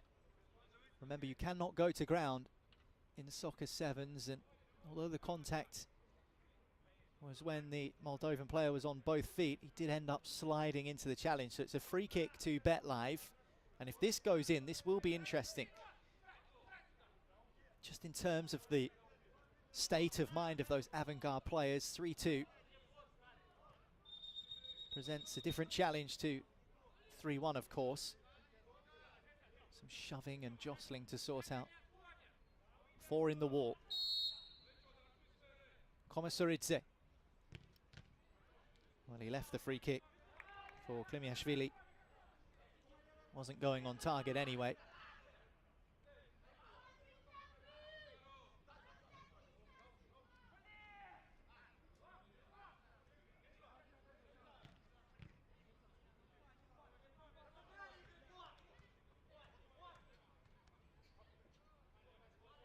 Kapanadze.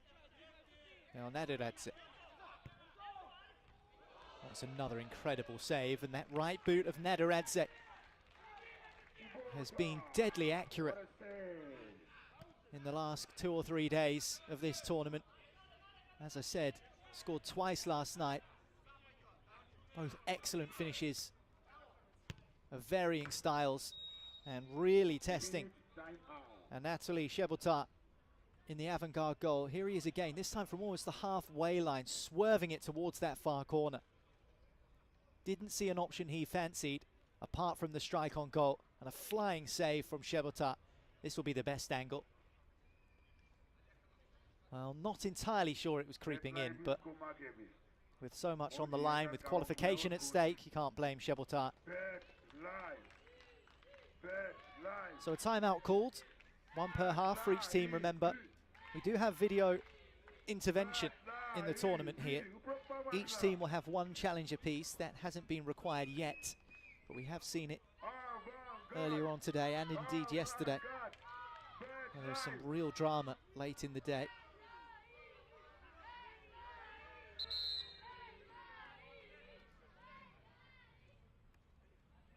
Well, had BetLive run away with this game, that would have certainly been dramatic in the context of this Group B table.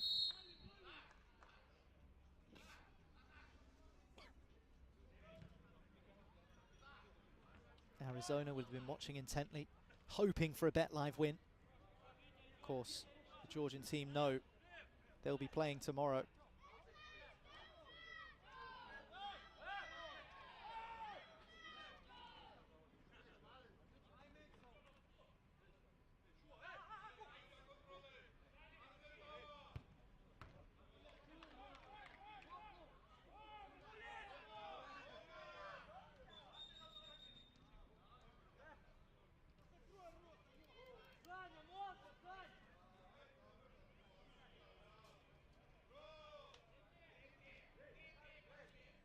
Well, a few in the crowd may well be hoping to see some former Georgian national team players, some real stars of this part of the world, representing the various Georgian teams. Krosty with Chetlidze and Navalovsky, both former internationals. And of course, Tbilisi City Hall with Georgi Kinkladze in their ranks. Not to mention Kacha Kaladze, who played hundreds of times for AC Milan. Also in the TCH ranks.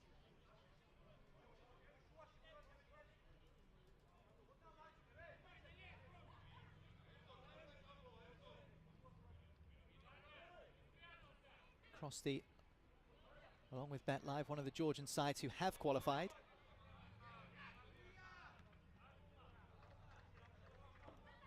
As for Tbilisi City Hall, despite having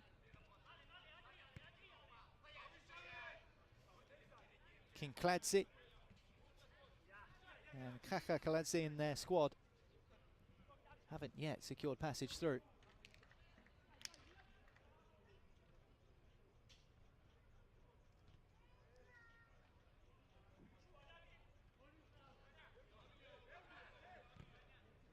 Awkward angle to try and score from.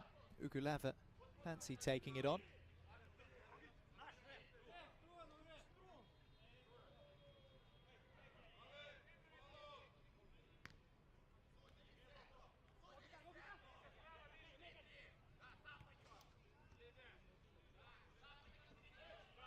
Komisuridze lifted it to the far post where Klimiashvili was lurking.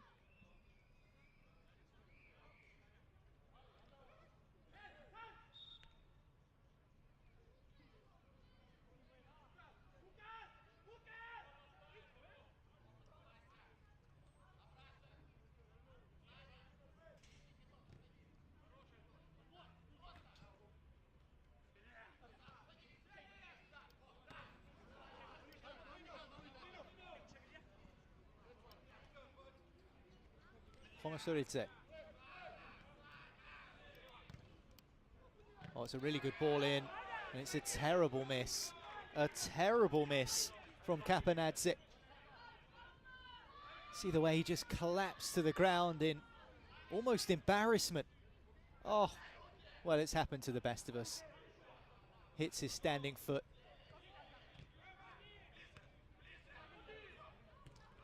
I think we've all experienced that once in our lives playing small-sided soccer.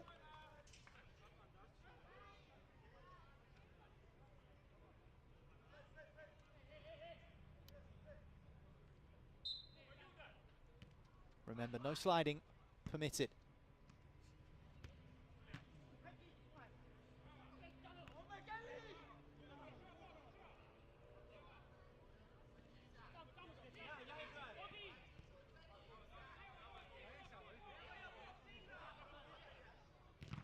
Neduradze already tested the goalkeeper Shebotan in this second half. 3 minutes between Avangard and a place in the knockout stages. BetLive are already there.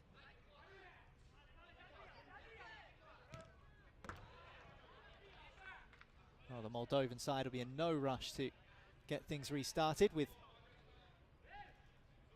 only a sprinkling of time left.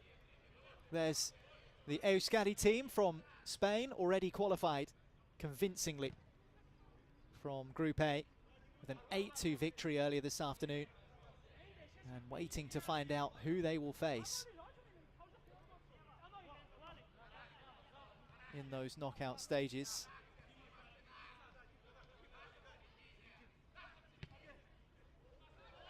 Well, that was very nearly cheeky from Kelikashvili. Just let it run all the way through, trying to catch Shebatar out, but he's been on fine form tonight.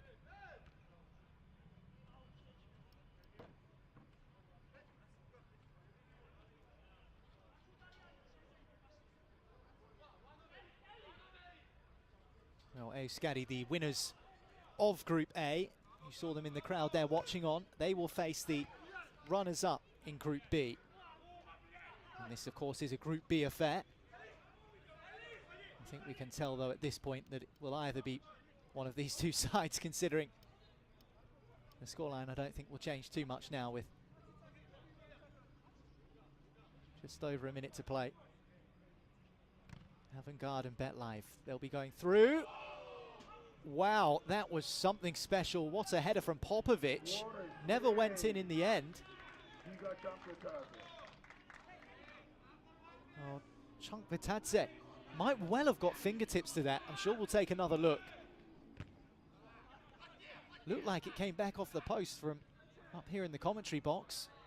Out of play now as that ball's too long for Nadaradze. Let's take another look here. A long goal kick from the goalkeeper. Popovic stoops. Maybe just a fingertip onto the post. It definitely does hit the upright. Oh, it very nearly hits the other post as well.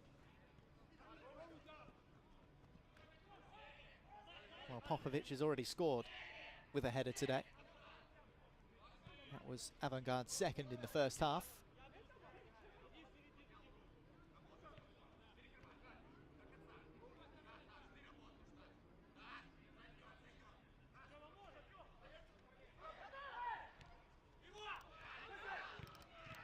Good save, and off the post.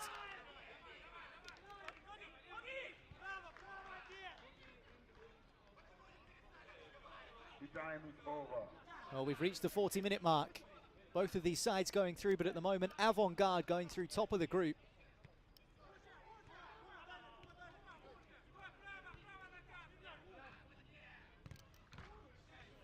Oh, that's behind the goal. And there's the full-time whistle. Big result for Avangard. They are through to the knockout stages here in Tbilisi at the 2024 Grand Prix Sevens. They took an early lead with an excellent volley. Artyom Tashev, who doubled up his tally for the night later on in the day, but Dmitry Popovic in between established a decent cushion for the Moldovan side. And with the victory over BetLive, that takes them top of the group after 3 group stage games. 7 points for them, 6 for BetLive. Both go through from Group B, but Yus Scatti of Group A will face Avangard in the knockout stages. So that's how things have presented themselves. And there is more to be decided in Group A and Group D. And we'll have more 7-a-side action for you next. See you soon.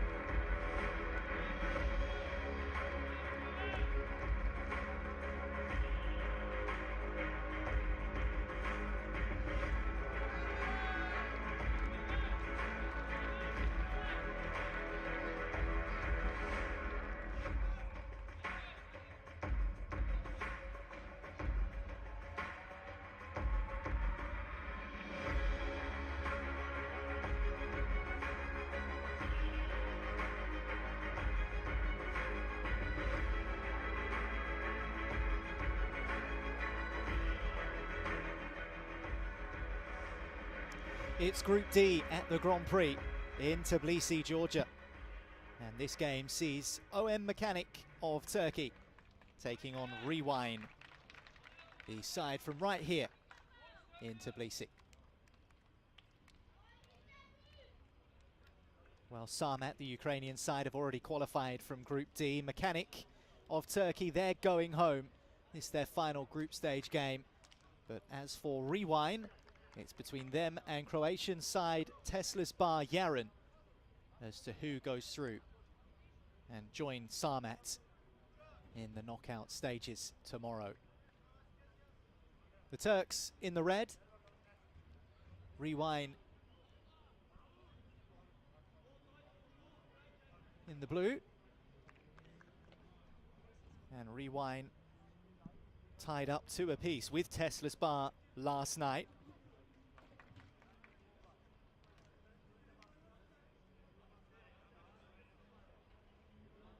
And Teslas Bar beaten by Sarmat earlier today. So still plenty to be deciphered in Group D. 16 teams in the tournament, 4 groups of 4.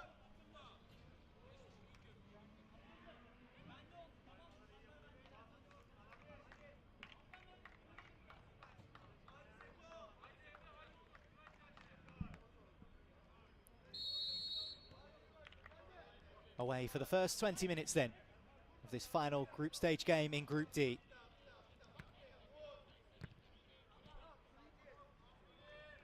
OM Mechanic beaten 1-0 by Tesla's Bar of Croatia in matchday 1, then beaten by Sarmat of Ukraine yesterday, which is why they are unable to qualify for the next phase of the competition. Did give Sarmat a decent game, 3-2 the score yesterday afternoon against the Ukrainians. It's a bigger game for Rewind than their Turkish opposition. And the Georgian side have experience, international quality in their ranks, as you just saw there.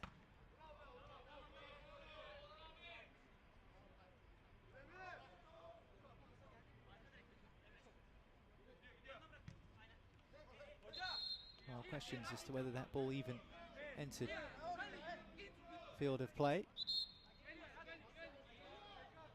No, is the answer from the referees, so we'll have a second stab at it.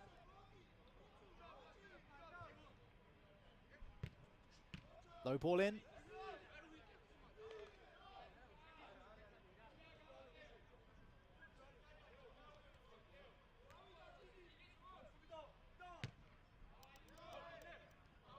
Well, every single game in this group has been tight. Just the odd goal in it. Rewind beaten 1-0 by Sarmat. Tesla's Bar beating Mechanic 1-0. Been narrow margins in each of the games we've had so far. Wonder whether that will be the case tonight between these two.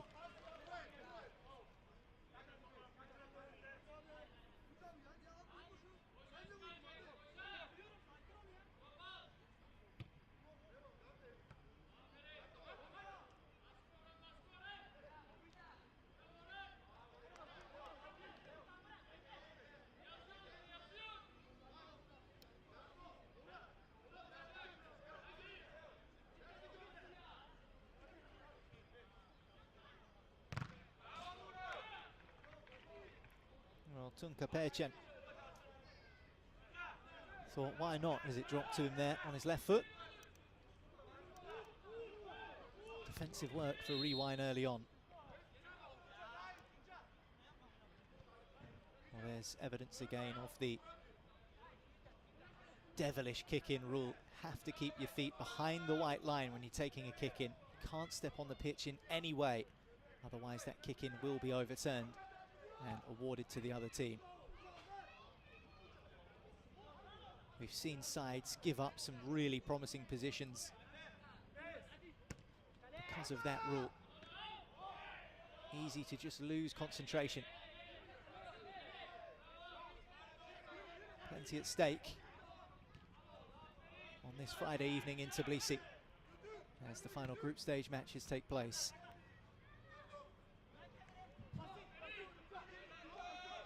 Perchin. Duran. It's a good pass, it's a good chance, and a good save. And Japaridze, who is the owner of the Rewind Bar, which is who this team represents, coming up with an important save for his team, who need a result. With qualification on the line. Really nice build-up play from Mechanic. Duran poking it on for Öztürk. Opportunity maybe for Rewind here. It's good defending from the Turkish team.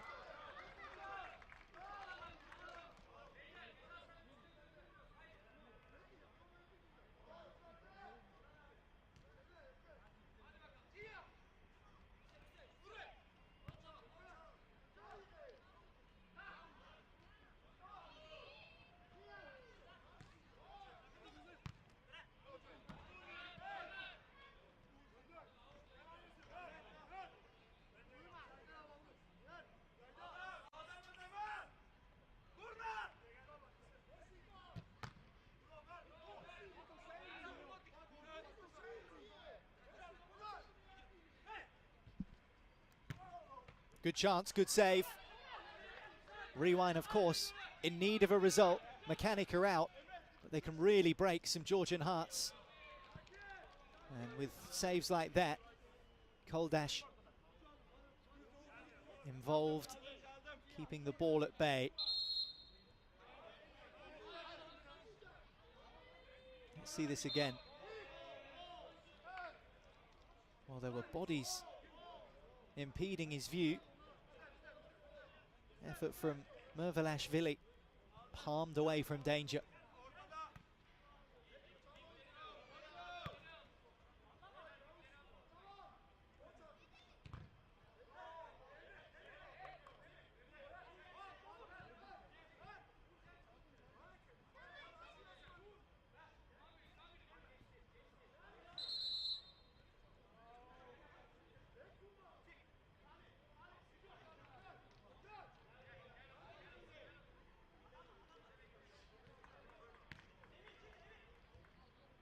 Toe-poked effort, again the goalkeeper called into action, and might be again here, unable to keep this one out. Big goal for Rewind. Big moment for Vissarion Feradze. Celebration to match the occasion. Tunka Perchan Goal for Rewind. caught out at the back.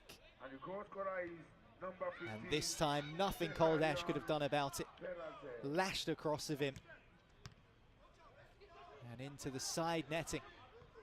Fuming the Turkish goalkeeper. But Feradze gives Rewind the advantage. And it could be a precious one too.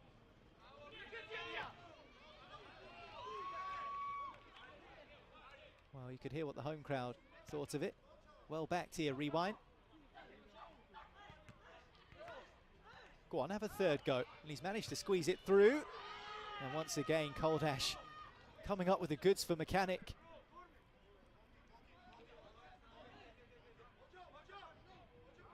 Crashed goalwards by Ginikashvili.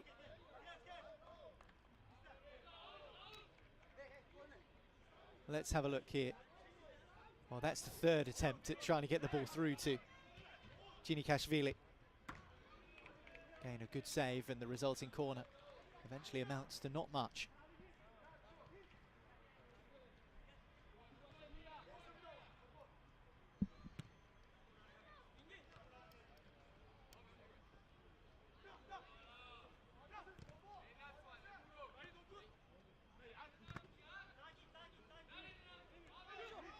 It's going to open up here, and this time the goalkeeper at the other end, Anja Paridze, getting down to his right,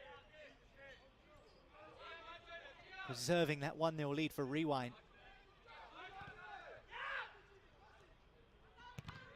This time the shot blocked. Barish Bozal firing one in. Well, let's have a look at this save. Well, it was hit with plenty of venom from Emin Durgan. Didn't quite have the direction to truly cause problems, but a good save nonetheless by Anja Paridze.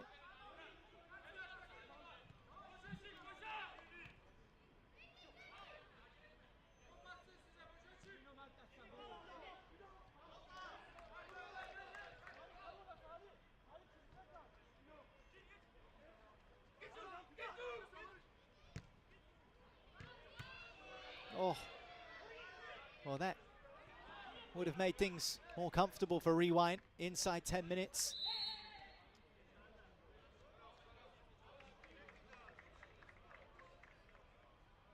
Let's have another look here.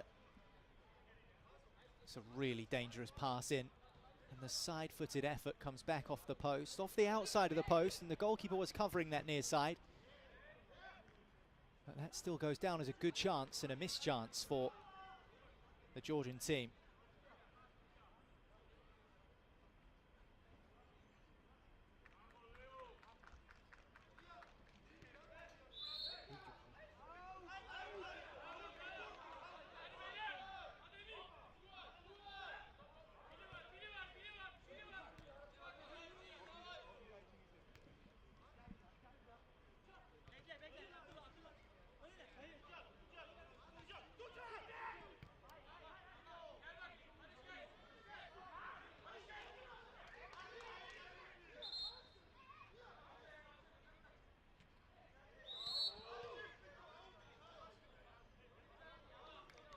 Well, just to give you an indication of how important a second goal could be for Rewind here against Mechanic, they have just hit the post.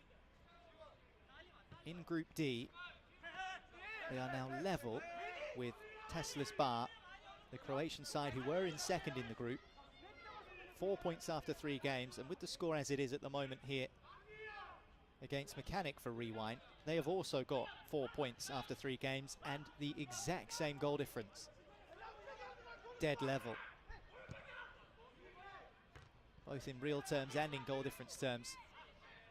Of course, plenty of time left for that to change. 40-minute matches, 20 minutes a half.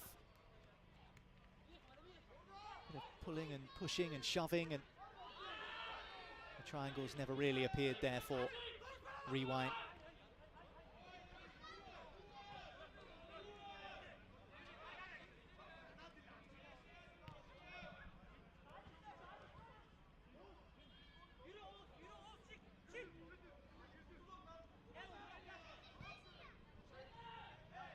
Good ball, good gather.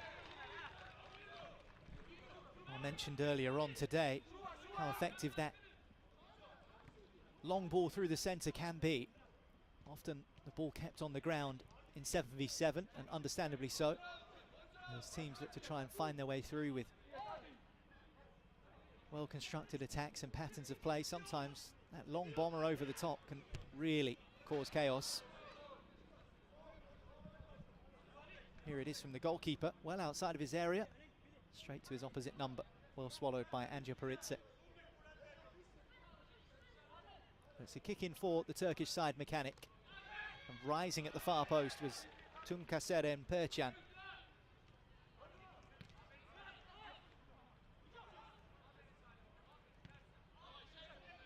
There's Perçin again, and again. And there's Anja Paritse again. Well, you can tell what the supporters think of it. The man that owns the Rewind bar in Tbilisi with not 1, but 2 excellent saves. And there were other blue shirts scrambling there on the line to try and clear it away.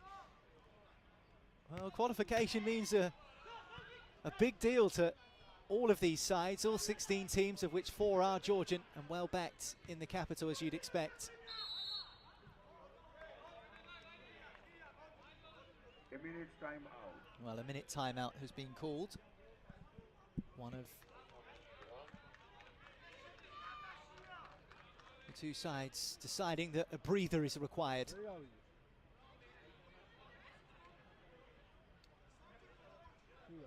Maybe not the worst time to have a pause in the action. Rewind with a slender lead. A lead that could still see them through to the knockout stages.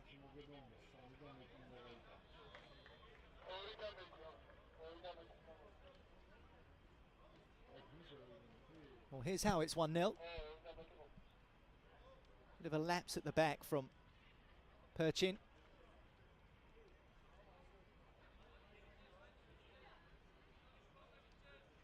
Tidy finish into the far corner.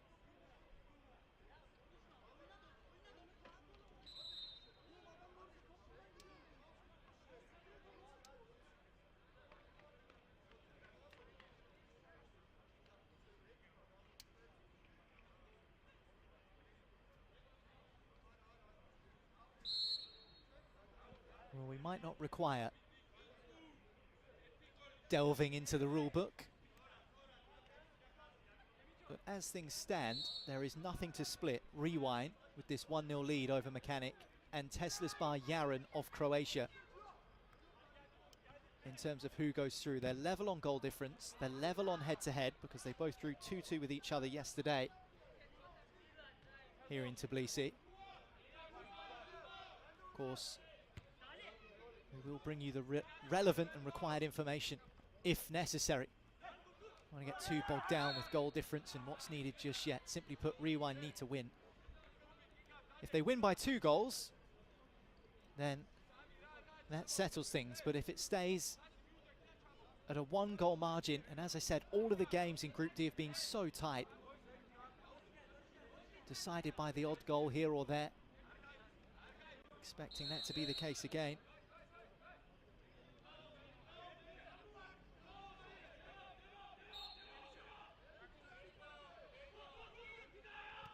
Free kick for Mechanic. It's a good job they put a net up, isn't it? That one high and wide.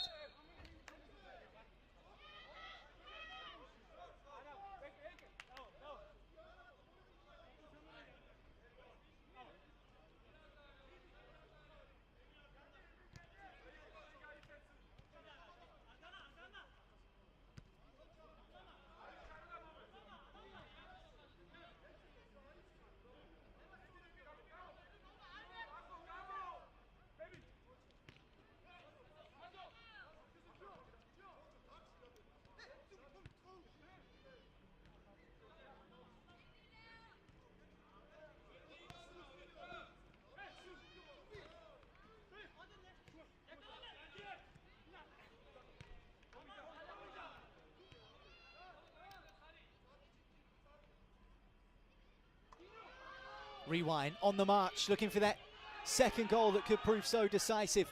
Denied by a red shirt on the line. Now it's up the other end. Appeals for handball. Well, the Georgian player had his arms in the air as if to say, that didn't hit my arm. That always looks suspicious. Referee lets it slide. We're up the other end now as the pot shot comes in from Prix. Well, Sally Gumish is still on the deck. Is he gesturing that he wants this to be taken a look at? We do have VAR.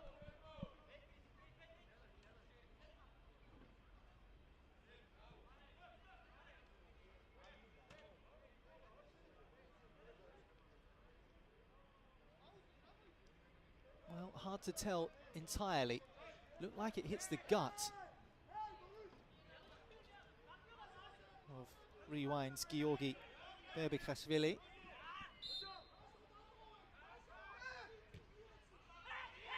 Things stay as they are. There's another whistle blowing from one of our match officials, this time in the other direction.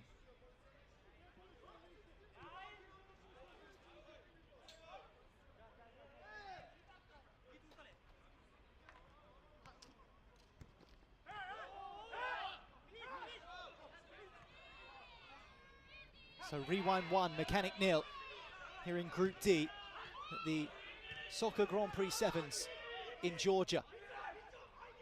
The Turkish team on the move, looking to find an equaliser, potentially find their first points of the tournament. They've lost both games so far, and they're on course to lose another, and that is a massive goal here for Rewind. It's 2-0 to the Georgian team. And with things so tight in Group D, Mervelashvili may have sealed passage to the knockout stages. Well, the goalkeeper has made some exceptional saves, Koldash, but he couldn't keep that one away from being put into the bottom corner on the rebound. Georgi Mervelashvili, side foot, comfortably dispatching that one for 2-0 Rewind.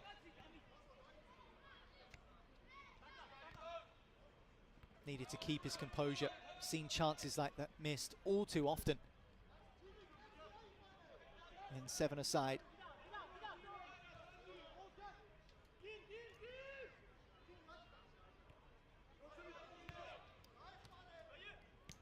Well, now that makes things a little easier. Oh, well that doesn't. That puts us back to level pegging in Group D. Not in this game though, because Mechanic are still losing 2-1. But in Group D, Rewind had established a bit of daylight when it comes to goal difference and head-to-head. Well, not so much now. Long Ranger beating Anja Peritze. And the goal scorer is number 10, Emil Dugon. Yeah, Durgan picks it up inside the centre circle and through at least 4 bodies, 3 of those blue, and that will disappoint Rewind. Well, they still have the lead, which of course to them is essential, but in terms of what it means in the group, it's back to as you were just a couple of minutes ago.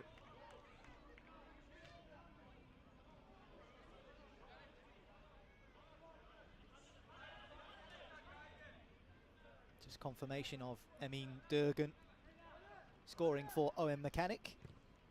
They are out, the Turkish team.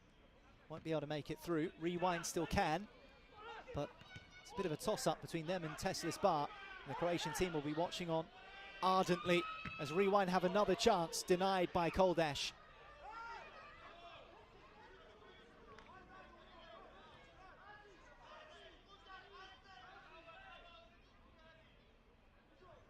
Everyone watching on intently Last minute of face off.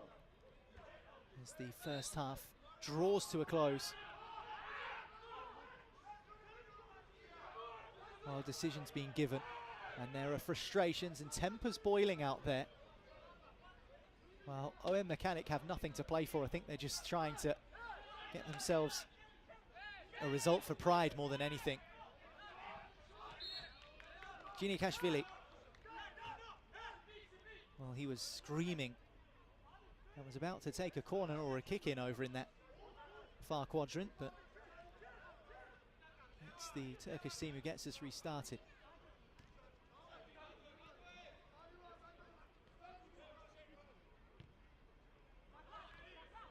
Perchin now out to the right. Baran trying to bundle his way through.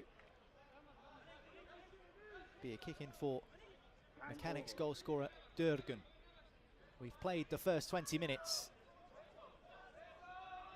It's 20-minute halves, remember, here at the Grand Prix. As supporters continue to filter in. Well, the Turkish player's gone over in the box. And the half-time whistle has gone. I'm not entirely sure whether we'll see a VAR review from this. Doesn't look like we will. So half-time and Rewind in the lead. A lead in which Rewind were desperate for. They went 1-0 and then 2-0 to break a deadlock in the group, of which they and Teslisbar Yaren of Croatia are both locked level on both goal difference, head-to-head, and points gained. There are 20 more minutes of this, and it's going to be dramatic. Rewind 2, OM Mechanic 1 at half-time.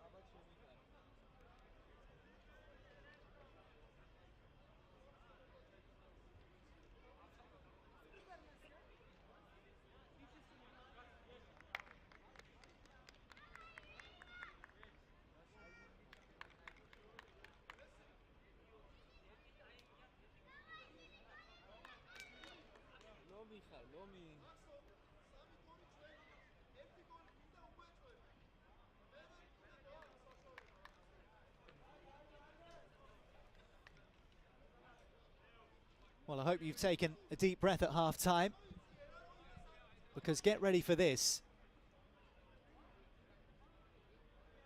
The rest of the commentary team and I, Dan Shaw, and a couple of the other soccer staff here have had to delve deep into the rule books to figure out exactly what will happen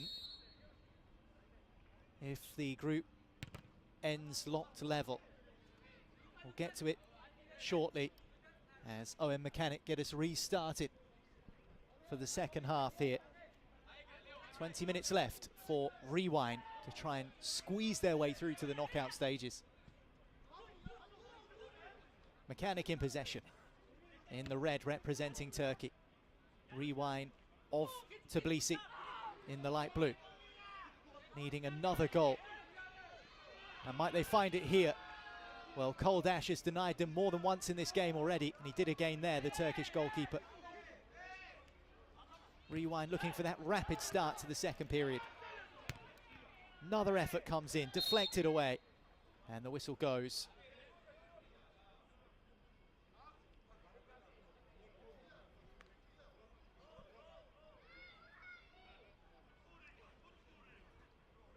So both Rewind and Teslisbar Yaren of Croatia, who are one of the other teams in this group, have the same amount of points if the score stays as it is now. Of course, there's no guarantee that that will be the case.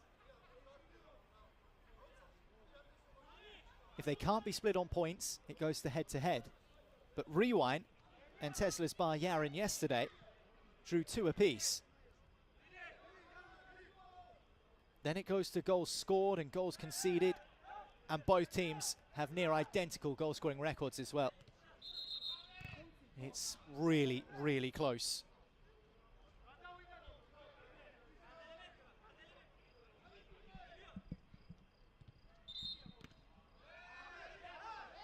Oh, you just saw Ujuros to leave the field of play with a bit of a knock.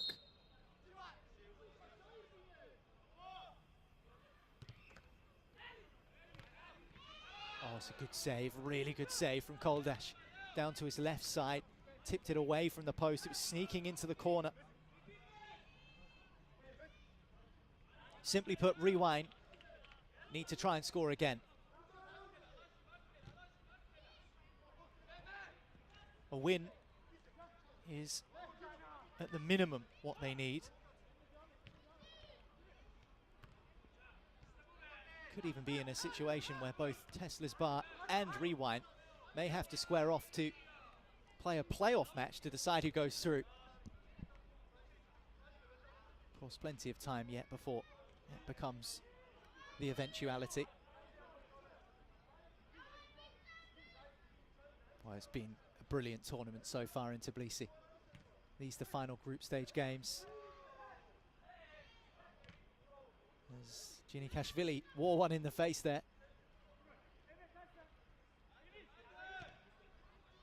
Lofted into that right-hand channel. Taken down nicely by Mechanic. Good defending from the light blues. Bozal.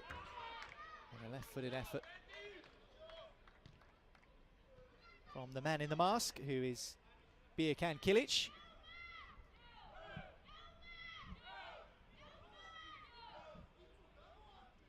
Slashed across it and wide.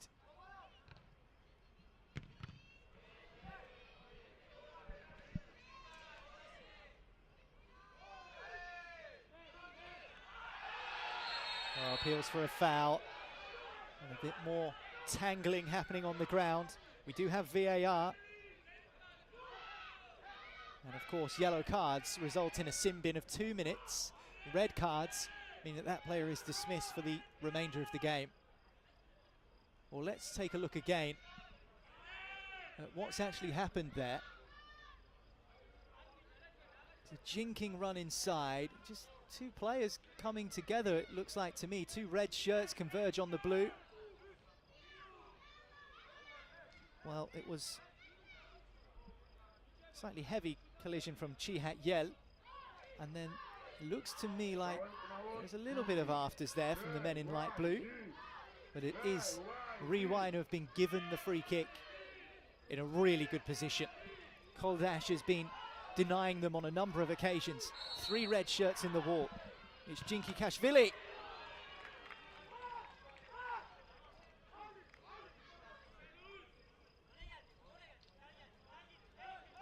Oh, Rewind desperately searching for that 3rd goal that would take them through on goal difference.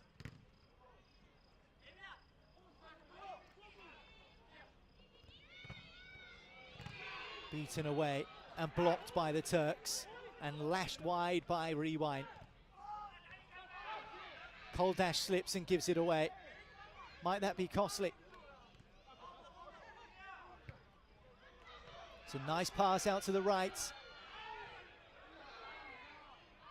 Well, he's still got it. And there's the goal that they desperately craved. Look what it means to Ginikashvili.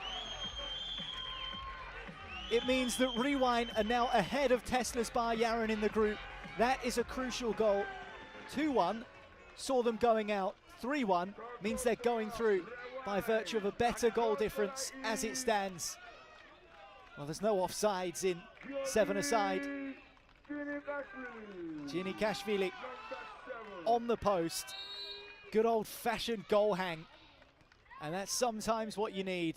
And he turns it home from underneath the crossbar. And perhaps sets up Rewind's path to the knockout stages.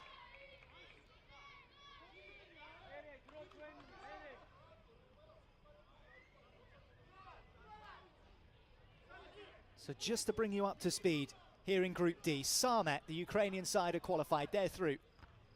Rewind in 2nd place are going through with them by virtue of goal difference better than Tesla's Bar. 1 goal the difference there. Mechanic, meanwhile, playing their part in this game, but they are out.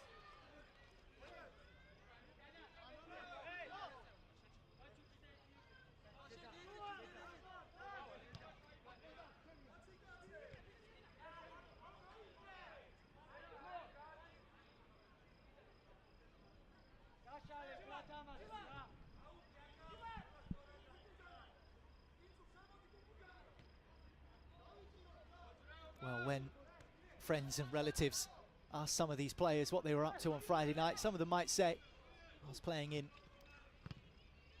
a 7-a-side tournament organised by the International Soccer Federation. They might ask, how did it go? Well, less about the football. Spent most of Friday night doing maths.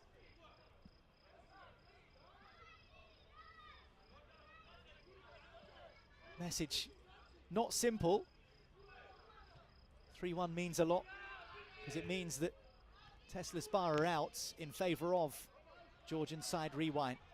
And they're the heavily backed favourite in this game, along with the other 2 Georgian sides yet to play this evening. Tbilisi City Hall up next in Group A. That's still yet to be decided as well. They take on Alhara of Oman, whilst Krosti, they're already through, as are Sporting Carpathians of Belgium.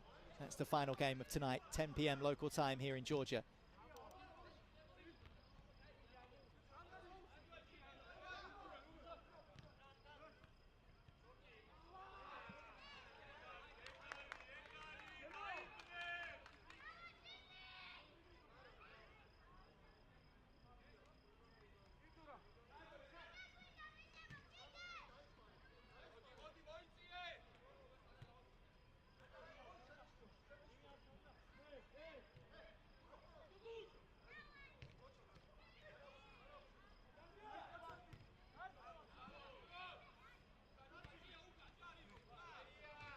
Perci.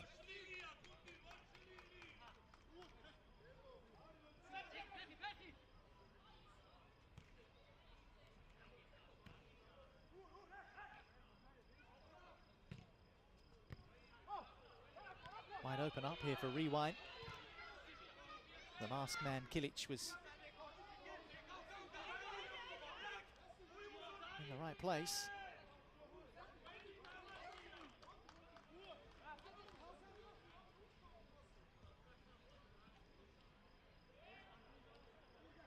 let's just clear things up for you. Rewind, because they're winning 3-1, puts them on a better goal difference than Tesla's Bar, also in this group. And that goal huge as well. And maybe that just gives them the breathing space that they so desperately wanted. Mechanic are already going home. They've got nothing to play for but pride, but for Rewind, this means everything. And Tamaz Vachania with a tidy, tucked finish. Watched it over his shoulder and on the volley, down into the ground. That critical now. And a knife through the heart of the Croatian side, Tesla's Bar. It looks like Rewind are going through to the knockouts. Well, it might only be on goal difference, but they've really put on a show. Rewind knew their task before today. And they've put their money where their mouth is.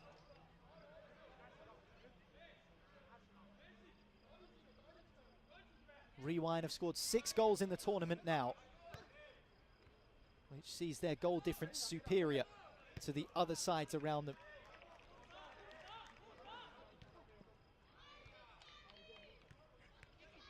Sarmat, the Ukrainian side, going through top of the group. Rewind joining them in second spot.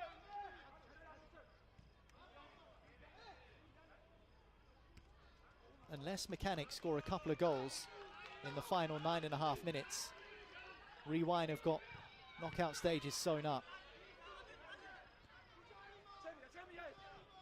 And trust me, 9 minutes is an absolute eternity in soccer.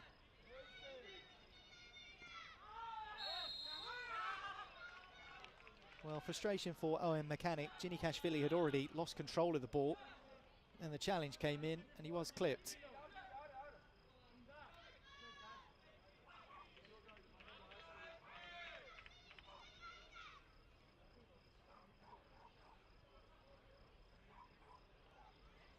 Well, I'm not sure exactly how injured Ginikashvili is, but conscious of the context of the group, no doubt.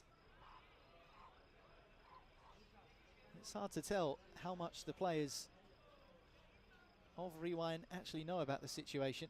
I'm sure they're getting instructions and information passed on from the sidelines.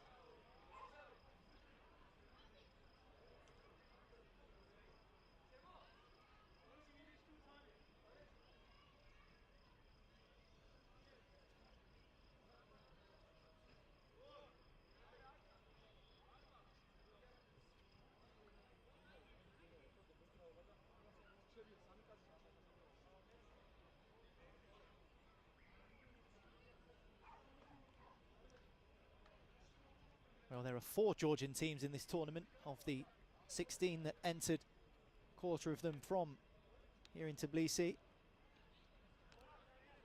Krosty, they're already qualified, as are Bet Live. Rewind looking to join them to make it 3 out of 4. And then Tbilisi City Hall next up in Group A against Alhara of Oman. Make it a clean sweep of Georgian clubs in the knockouts.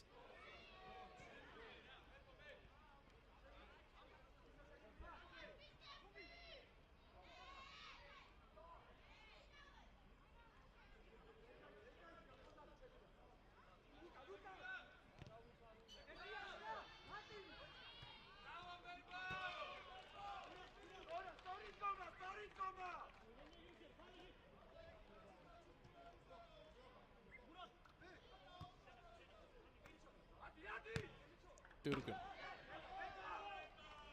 Well, it's his goal that put OM Mechanic on the board.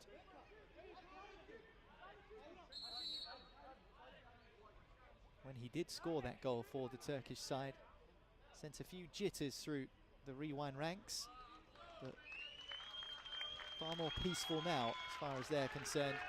We will see a change of goalkeeper with the score as it is, and maybe just an indication that Rewind feel like they've got things sewn up. So Anja Paritze is off and Pitkratze comes on.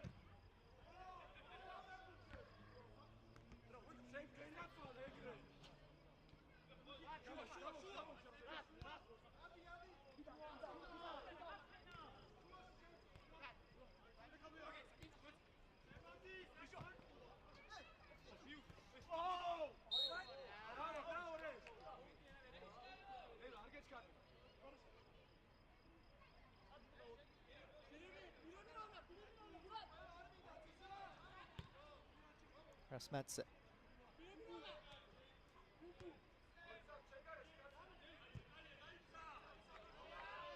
It's a nice switch. Well, raked across the penalty area. It's about the best he could have done from that situation.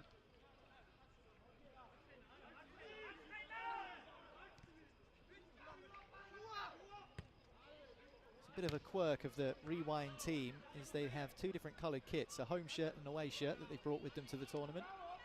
This is the home kit in light blue. And there's a yellow card, speaking of red shirts, because that is the colour of the Rewind away kit, of course. Not wearing that today, but the red shirts of OM Mechanic are going to be down to 6 for the next couple of minutes. Yeah, cynical one. Emre Duran is sin binned for a 120 seconds. Well, that just adds a little bit more relief to Rewind, you feel.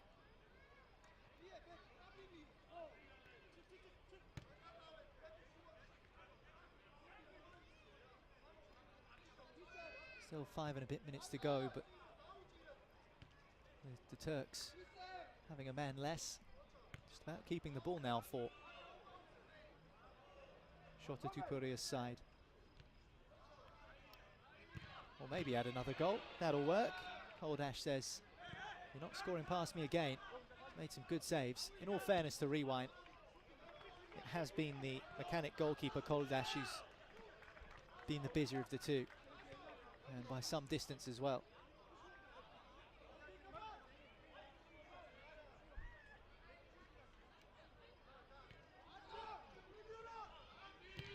Good effort, good save. How many times have we said that? Mehmet Oyuz Koldash has been really impressive.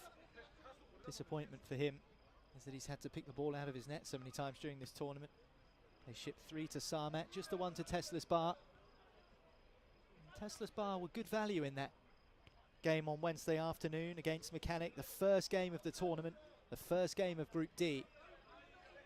And maybe they'll just be looking back at that, thinking we should have beaten Mechanic by more goals, and we'd have a better chance of being in the knockout stages, because at the moment, Rewind are going through by virtue of a +2 goal difference, as opposed to Tesla's Bar's 0. Oh, appeals for fingertips. Here's a corner.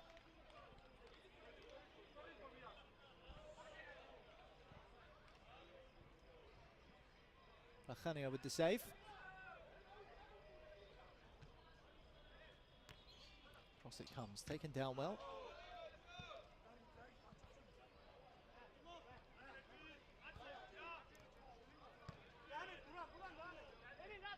Two more games to come after this, including in Group A, where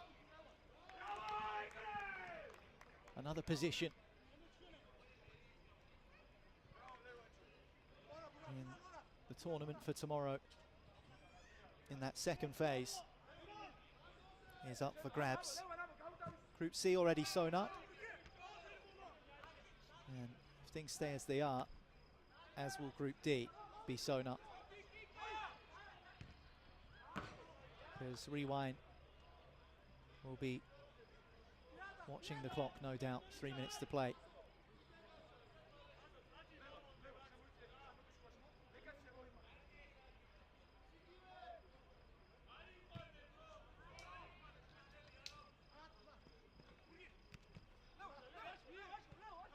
Well, we told you there'd be drama. It's not been short of that.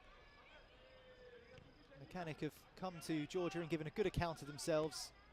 Unfortunate not to pick up any victories or any points.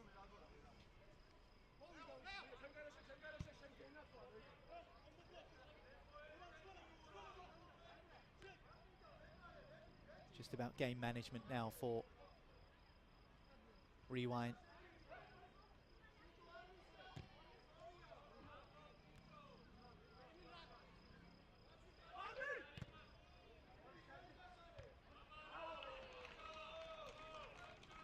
Important defending, important to stay disciplined, even with just 2 minutes to go, and your place all but assured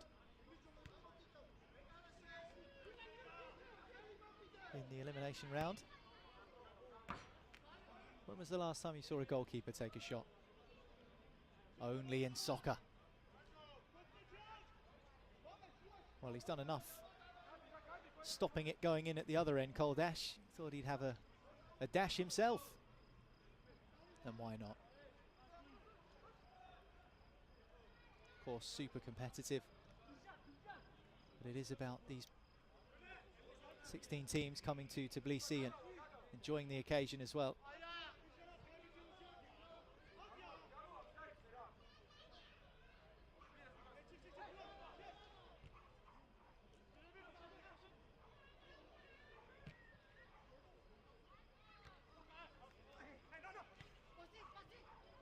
Into the final minute then. One more minute for Rewind to hold out to secure their place in tomorrow's knockout stages of the Grand Prix. Started the game so well. Established that early lead. Bit of a scare when Mechanic came back into it, but they continued to press home their advantage and extend it. And that's seen them get through to the latter stages of this Grand Prix Sevens tournament in Tbilisi by virtue of goal difference ahead of Teslisbar Yaren from Croatia.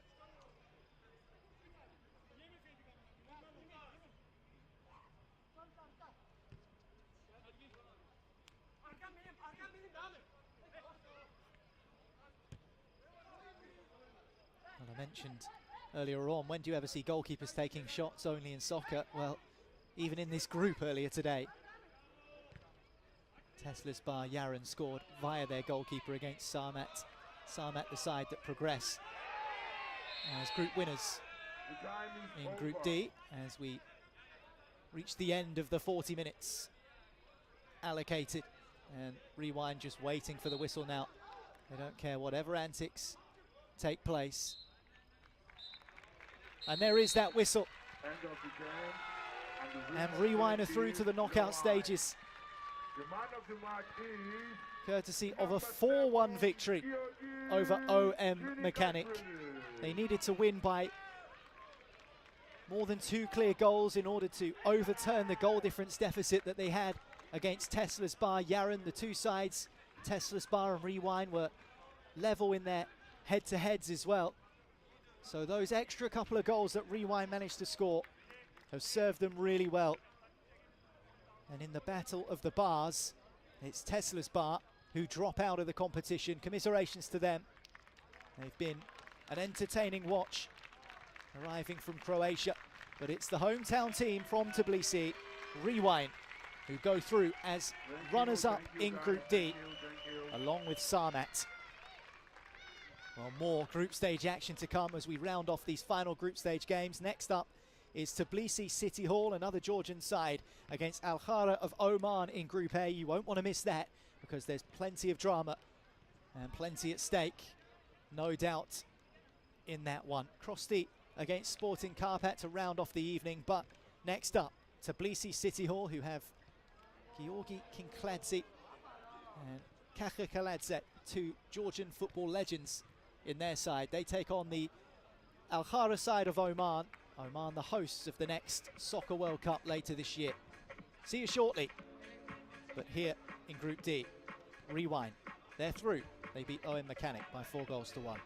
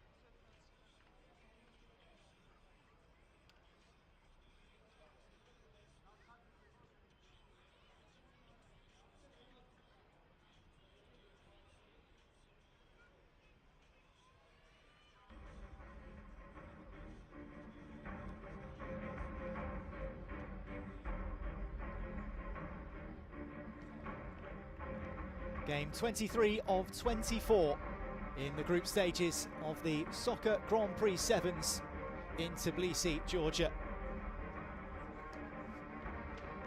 And it's a game that comes from Group A as hometown side Tbilisi City Hall take on Alhara of Oman.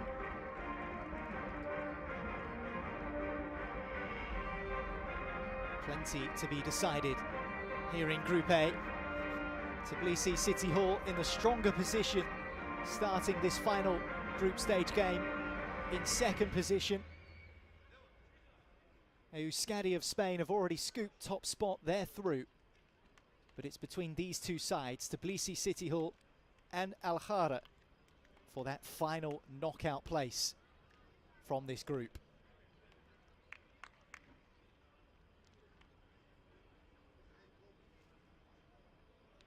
Well, here's the lay of the land. Alhara have to win tonight against Tbilisi City Hall to have any chance of qualification, but 1-0 is not enough because of the goal difference and the way it lies in the group. Alhara have to win by 2 goals. If it's 2-0, they go through on head-to-head. They have a better record. So that's the way things are sitting at the moment.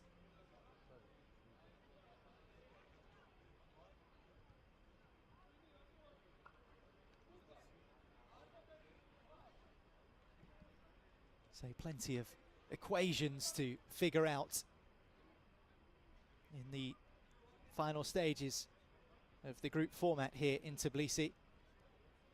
Be far more straightforward tomorrow when the knockouts begin. And you can join us for full coverage of those right here on the Soccer YouTube channel.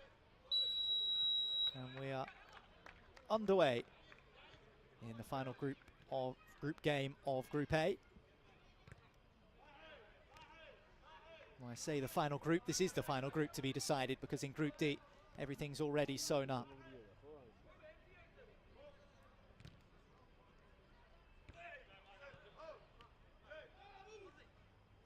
TCH 2-0 winners over Contra of Egypt. Yesterday they've been eliminated, the Egyptian side. No chance of them qualifying.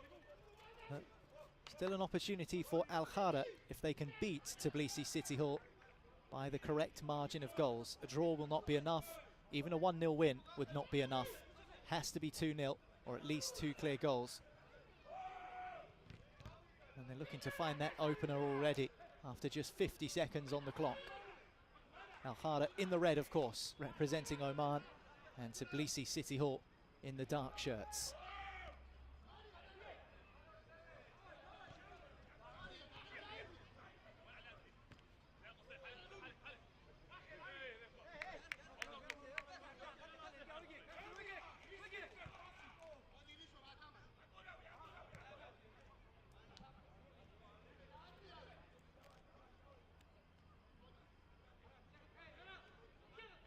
Well, Yus Scatti of Spain have dominated this group, scoring 8 goals in their group stage game earlier today against Contra.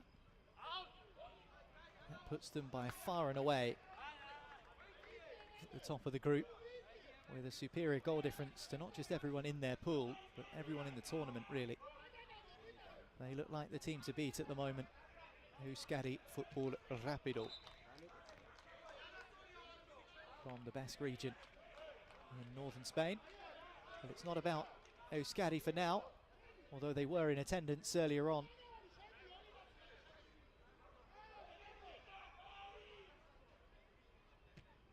Just trying to figure out exactly which team they'll play in the knockout stages, which starts tomorrow.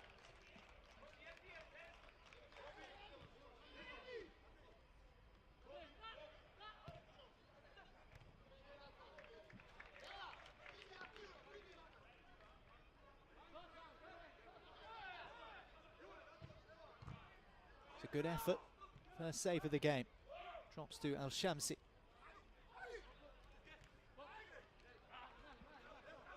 Al-Shamsi loses out. It's a toe-poked effort. Good save from Al-Ohaibi in the Omani goal. Well, sometimes those efforts from distance with little backlift can be the most dangerous ones. Here's a good opportunity. And there's the opening goal Alhara really needed. Well, when you need a moment, call upon Bajaj. A little breathe of relief, a sigh of exasperation. Goal for Alhara. Alhara's star man coming up with a star moment.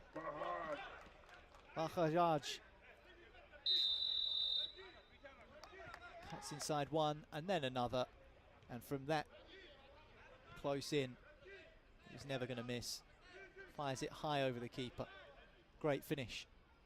And the Omani team in front, but remember 1-0 not enough, but it's a platform for them early on in this first half in Group A.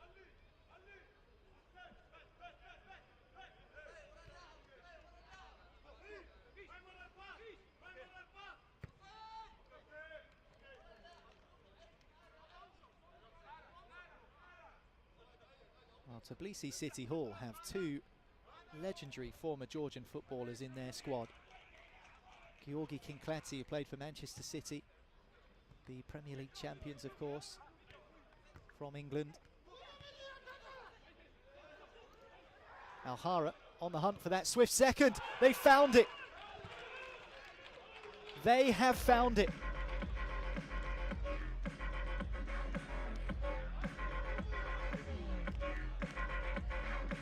Well, Tbilisi City Hall, 4.5 minutes ago, were in the box seat for qualification. Fast forward to now, they're losing 2-0 to Alhara, and the Omanis are going through on goal difference. Al-Shamsi with a tidy finish. And here we go, here's the drama that we promised you. 5 minutes in, Alhara are going through. Unbelievable. Well, Tbilisi City Hall just settling into the game. Now they have to overturn a 2-0 deficit, and they're rattled. You can tell there. Topuria's pass, a poor one, and out for a kick-in. Look at the determination from this Alhara side. Just buzzing about the pitch in those sunrise-coloured shirts.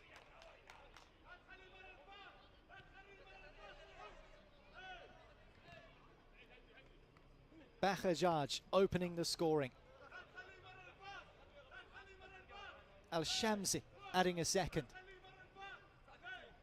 And between them, adding real drama too. Well, the group was finally poised. A goal for TCH changes things again. Oh, and it very nearly came as well. Whistling across the face of goal. And Bajaj is getting a bit of adulation from his teammates.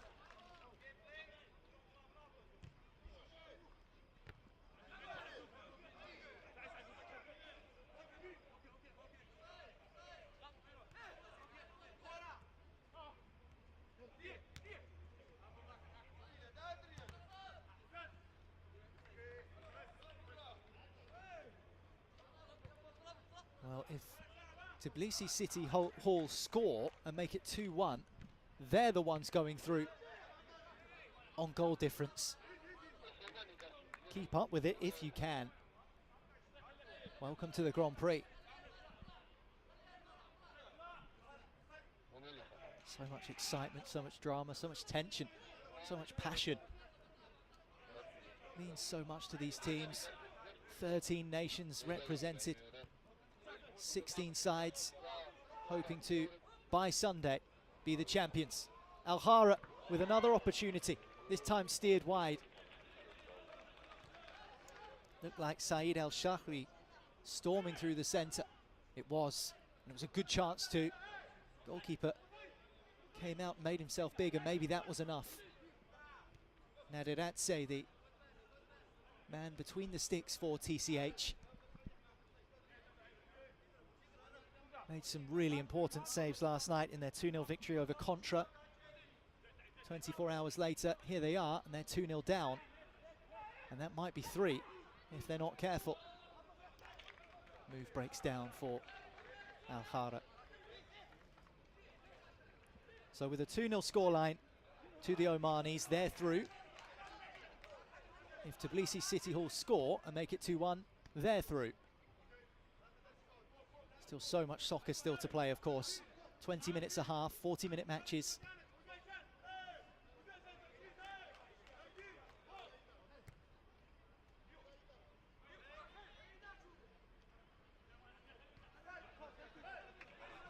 Kakilishvili.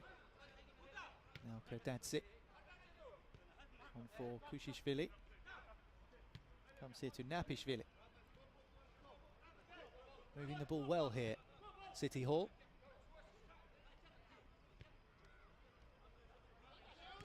Alhara just dropping into a more defensive shape temporarily. Might they regret that? Oh, good defending. Someone was there to cover. Might there be a breakaway on here? And that looked like that might have been a slide, but the ball was adjudged to have already gone out of play.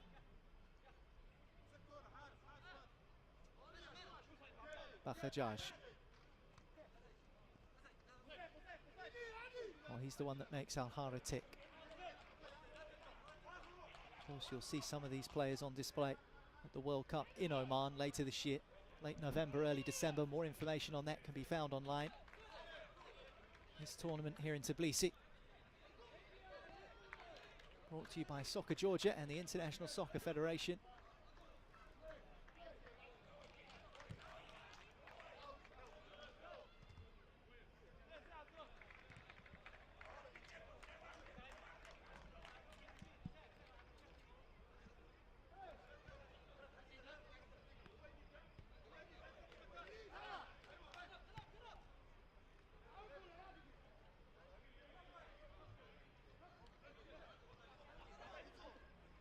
Plenty of those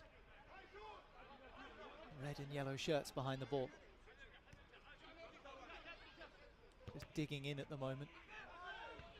Dropped nicely. Kakilishvili had a pop.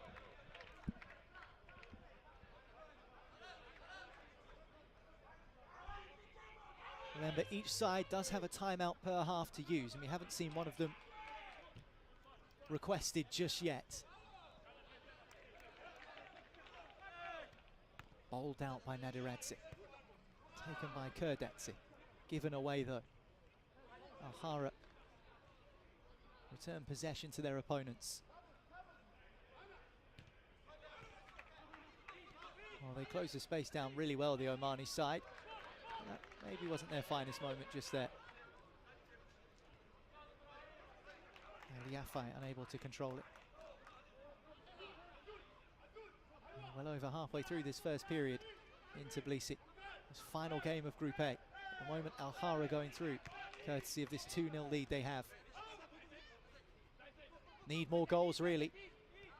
Need more goals to make it comfortable, or at least more comfortable. Trying to find one through Al-Shamsi, who does like to try his luck from all areas of the pitch. Has already got 1 goal today.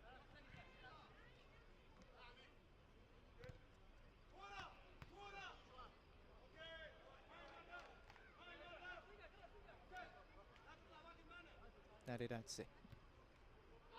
It's a very good pass, and the goalkeeper's committed himself here. Well, he should have maybe just poked that one out of play. Tried to clear it upfield. I can see the thinking behind that, but actually out off the side would have been the safer play there. Nearly got himself into trouble, Al-Wahaibi.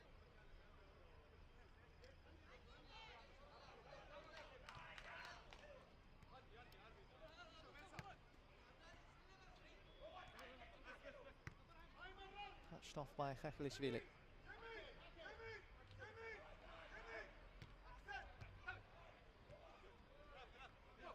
Here it is with Topuria wearing the armband. Well, patience may be required from TCH. Just see the way that Alhara try and block behind the ball every time the Georgian team build up a bit of a head of steam. The Omanis are there just digging in.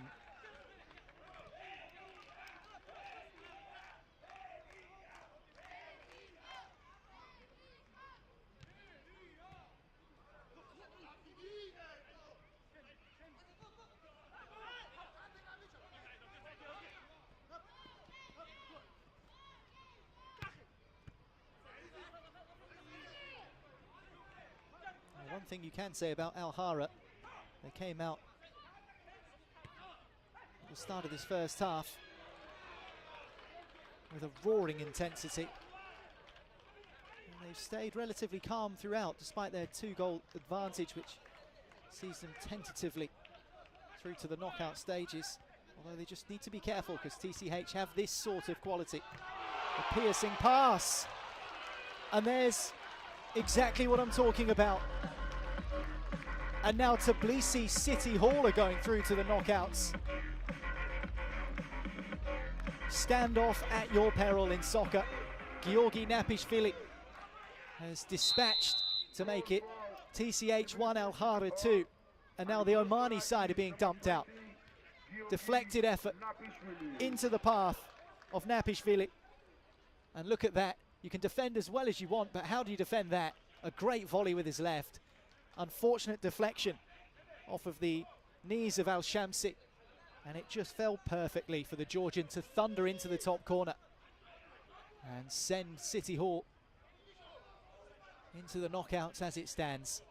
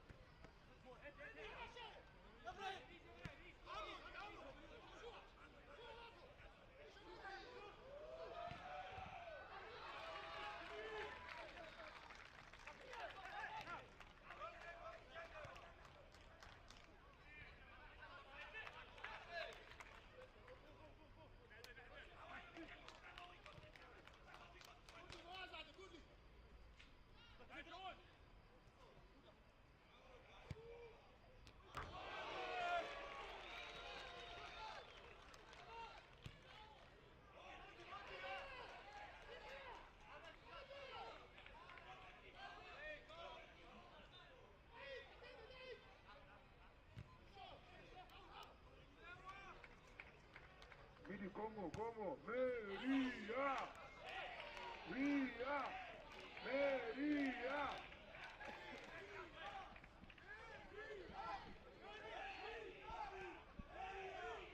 4 minutes to play of the first half here in Tbilisi, and the home crowd getting behind the home side, City Hall, from these parts. Alhara, having travelled from Oman, in a strong position to qualify.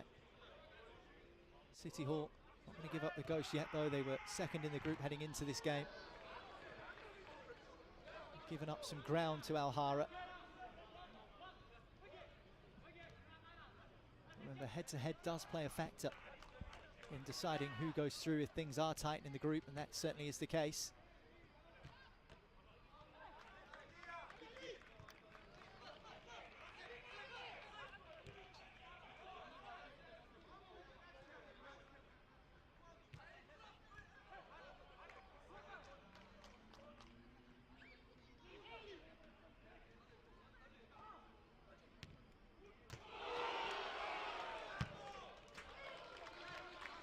Well, TCH getting closer.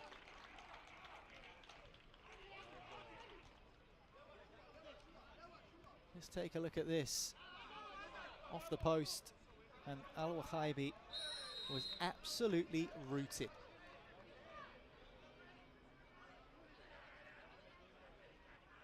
Well, this will be a free kick to the Omani side. Ahajaj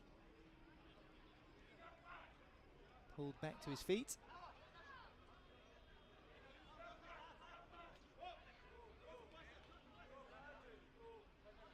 In terms of footwear choices, interesting that the Omani side prefer to wear flat-soled football trainers rather than actual football boots. Right, good chance here for Bahajaj from the free kick situation. Draws a good save. Did deflect into a dangerous area, and there's Al-Shamsi, who apologises to his teammates. Nearly always likes to take those efforts on. Here's the free kick from Bahajaj. You just wonder if that Alhara player was a little bit more alert on that far post. Might he have been in with a sniff to poke it home?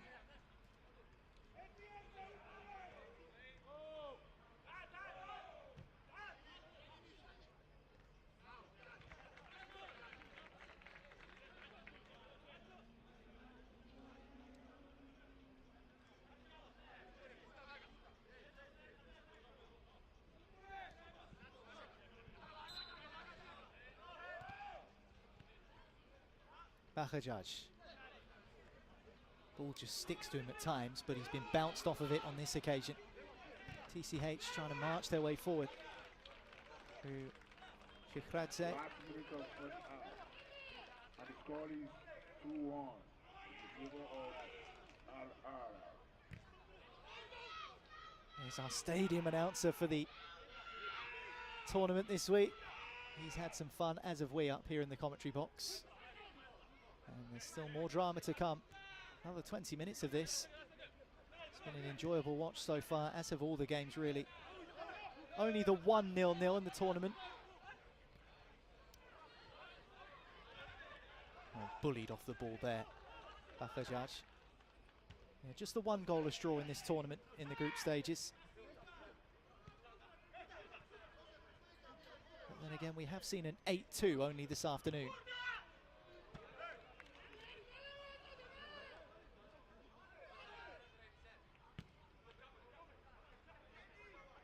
The time is over. Reached the end of the first period.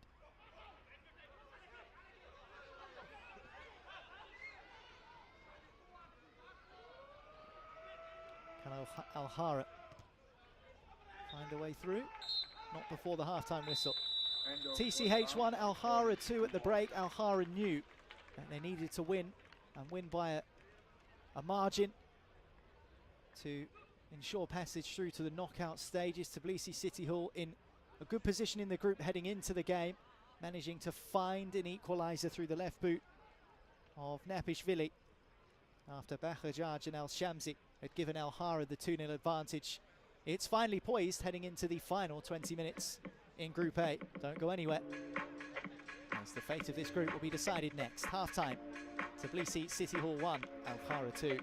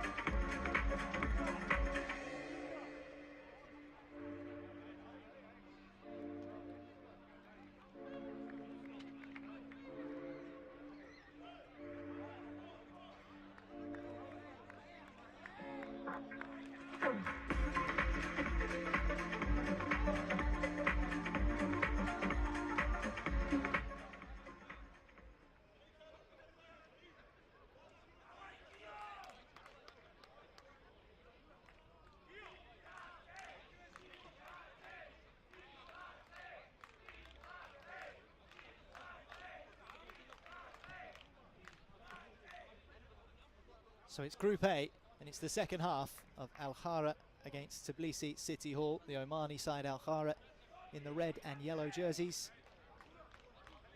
City Hall, from right here in the Georgian capital, wearing the darker colour shirts, shorts and socks.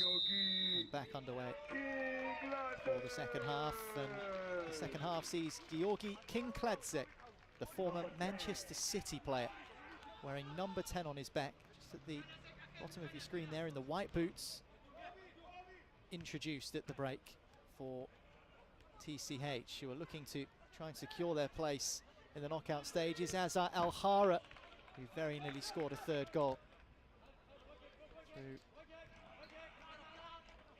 Al Yafai, just from outside the box. Always rising, difficult to keep that one low. Kinkladze. Shifted on by Kerdadze. One back by Alhara. Third goal will be really crucial. Well, Alhara started the first half like they meant business.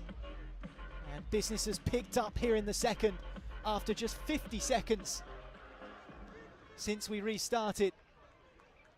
A toe-poked effort from Saeed Al-Shakhri means that Alhara lead by 3 goals to 1, and that spells doom for Tbilisi City Hall. As things stand, they are going out. Don't you just love the drama that soccer brings in Group A? So many permutations and avenues in terms of which way this game could go. It's going the way of Alhara, who are going through with the scoreline 3-1. Kinkladze. Topuria. Back to Kinkladze in the centre circle for Tbilisi City Hall.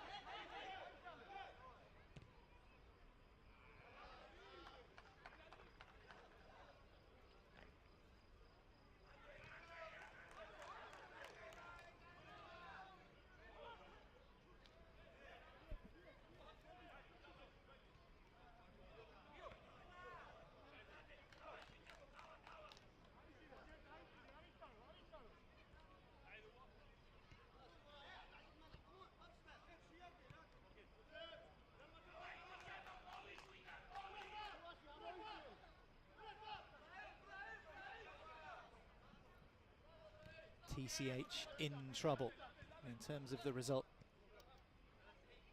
Of course, things so tight in this group weakens them in the head-to-head as well. Losing to Alhara, who effectively it's between them and City Hall for this final knockout phase place.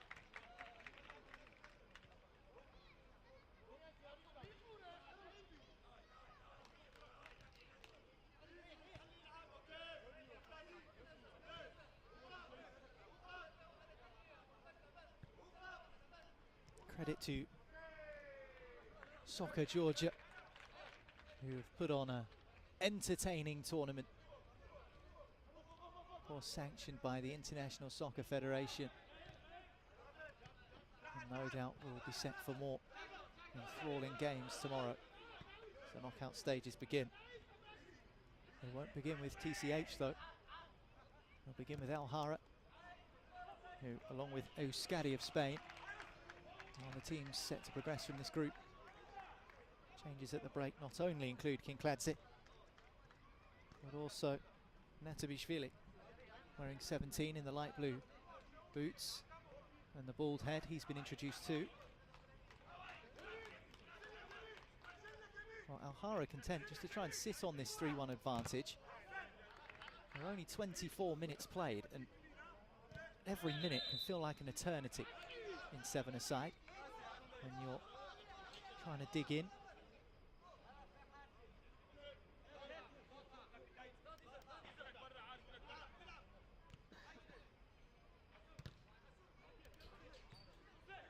Well taken by Bakajaj.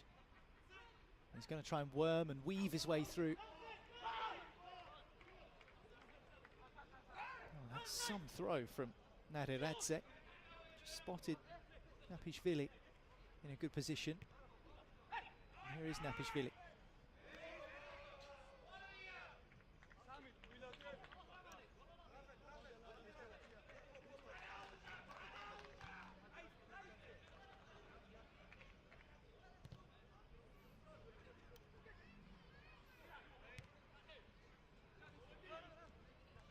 Flicked around the corner. Napishvili can't bring it under his spell. Al-Yafai trying to force it forward. Scraped down the line. Can't be collected by Al-Shahri, the scorer of Alhara's third. Now it's with TCH in an advanced position. Cleared away. Skywards from the team from Oman. Moved on by Topuria. This is Natabishvili. Oh, this is going to break down. Side netting. Side netting. What a collective groan from what felt like half of Georgia. Oh, it's a massive chance. It is a massive chance for City Hall.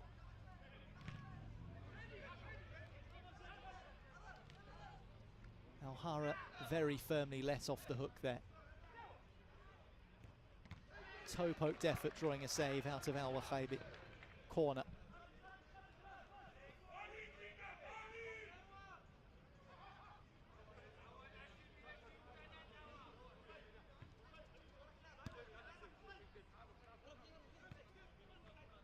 Topuria. In the centre with Kerdadze.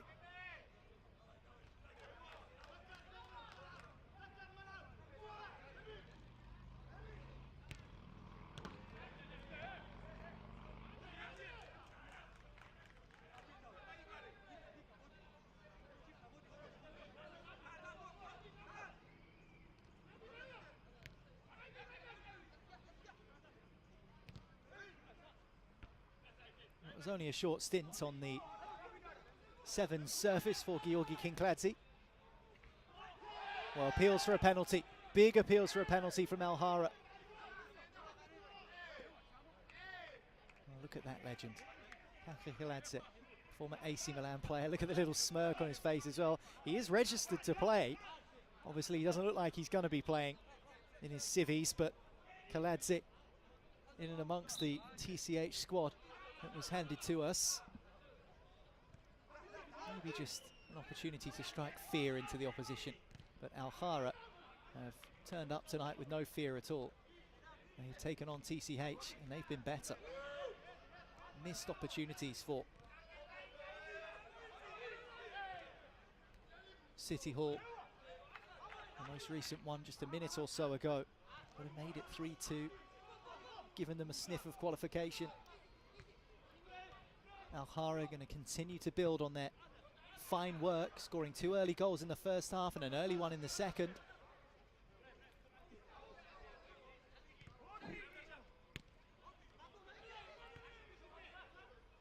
Reverse pass might open up here. Well, maybe he got a shout there, Al-Yafai, because he was in that space that every attacking player wants to be in, just on the edge of the box with no one around him, and decided to try and flick it. Maybe could have taken a touch and set the ball out for an effort on goal. Wasn't the case. And now City Hall have possession.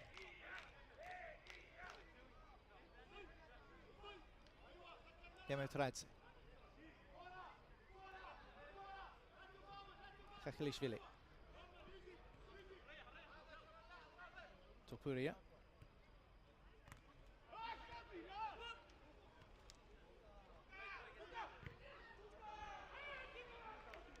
Well, couldn't get the direction. Georgi Kerdadze just managed to ride the bounce of the ball for a few moments before taking it on with the side of his foot. This is Al-Yafai for Alhara. Shout is outside, and inside the area it goes from Al-Khatiri.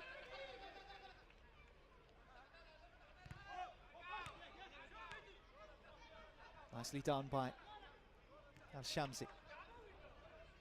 Back with the Alhara defence now.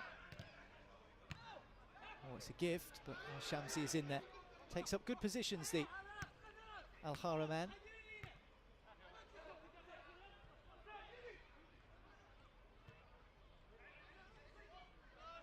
Oh, was that a foul? No, says the match official. 10 to play, and Alhara are going through to the knockout stages. If it stays as it is, they'll be joining Yus Scatti of Spain in the elimination round tomorrow. It'll be goodbye to Tbilisi City Hall. 2 Georgian sides have already qualified, crossed the through, as our bet live.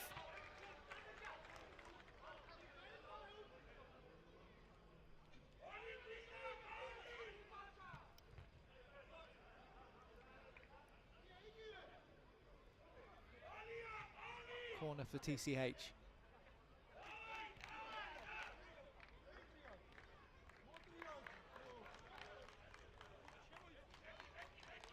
Of course, we saw Rewind of Georgia go through at the expense of Tesla's Bar in the last game in Group D. This is Group A, and at the moment Alhara in the box seat. Can TCH mount a response? Good defending, headed away by Bakajaj. Well, the goalkeeper was committed to one side. Some might argue fortunate that it deflected that way. I'm not sure Bakajaj knew too much about it, just trying to divert it away from goal.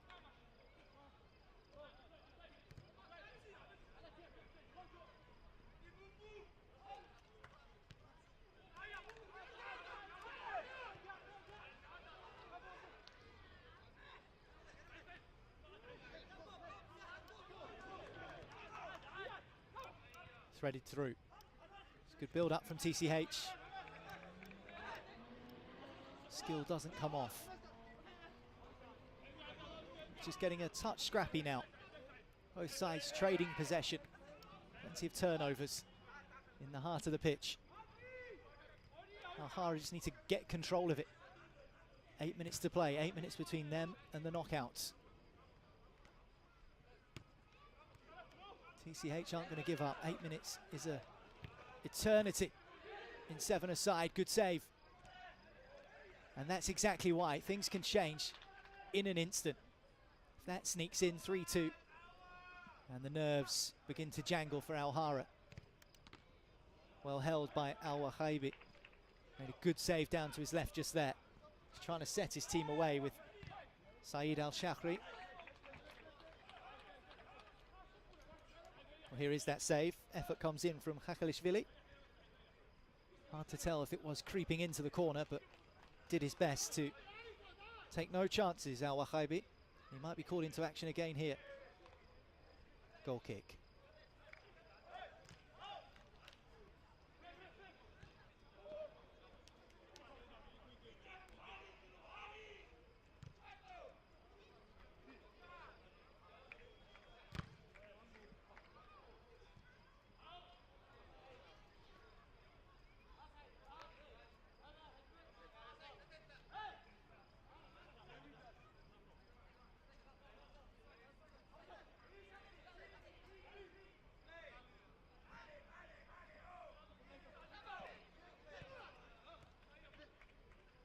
Time ticking down, time ticking away from Tbilisi City Hall. Levan Kaladze is now on the field, trying to offer something different for the Georgian team. There he is. It's a little bit more height than what they currently have available to them. Not a great deal of height in the Omani ranks. The tallest player by a distance is Al-Shamsi. That's a good throw. Spells danger. Or was that a slide? Not according to the match officials. And it's a kick in on the sidelines.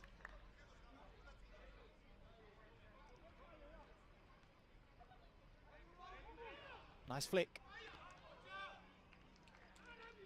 Easy work for Al-Wahaibi.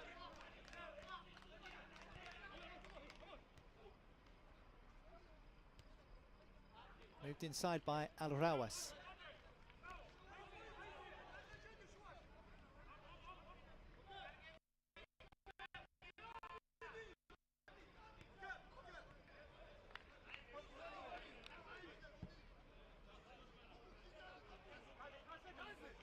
5 minutes to go.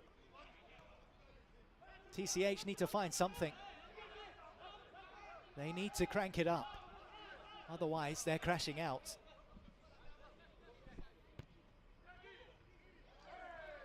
Feels for handball. Possession with Alhara, though. They move up the field.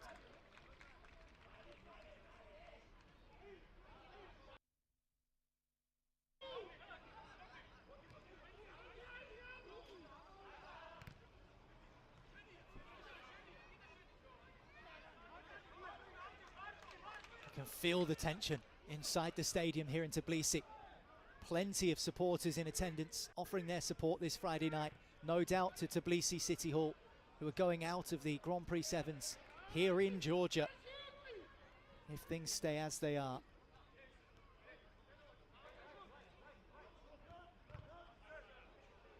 Good header away. Nadiradze. Well, a timeout is being called. Well, that did fiercely strike the Omani in the face. Sure, we'll get another look at it. But Nadiradze has called a timeout for Tbilisi City Hall. Each team gets a 60-second long timeout to use. Well, he didn't like that, did he? Whatever was administered up the nose there. Well, that's got him back on his backside, Al-Barami. And the Alhara side from Oman just need to manage this carefully here.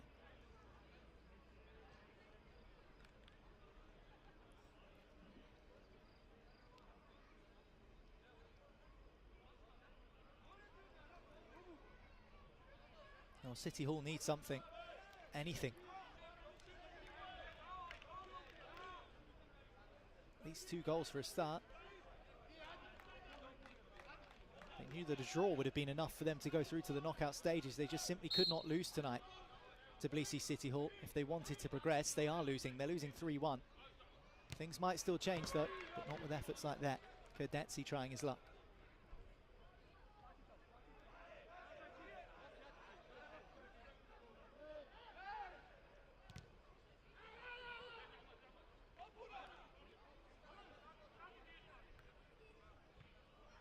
Lofted in towards the edge of the box. Red shirt goes flying at it. It's down on the ground for a kick in.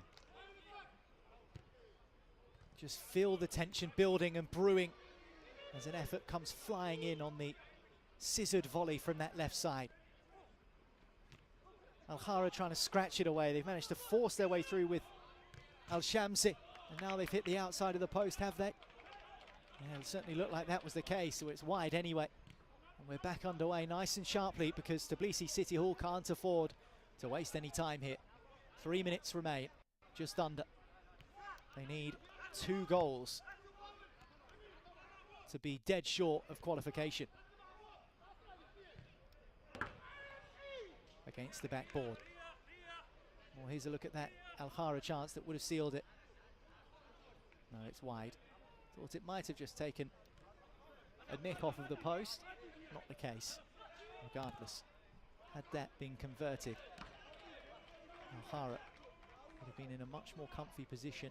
They already do have that 2-goal cushion. It's up to TCH to find a way through. Can they do so?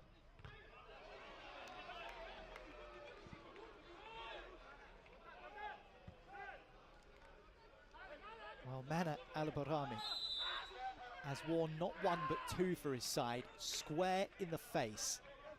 That is what qualification means to this Alhara side. He's still on his haunches.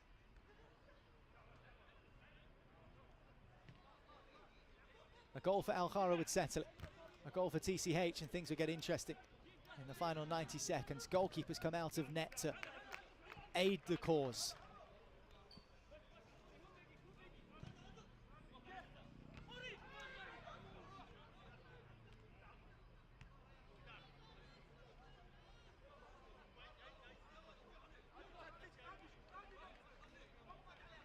It's eerily quiet inside this stadium.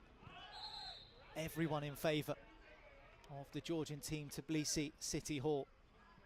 Their compatriots at Krosty have already qualified. BetLive from Georgia, they've already qualified. Tbilisi City Hall won't be able to join Rewind, who have also nudged their way through to the knockouts. They've got 45 seconds to score a couple of goals. They're not going to do it. We've seen many remarkable things in soccer, but this would be right up there if TCH can do something. Last chance saloon stuff now. Really is do or die for TCH.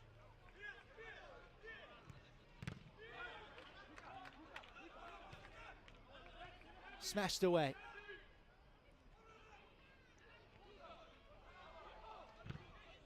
Another effort blocked.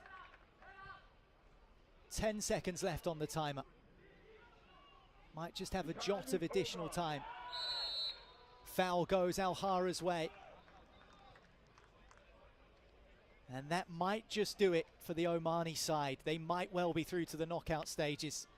Remember, 16 teams across 4 groups have been competing for a chance to make it through to the knockout phase, which starts tomorrow. 13 nations represented, 4 teams from right here in Georgia. And of course, Alhara have made the trip from Oman, and they will have that trip extended for the weekend as well. Because you'd imagine as soon as the goalkeeper, Al-Wahaibi, takes this, the full-time whistle will sound and Group A will be sewn up.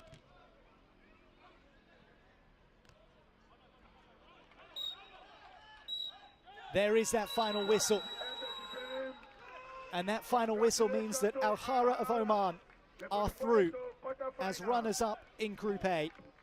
The day started with Tbilisi City Hall in that prominent second position. They needed to avoid defeat to make sure that they got through, but they weren't able to do so. Early goals in the first half through Al-Shamsi and starman Bahajaj gave Alhara a platform, topped off by Saeed Al-Shahri at the start of the second half.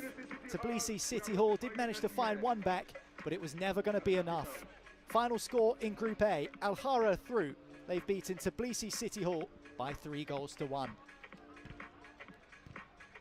More 7-a-side soccer action to come very shortly.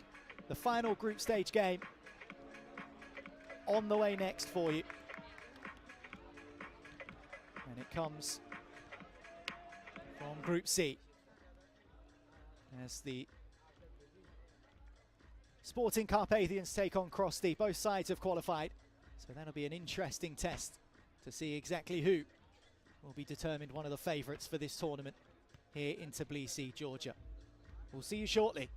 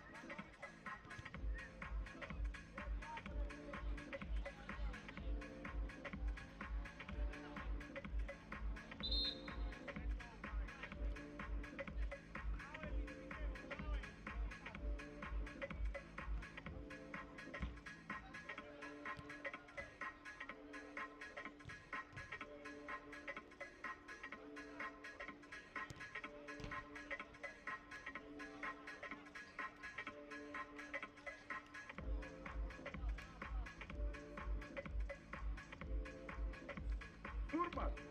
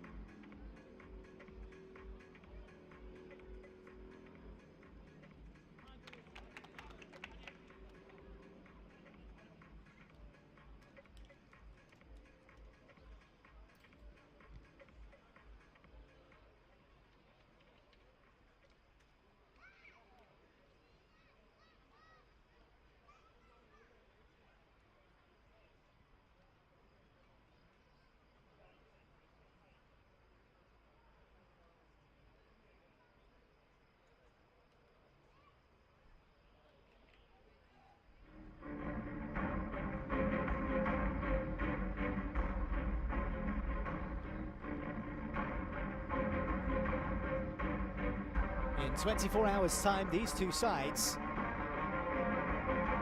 could be well competing in the semi-finals of the Soccer Grand Prix Sevens here in Tbilisi, Georgia. A 16-team competition with representatives from 13 nations across the planet fighting it out to be crowned champions here in the Georgian capital.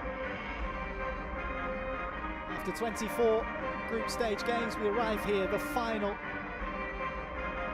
pool match, and it comes from Group C as hometown team Crosti take on the Sporting Carpathians.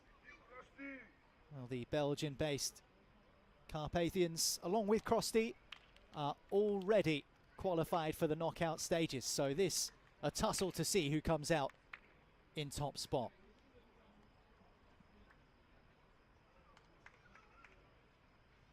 Crosti in the white shirts, have international pedigree in their ranks. Two former Georgian national team players, Levan Chelidze and Georgi Navalovsky, both of whom scored yesterday in Krosti's impressive 5-1 win over San Antonio.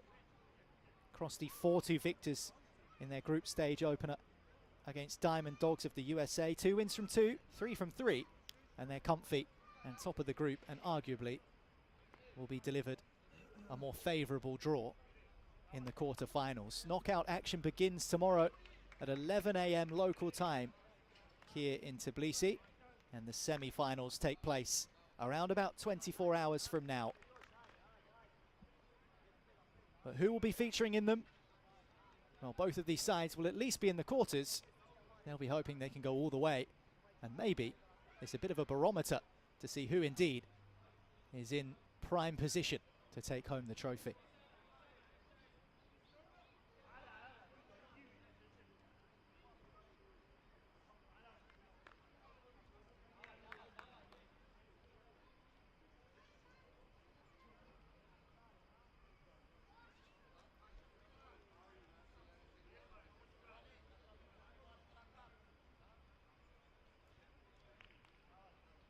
Almost ready to get underway here in Tbilisi.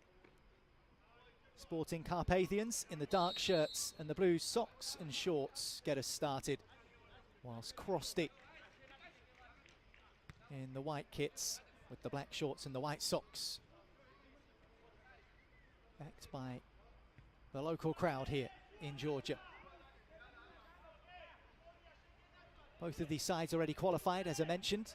If it's a draw after 40 minutes, of course 20 minutes a half, then it will be Krosti who progress in top spot in this group by virtue of the amount of goals they have scored. Both sides, if the scores are level, will have an equal number in terms of goal difference, but goals scored will be the determining factor in who finishes top of the group.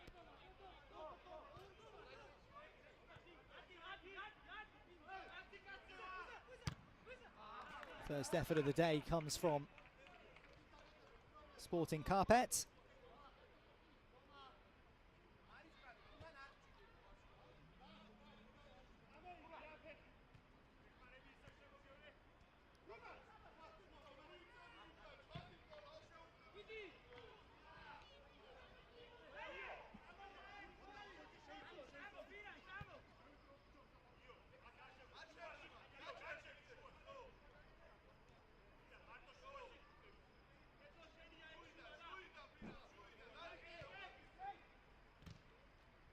Could present itself as an early opportunity for the Carpathians.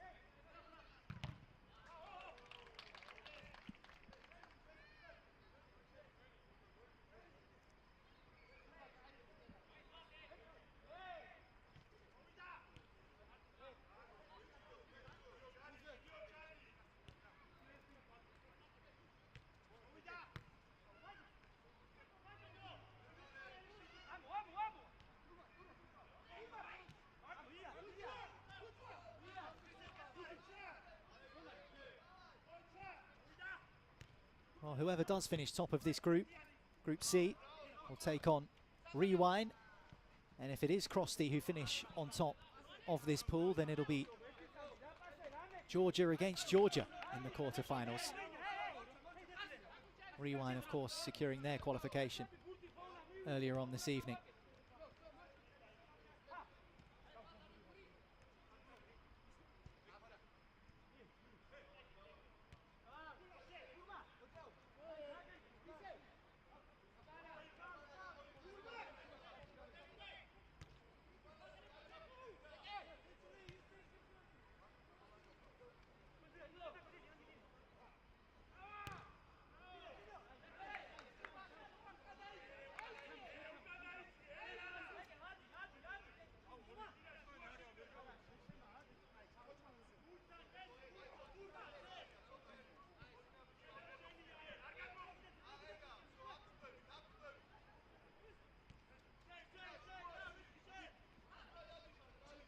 Krosti looking to join Sarmat as the only side to have secured 3 wins from 3 in the group stages. Sarmat of Ukraine.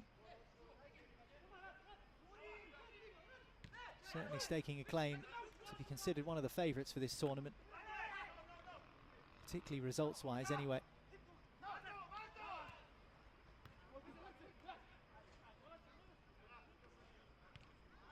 Taken on the chest of Chetlitse.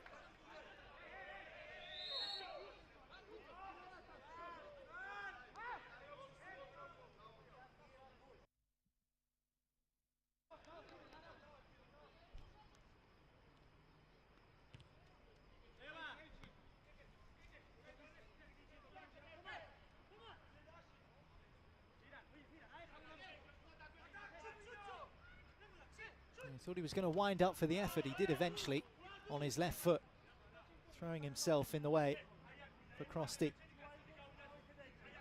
Irakli Huchua.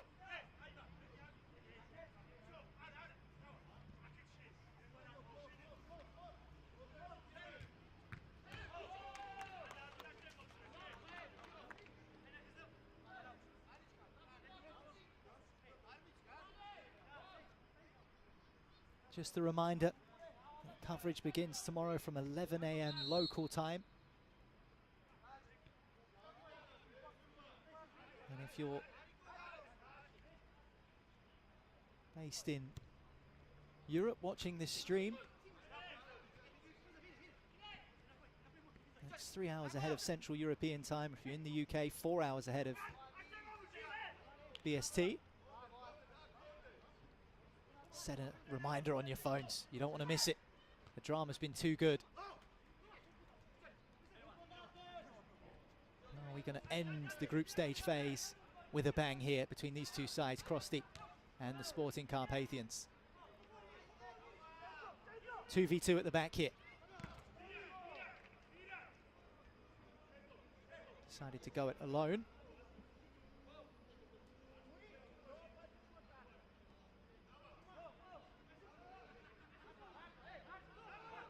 Georgi Toledava just trying his hand.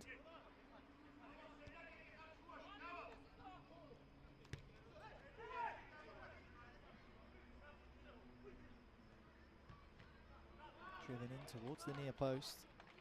Deflected behind corner.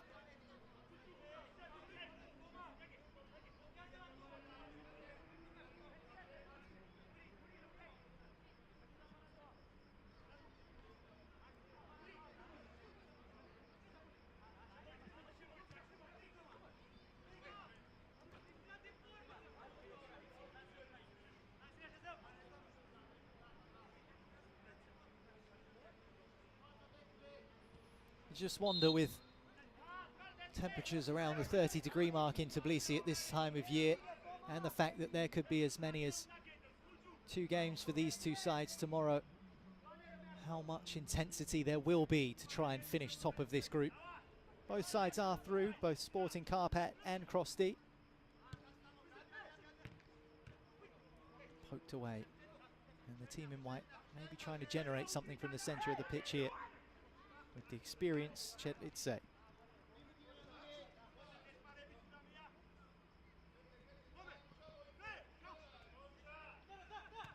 Quarters first, then semis, both taking place right here. And both of these two teams will be involved. Don't want to burn themselves out.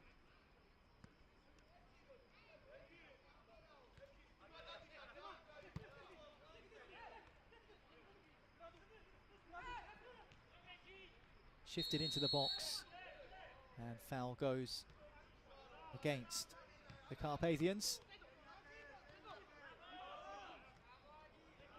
Well, one thing you will say about Sporting Carpat is they are very good, almost deceptively good at winning the ball back. Have scored plenty of goals in this tournament so far. Not as many as Krosti. Krosti have 9 on the board that they've scored. They've conceded 3. Looking to add a 10th for the tournament there. By Chetlitse.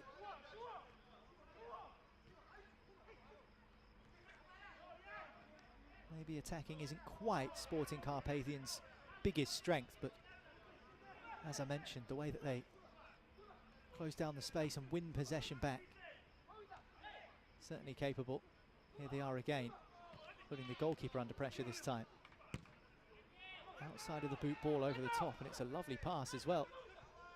Crosty trying to work something here. Neatly done. Oh, and it's off the post. Well, it's a remarkable attempt with the outside of the left boot, and it spins away from goal. Let's look at this again. Shifted on by Navalovsky, and the outside of the left boot with his back to goal, he somehow managed to strike the post. Well, if he had squeezed that in, that might well have been contender for goal of the tournament. We've seen a number of screamers, efforts drifted into the top corner from long range, but that would have been something different. Here's the rest of the Carpathians contingent as we take a look at that kick in, which eventually came to another corner.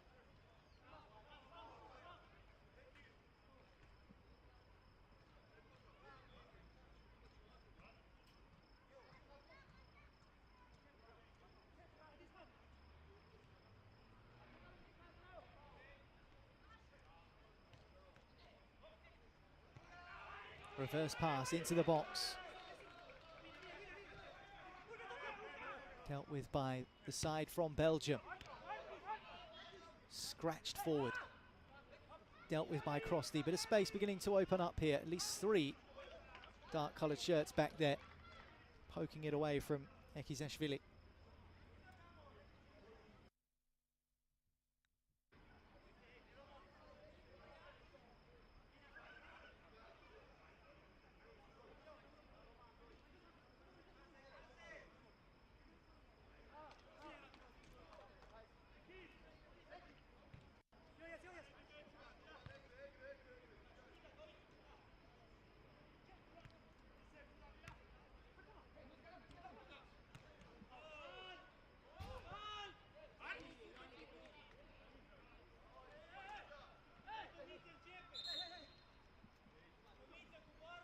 Just a reminder of the rules with kick-ins in Grand Prix.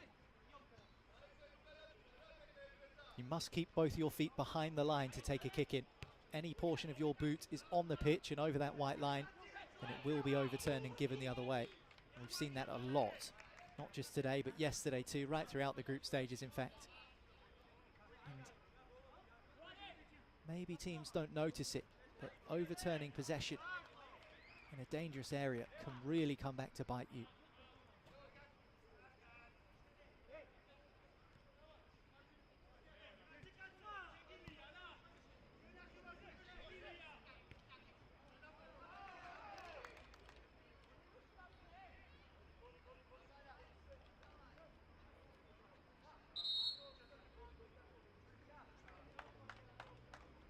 A minute's time out.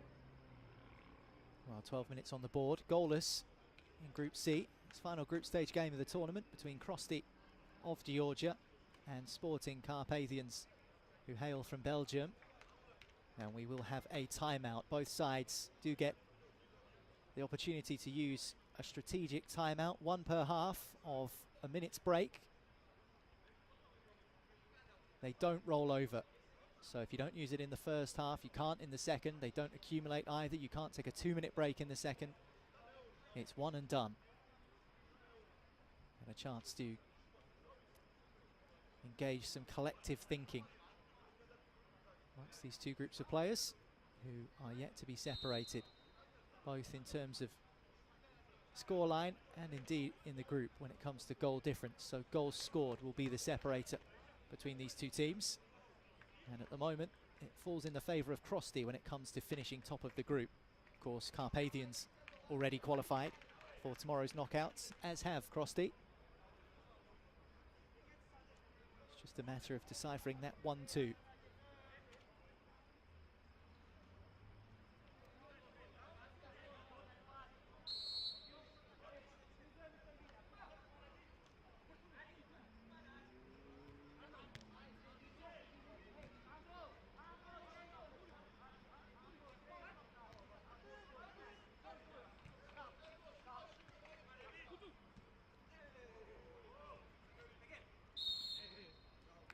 Foul given.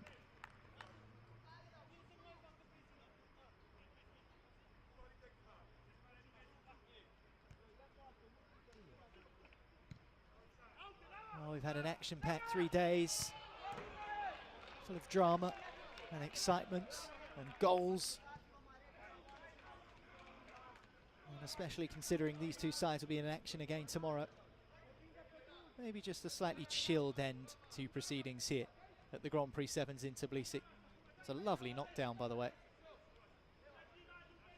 Navalovsky couldn't latch onto it.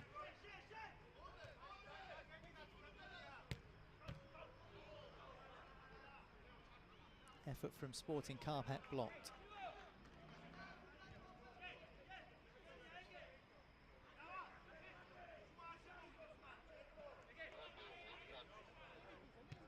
Pinched back by Krosty. Rather wasteful from the team in white.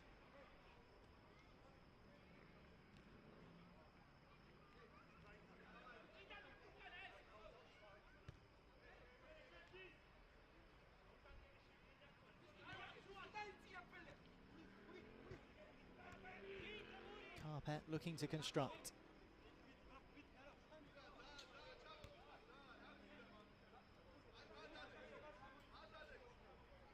Deadlock still very much intact after 14 minutes.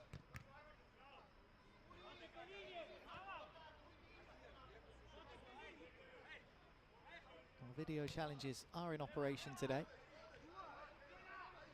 Haven't seen too many of them in this evening session. Certainly been a more mild-mannered affair than the ill-tempered scenes we saw yesterday. There were plenty of sin bins. And saw our first red card of the tournament.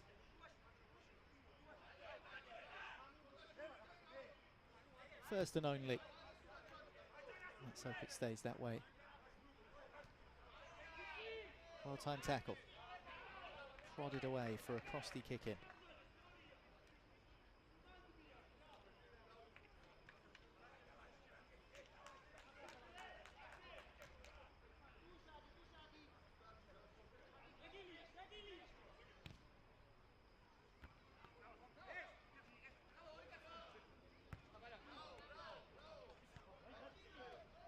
Kushua. Moved out to the left by Ekizashvili. The goalkeeper. 2 minutes in, and then foul in the centre. A little too keen, Georgi Navalovsky.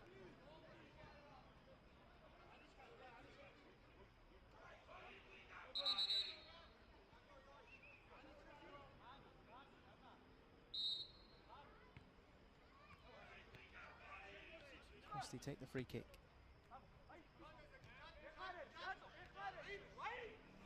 Navalovsky involved again and riding challenges again. Getting his team forward again. Well, a few inside the stadium here thought that Georgi Piranashvili had thrashed Krosty into the lead. Well, the ball was always running away from him. The angle was tightening and tightening. Had to swivel his whole body to get the shot off. Did well to do so, and it wasn't too far away. But it's still goalless here in Group C. Carpathians and Krosty dueling to figure out who will finish top of the group.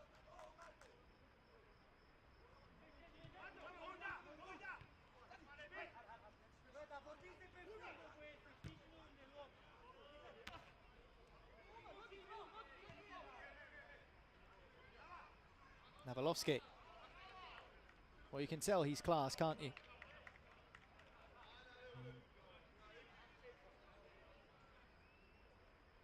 Whoever comes up against Krosty will need to try and really deal with Navalovsky and his former Georgian national team compatriot, Shetlitse.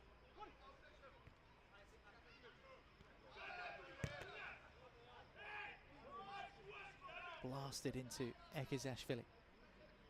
Carpathians have a kick in. That's David Bakratze, the goalkeeper for Krosty. Of course, not the man between the sticks right now, that's Terminite, but it is the Krosty keeper who's involved there, as Carpat look to try and eke out an advantage heading in towards the half-time interval. Let's have another look here. Did it strike the midriff of the Krosty player? I'm not quite sure what's happened there. Another effort comes flying in. There's Bakratze, the two Davids, the two goalkeepers for Krosty. Terminite in goal at the moment, Bakratze keeping net last night. Either keeper yet to keep a clean sheet. Diamond Dogs put two past Krosty on Wednesday night. San Antonio managed to bag a goal last night. Both sides respectively are out of the competition. They scored 4 and 5 in those two matches though. It's at the other end where Krosty have done their damage.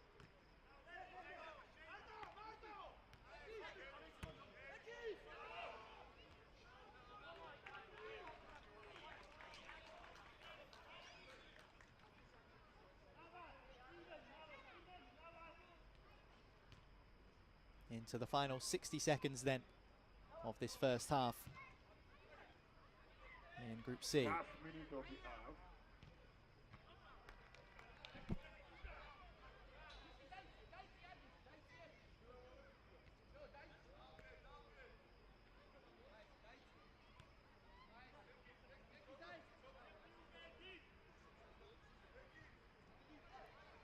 Well, on the basis of this, Sporting Carpat aren't really too fussed whether they play Rewind or Sarmat in the knockout stages, because they need to win to ensure that they finish top spot. The draw is good enough for Krosty to come out as kings of the group.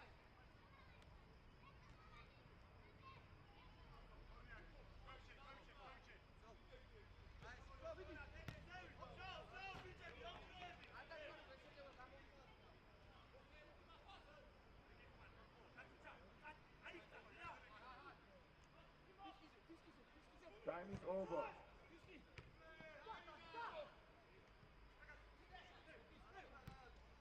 Carpathians looking to sting Krosty before half-time, and they won't do so. And there is the half-time whistle here in Group C. And the final affair of this pool sees Krosty and Sporting Carpat lock level. Both sides already through. Whoever wins is guaranteed a top spot. A draw enough for Krosty to go through as group winners, but nothing to split them. Half-time, Krosty 0, Sporting Carpathians 0.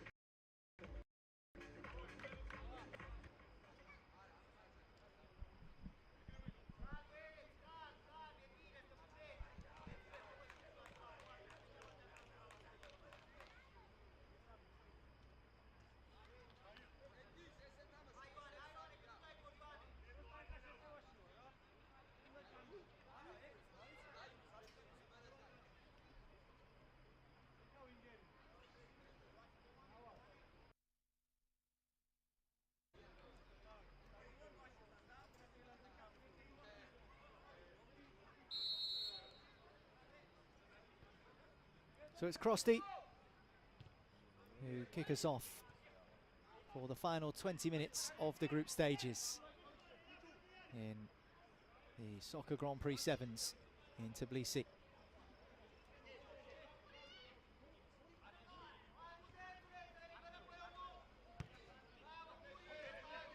These two sides, 2 of 16 to compete in this competition over the last 3 days, and both going through to the knockout stages tomorrow. Who will go through top of the group? Well, at the moment, if it stays a draw, that will be Krosty, who have scored more goals than Sporting Carpathians in the group phase. The team from Belgium need a victory to go through as group winners.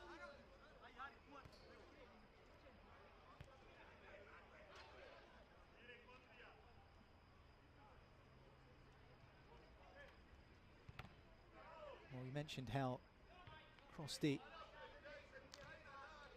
have a better goal difference. Scoring goals hasn't been a problem for them, 9 in 2 games. Although they haven't found a way through Sporting Carpat just yet. And maybe that's not a surprise either. Only 2 goals shipped by the Carpathians in their 2 matches up till now. And that continuing to be the case here, with it goalless early in the second half.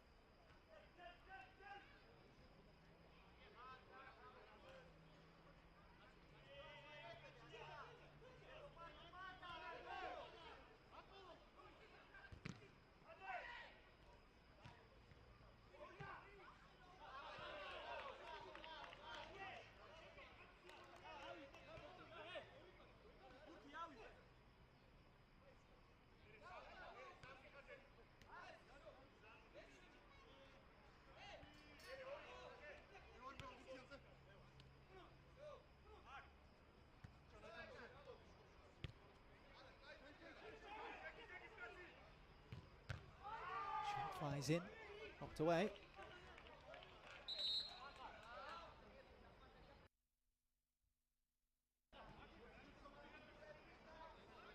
Bit of a sore one for Couture. He wants to be looked at, I think. And here is that effort. It's hit with serious pace. I think he did just stoop down low to try and head it away. Maybe the angle of his neck caused him a bit of pain. This might tell us a clearer story. Yeah, right on the top of the head. They hurt. Give you a bit of jelly brain. Well, it was effective anyway, the defending from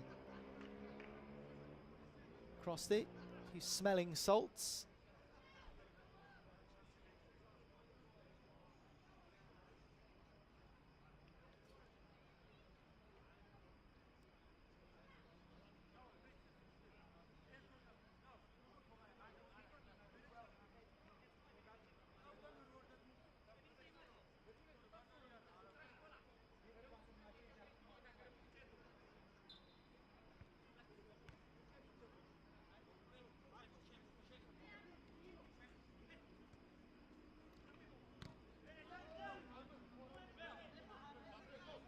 Sporting Carpathians applying the pressure. Plenty of white shirts blocked in behind the ball. At least 3 of them inside the penalty area.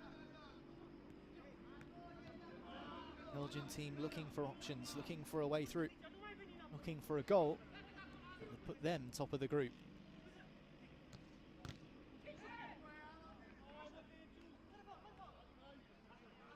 Krosty looking to counter. And really hammer home that advantage at the top of the group.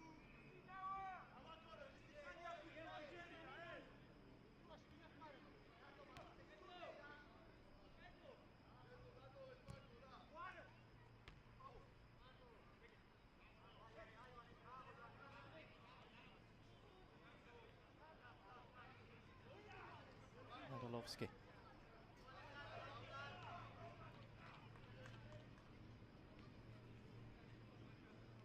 Termanitze just assessing his options ahead of him.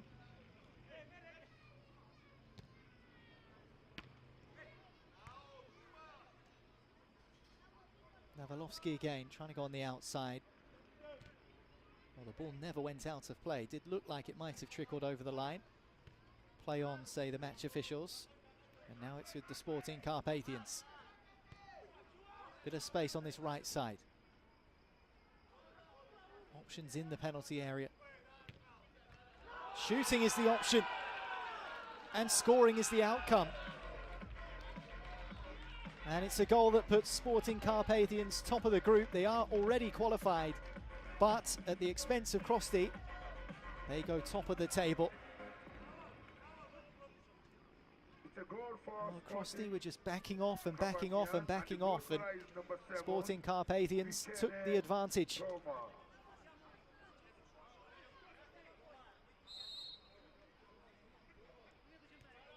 Well, here's how Sporting took the lead.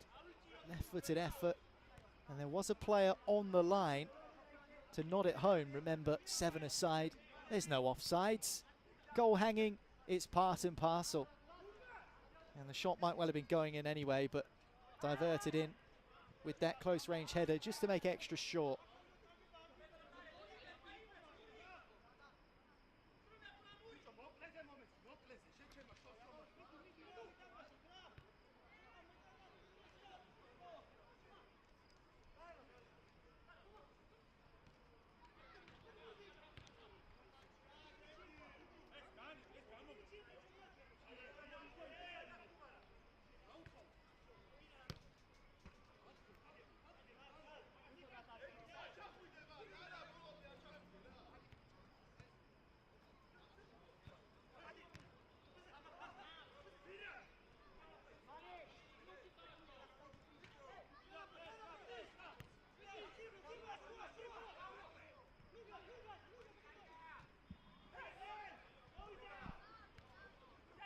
So Crosty 1-0 behind. At 0-0, they were going through as group winners. Still 14 minutes to play. Ample time to find an equaliser and perhaps more. As for the Sporting Carpathians, their tight defence through the tournament has remained intact here. Looking to add a second. And narrowly wide.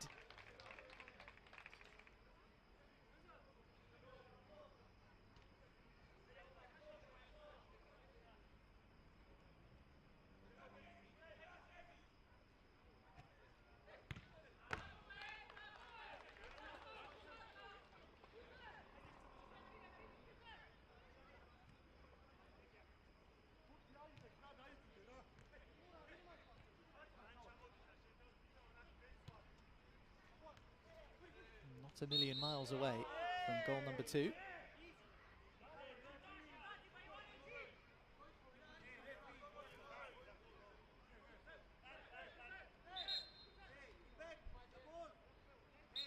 Chetlidze. We'll have another retake. And the Carpathians just need to keep their distance. That's the message from the referee. 2 in the wall. And former Georgian national team player Chetlidze is going to take a pop at this. Oh, good job there were 2 in the wall.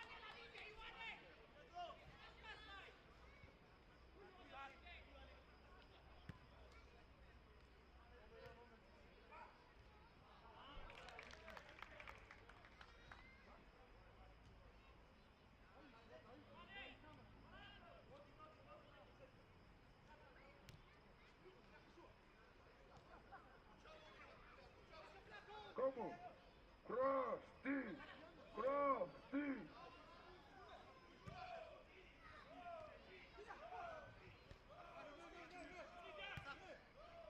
Well played up there by Crosty. Spironashvili with 14 on his back. In and amongst the Georgian goal scorers yesterday against San Antonio. Left-footed effort. Startles the goalkeeper.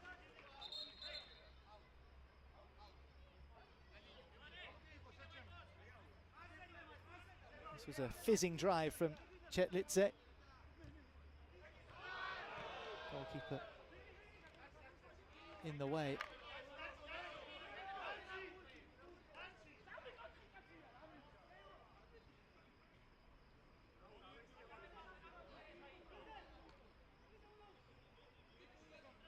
That's a good chance. Seen a few headers scored in this tournament so far. Don't normally associate small-sided games with headers, but those aerial passes can be really effective, and there's another one there. Up in towards the box it goes, and headed goalwards by Parinishvili.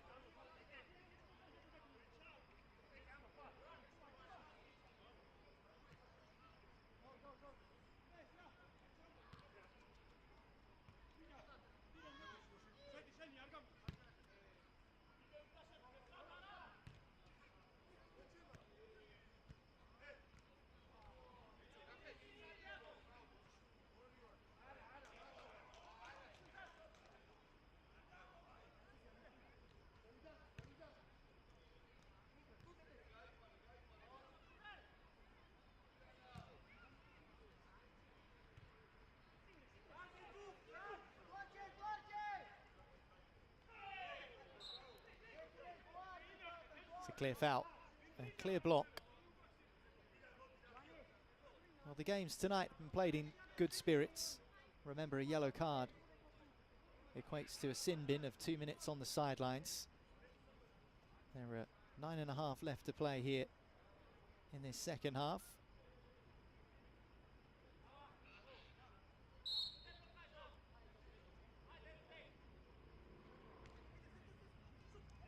It's a clever touch.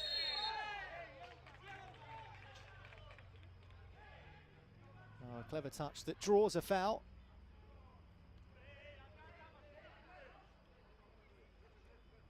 This is intelligent. Watch this. Round the corner and draws in Timo Ekizashvili.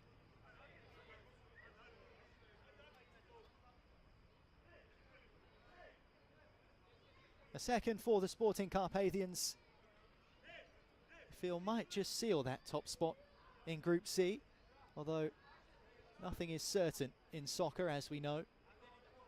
But with the way that they've defended right through this tournament, right through these group stages, you'd think that they'd be pretty comfy with a 2-0 lead.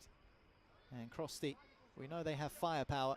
They haven't been able to break through Sporting Karpat so far. Here comes the free kick. It's a low one. Well, where's that ball going to drop? At the feet of a white shirt, thankfully for Krosti. Just had no idea, and neither did most of the players, where that ball was. Ricocheting around in there. Goalkeeper's come out of his net now.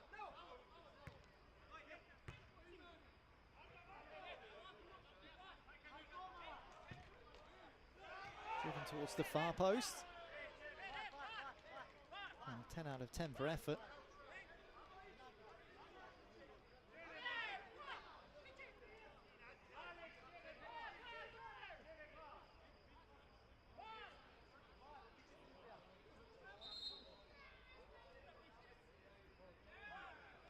Challenge for Sporting Carpathians.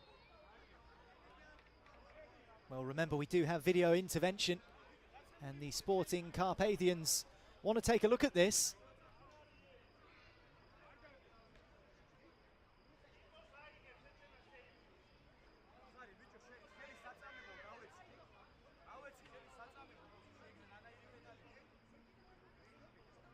Well, we'll just wait for the replays to sort themselves out. Here we go. Well, they're asking for handball, or at least that Sporting player is at the far stick. As it spins towards Navalovsky. Or does he fall on the ball? Well, we've seen a couple of replays. Check is over. No penalty. Well, I think that that's what he's trying to explain there, Georgi Navalovsky, and the check complete. Here's the decision of no penalty. Well, I was a little confused that Sporting Karpat called for the video review. Didn't seem like there was much up to that decision at the time. Rather innocuous. Navalovsky just falls on the ball, makes an honest play for the possession, and then ends up tumbling towards the ball and no penalty. I think that's a fair enough decision. It's a nice flick. Away by Sporting Carpac.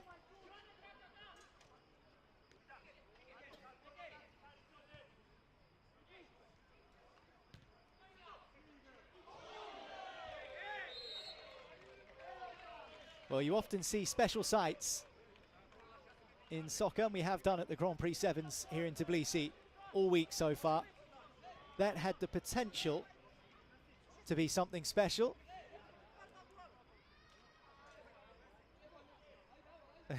Well, top marks for effort. He might have cleaned out one of the Sporting Carpac players as well as he tried to direct it goalwards. Chetlitze did just clip the Sporting player in the face there. And play continues. It's all about the entertainment value. It's why we love it.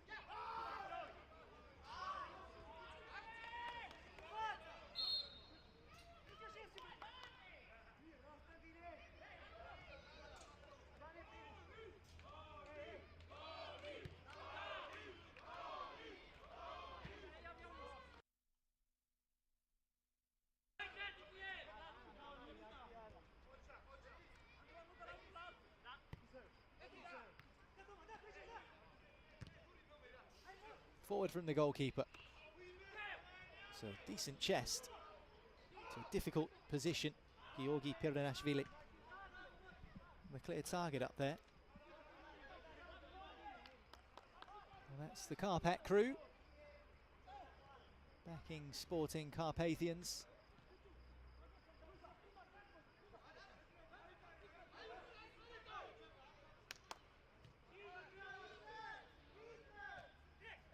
Dropped in towards the edge of the box, taken first time on the volley. It's a good volley as well from Sene Toma. And his goal remains the difference between the two sides as a timeout is called.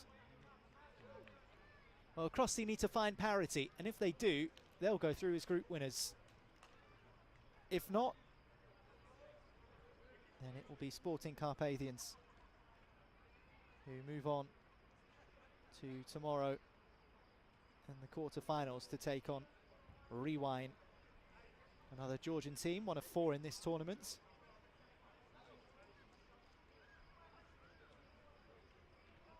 Last it will be Sarmat for Krusty if things stay as they are, and that's why it is 1-0 to the Sporting Carpathians. Left-footed effort, and Toma was on the line to flick in.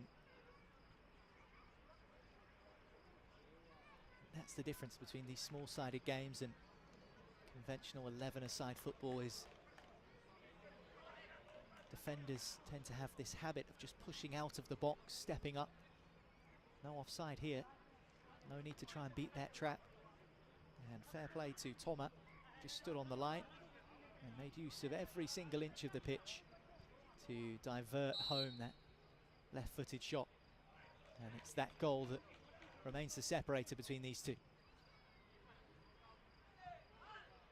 Well, not the first time they're trying to lift it up towards Georgi Piranashvili, wearing 14 for Krusty.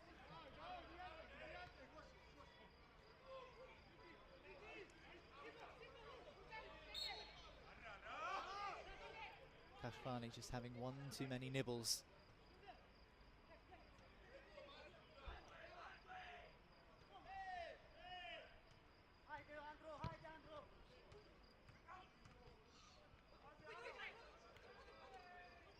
Will it settle? Well, they managed to get a shot away. Appeals for corner. Goal kicks the decision.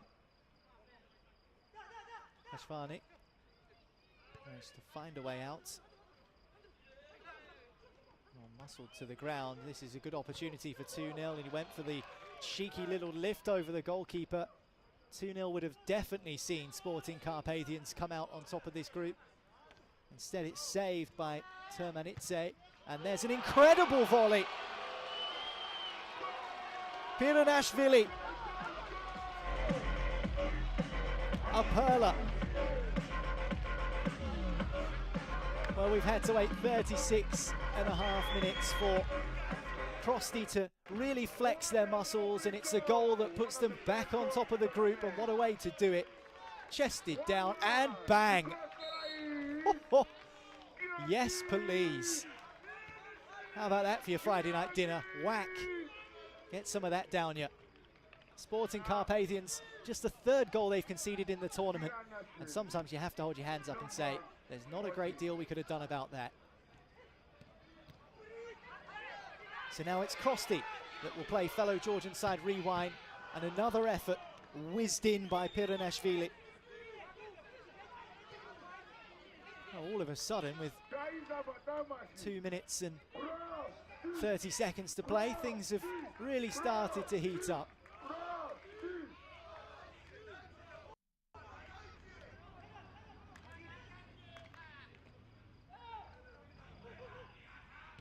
Karpat with another effort. Blocked away again by Crosty.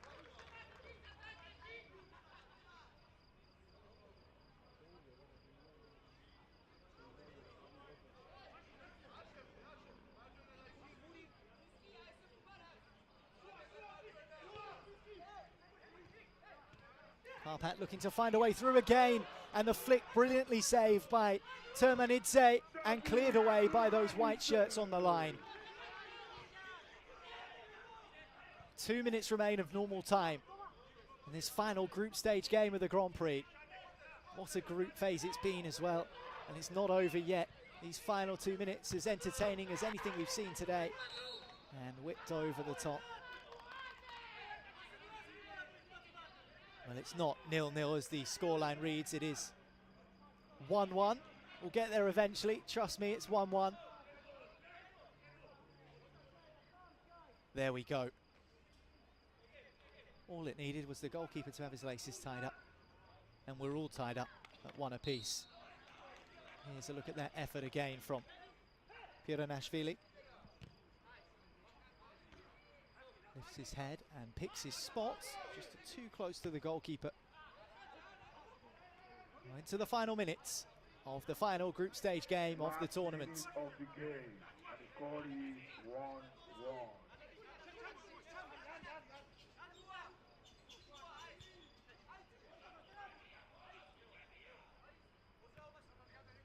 Karpat pushing to the end. A winner will see them top the group, and it's the side netting.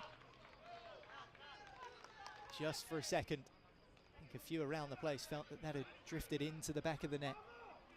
Instead it's behind the net. Excellent footwork in there, shimmying and switching from right to left.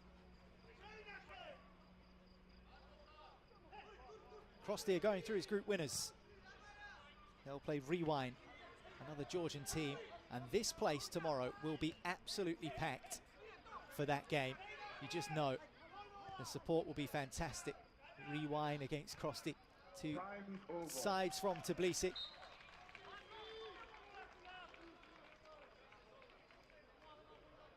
Well, a bit of confusion here. The announcer said that time was over. Well, it doesn't matter what the announcer says, it matters when the referee's whistle blows.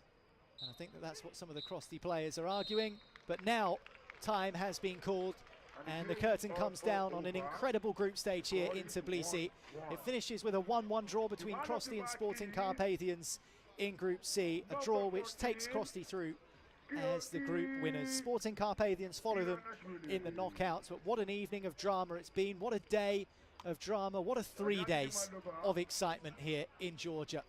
Soccer Grand Prix Sevens never fails to let you down, and we've seen some incredible goals,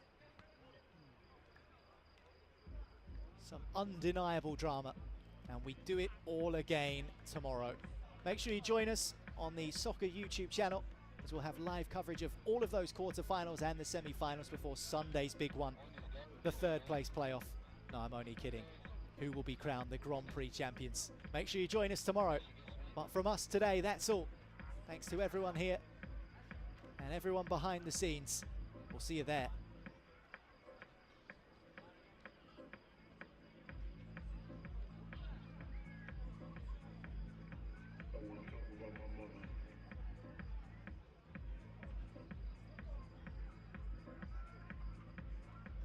game.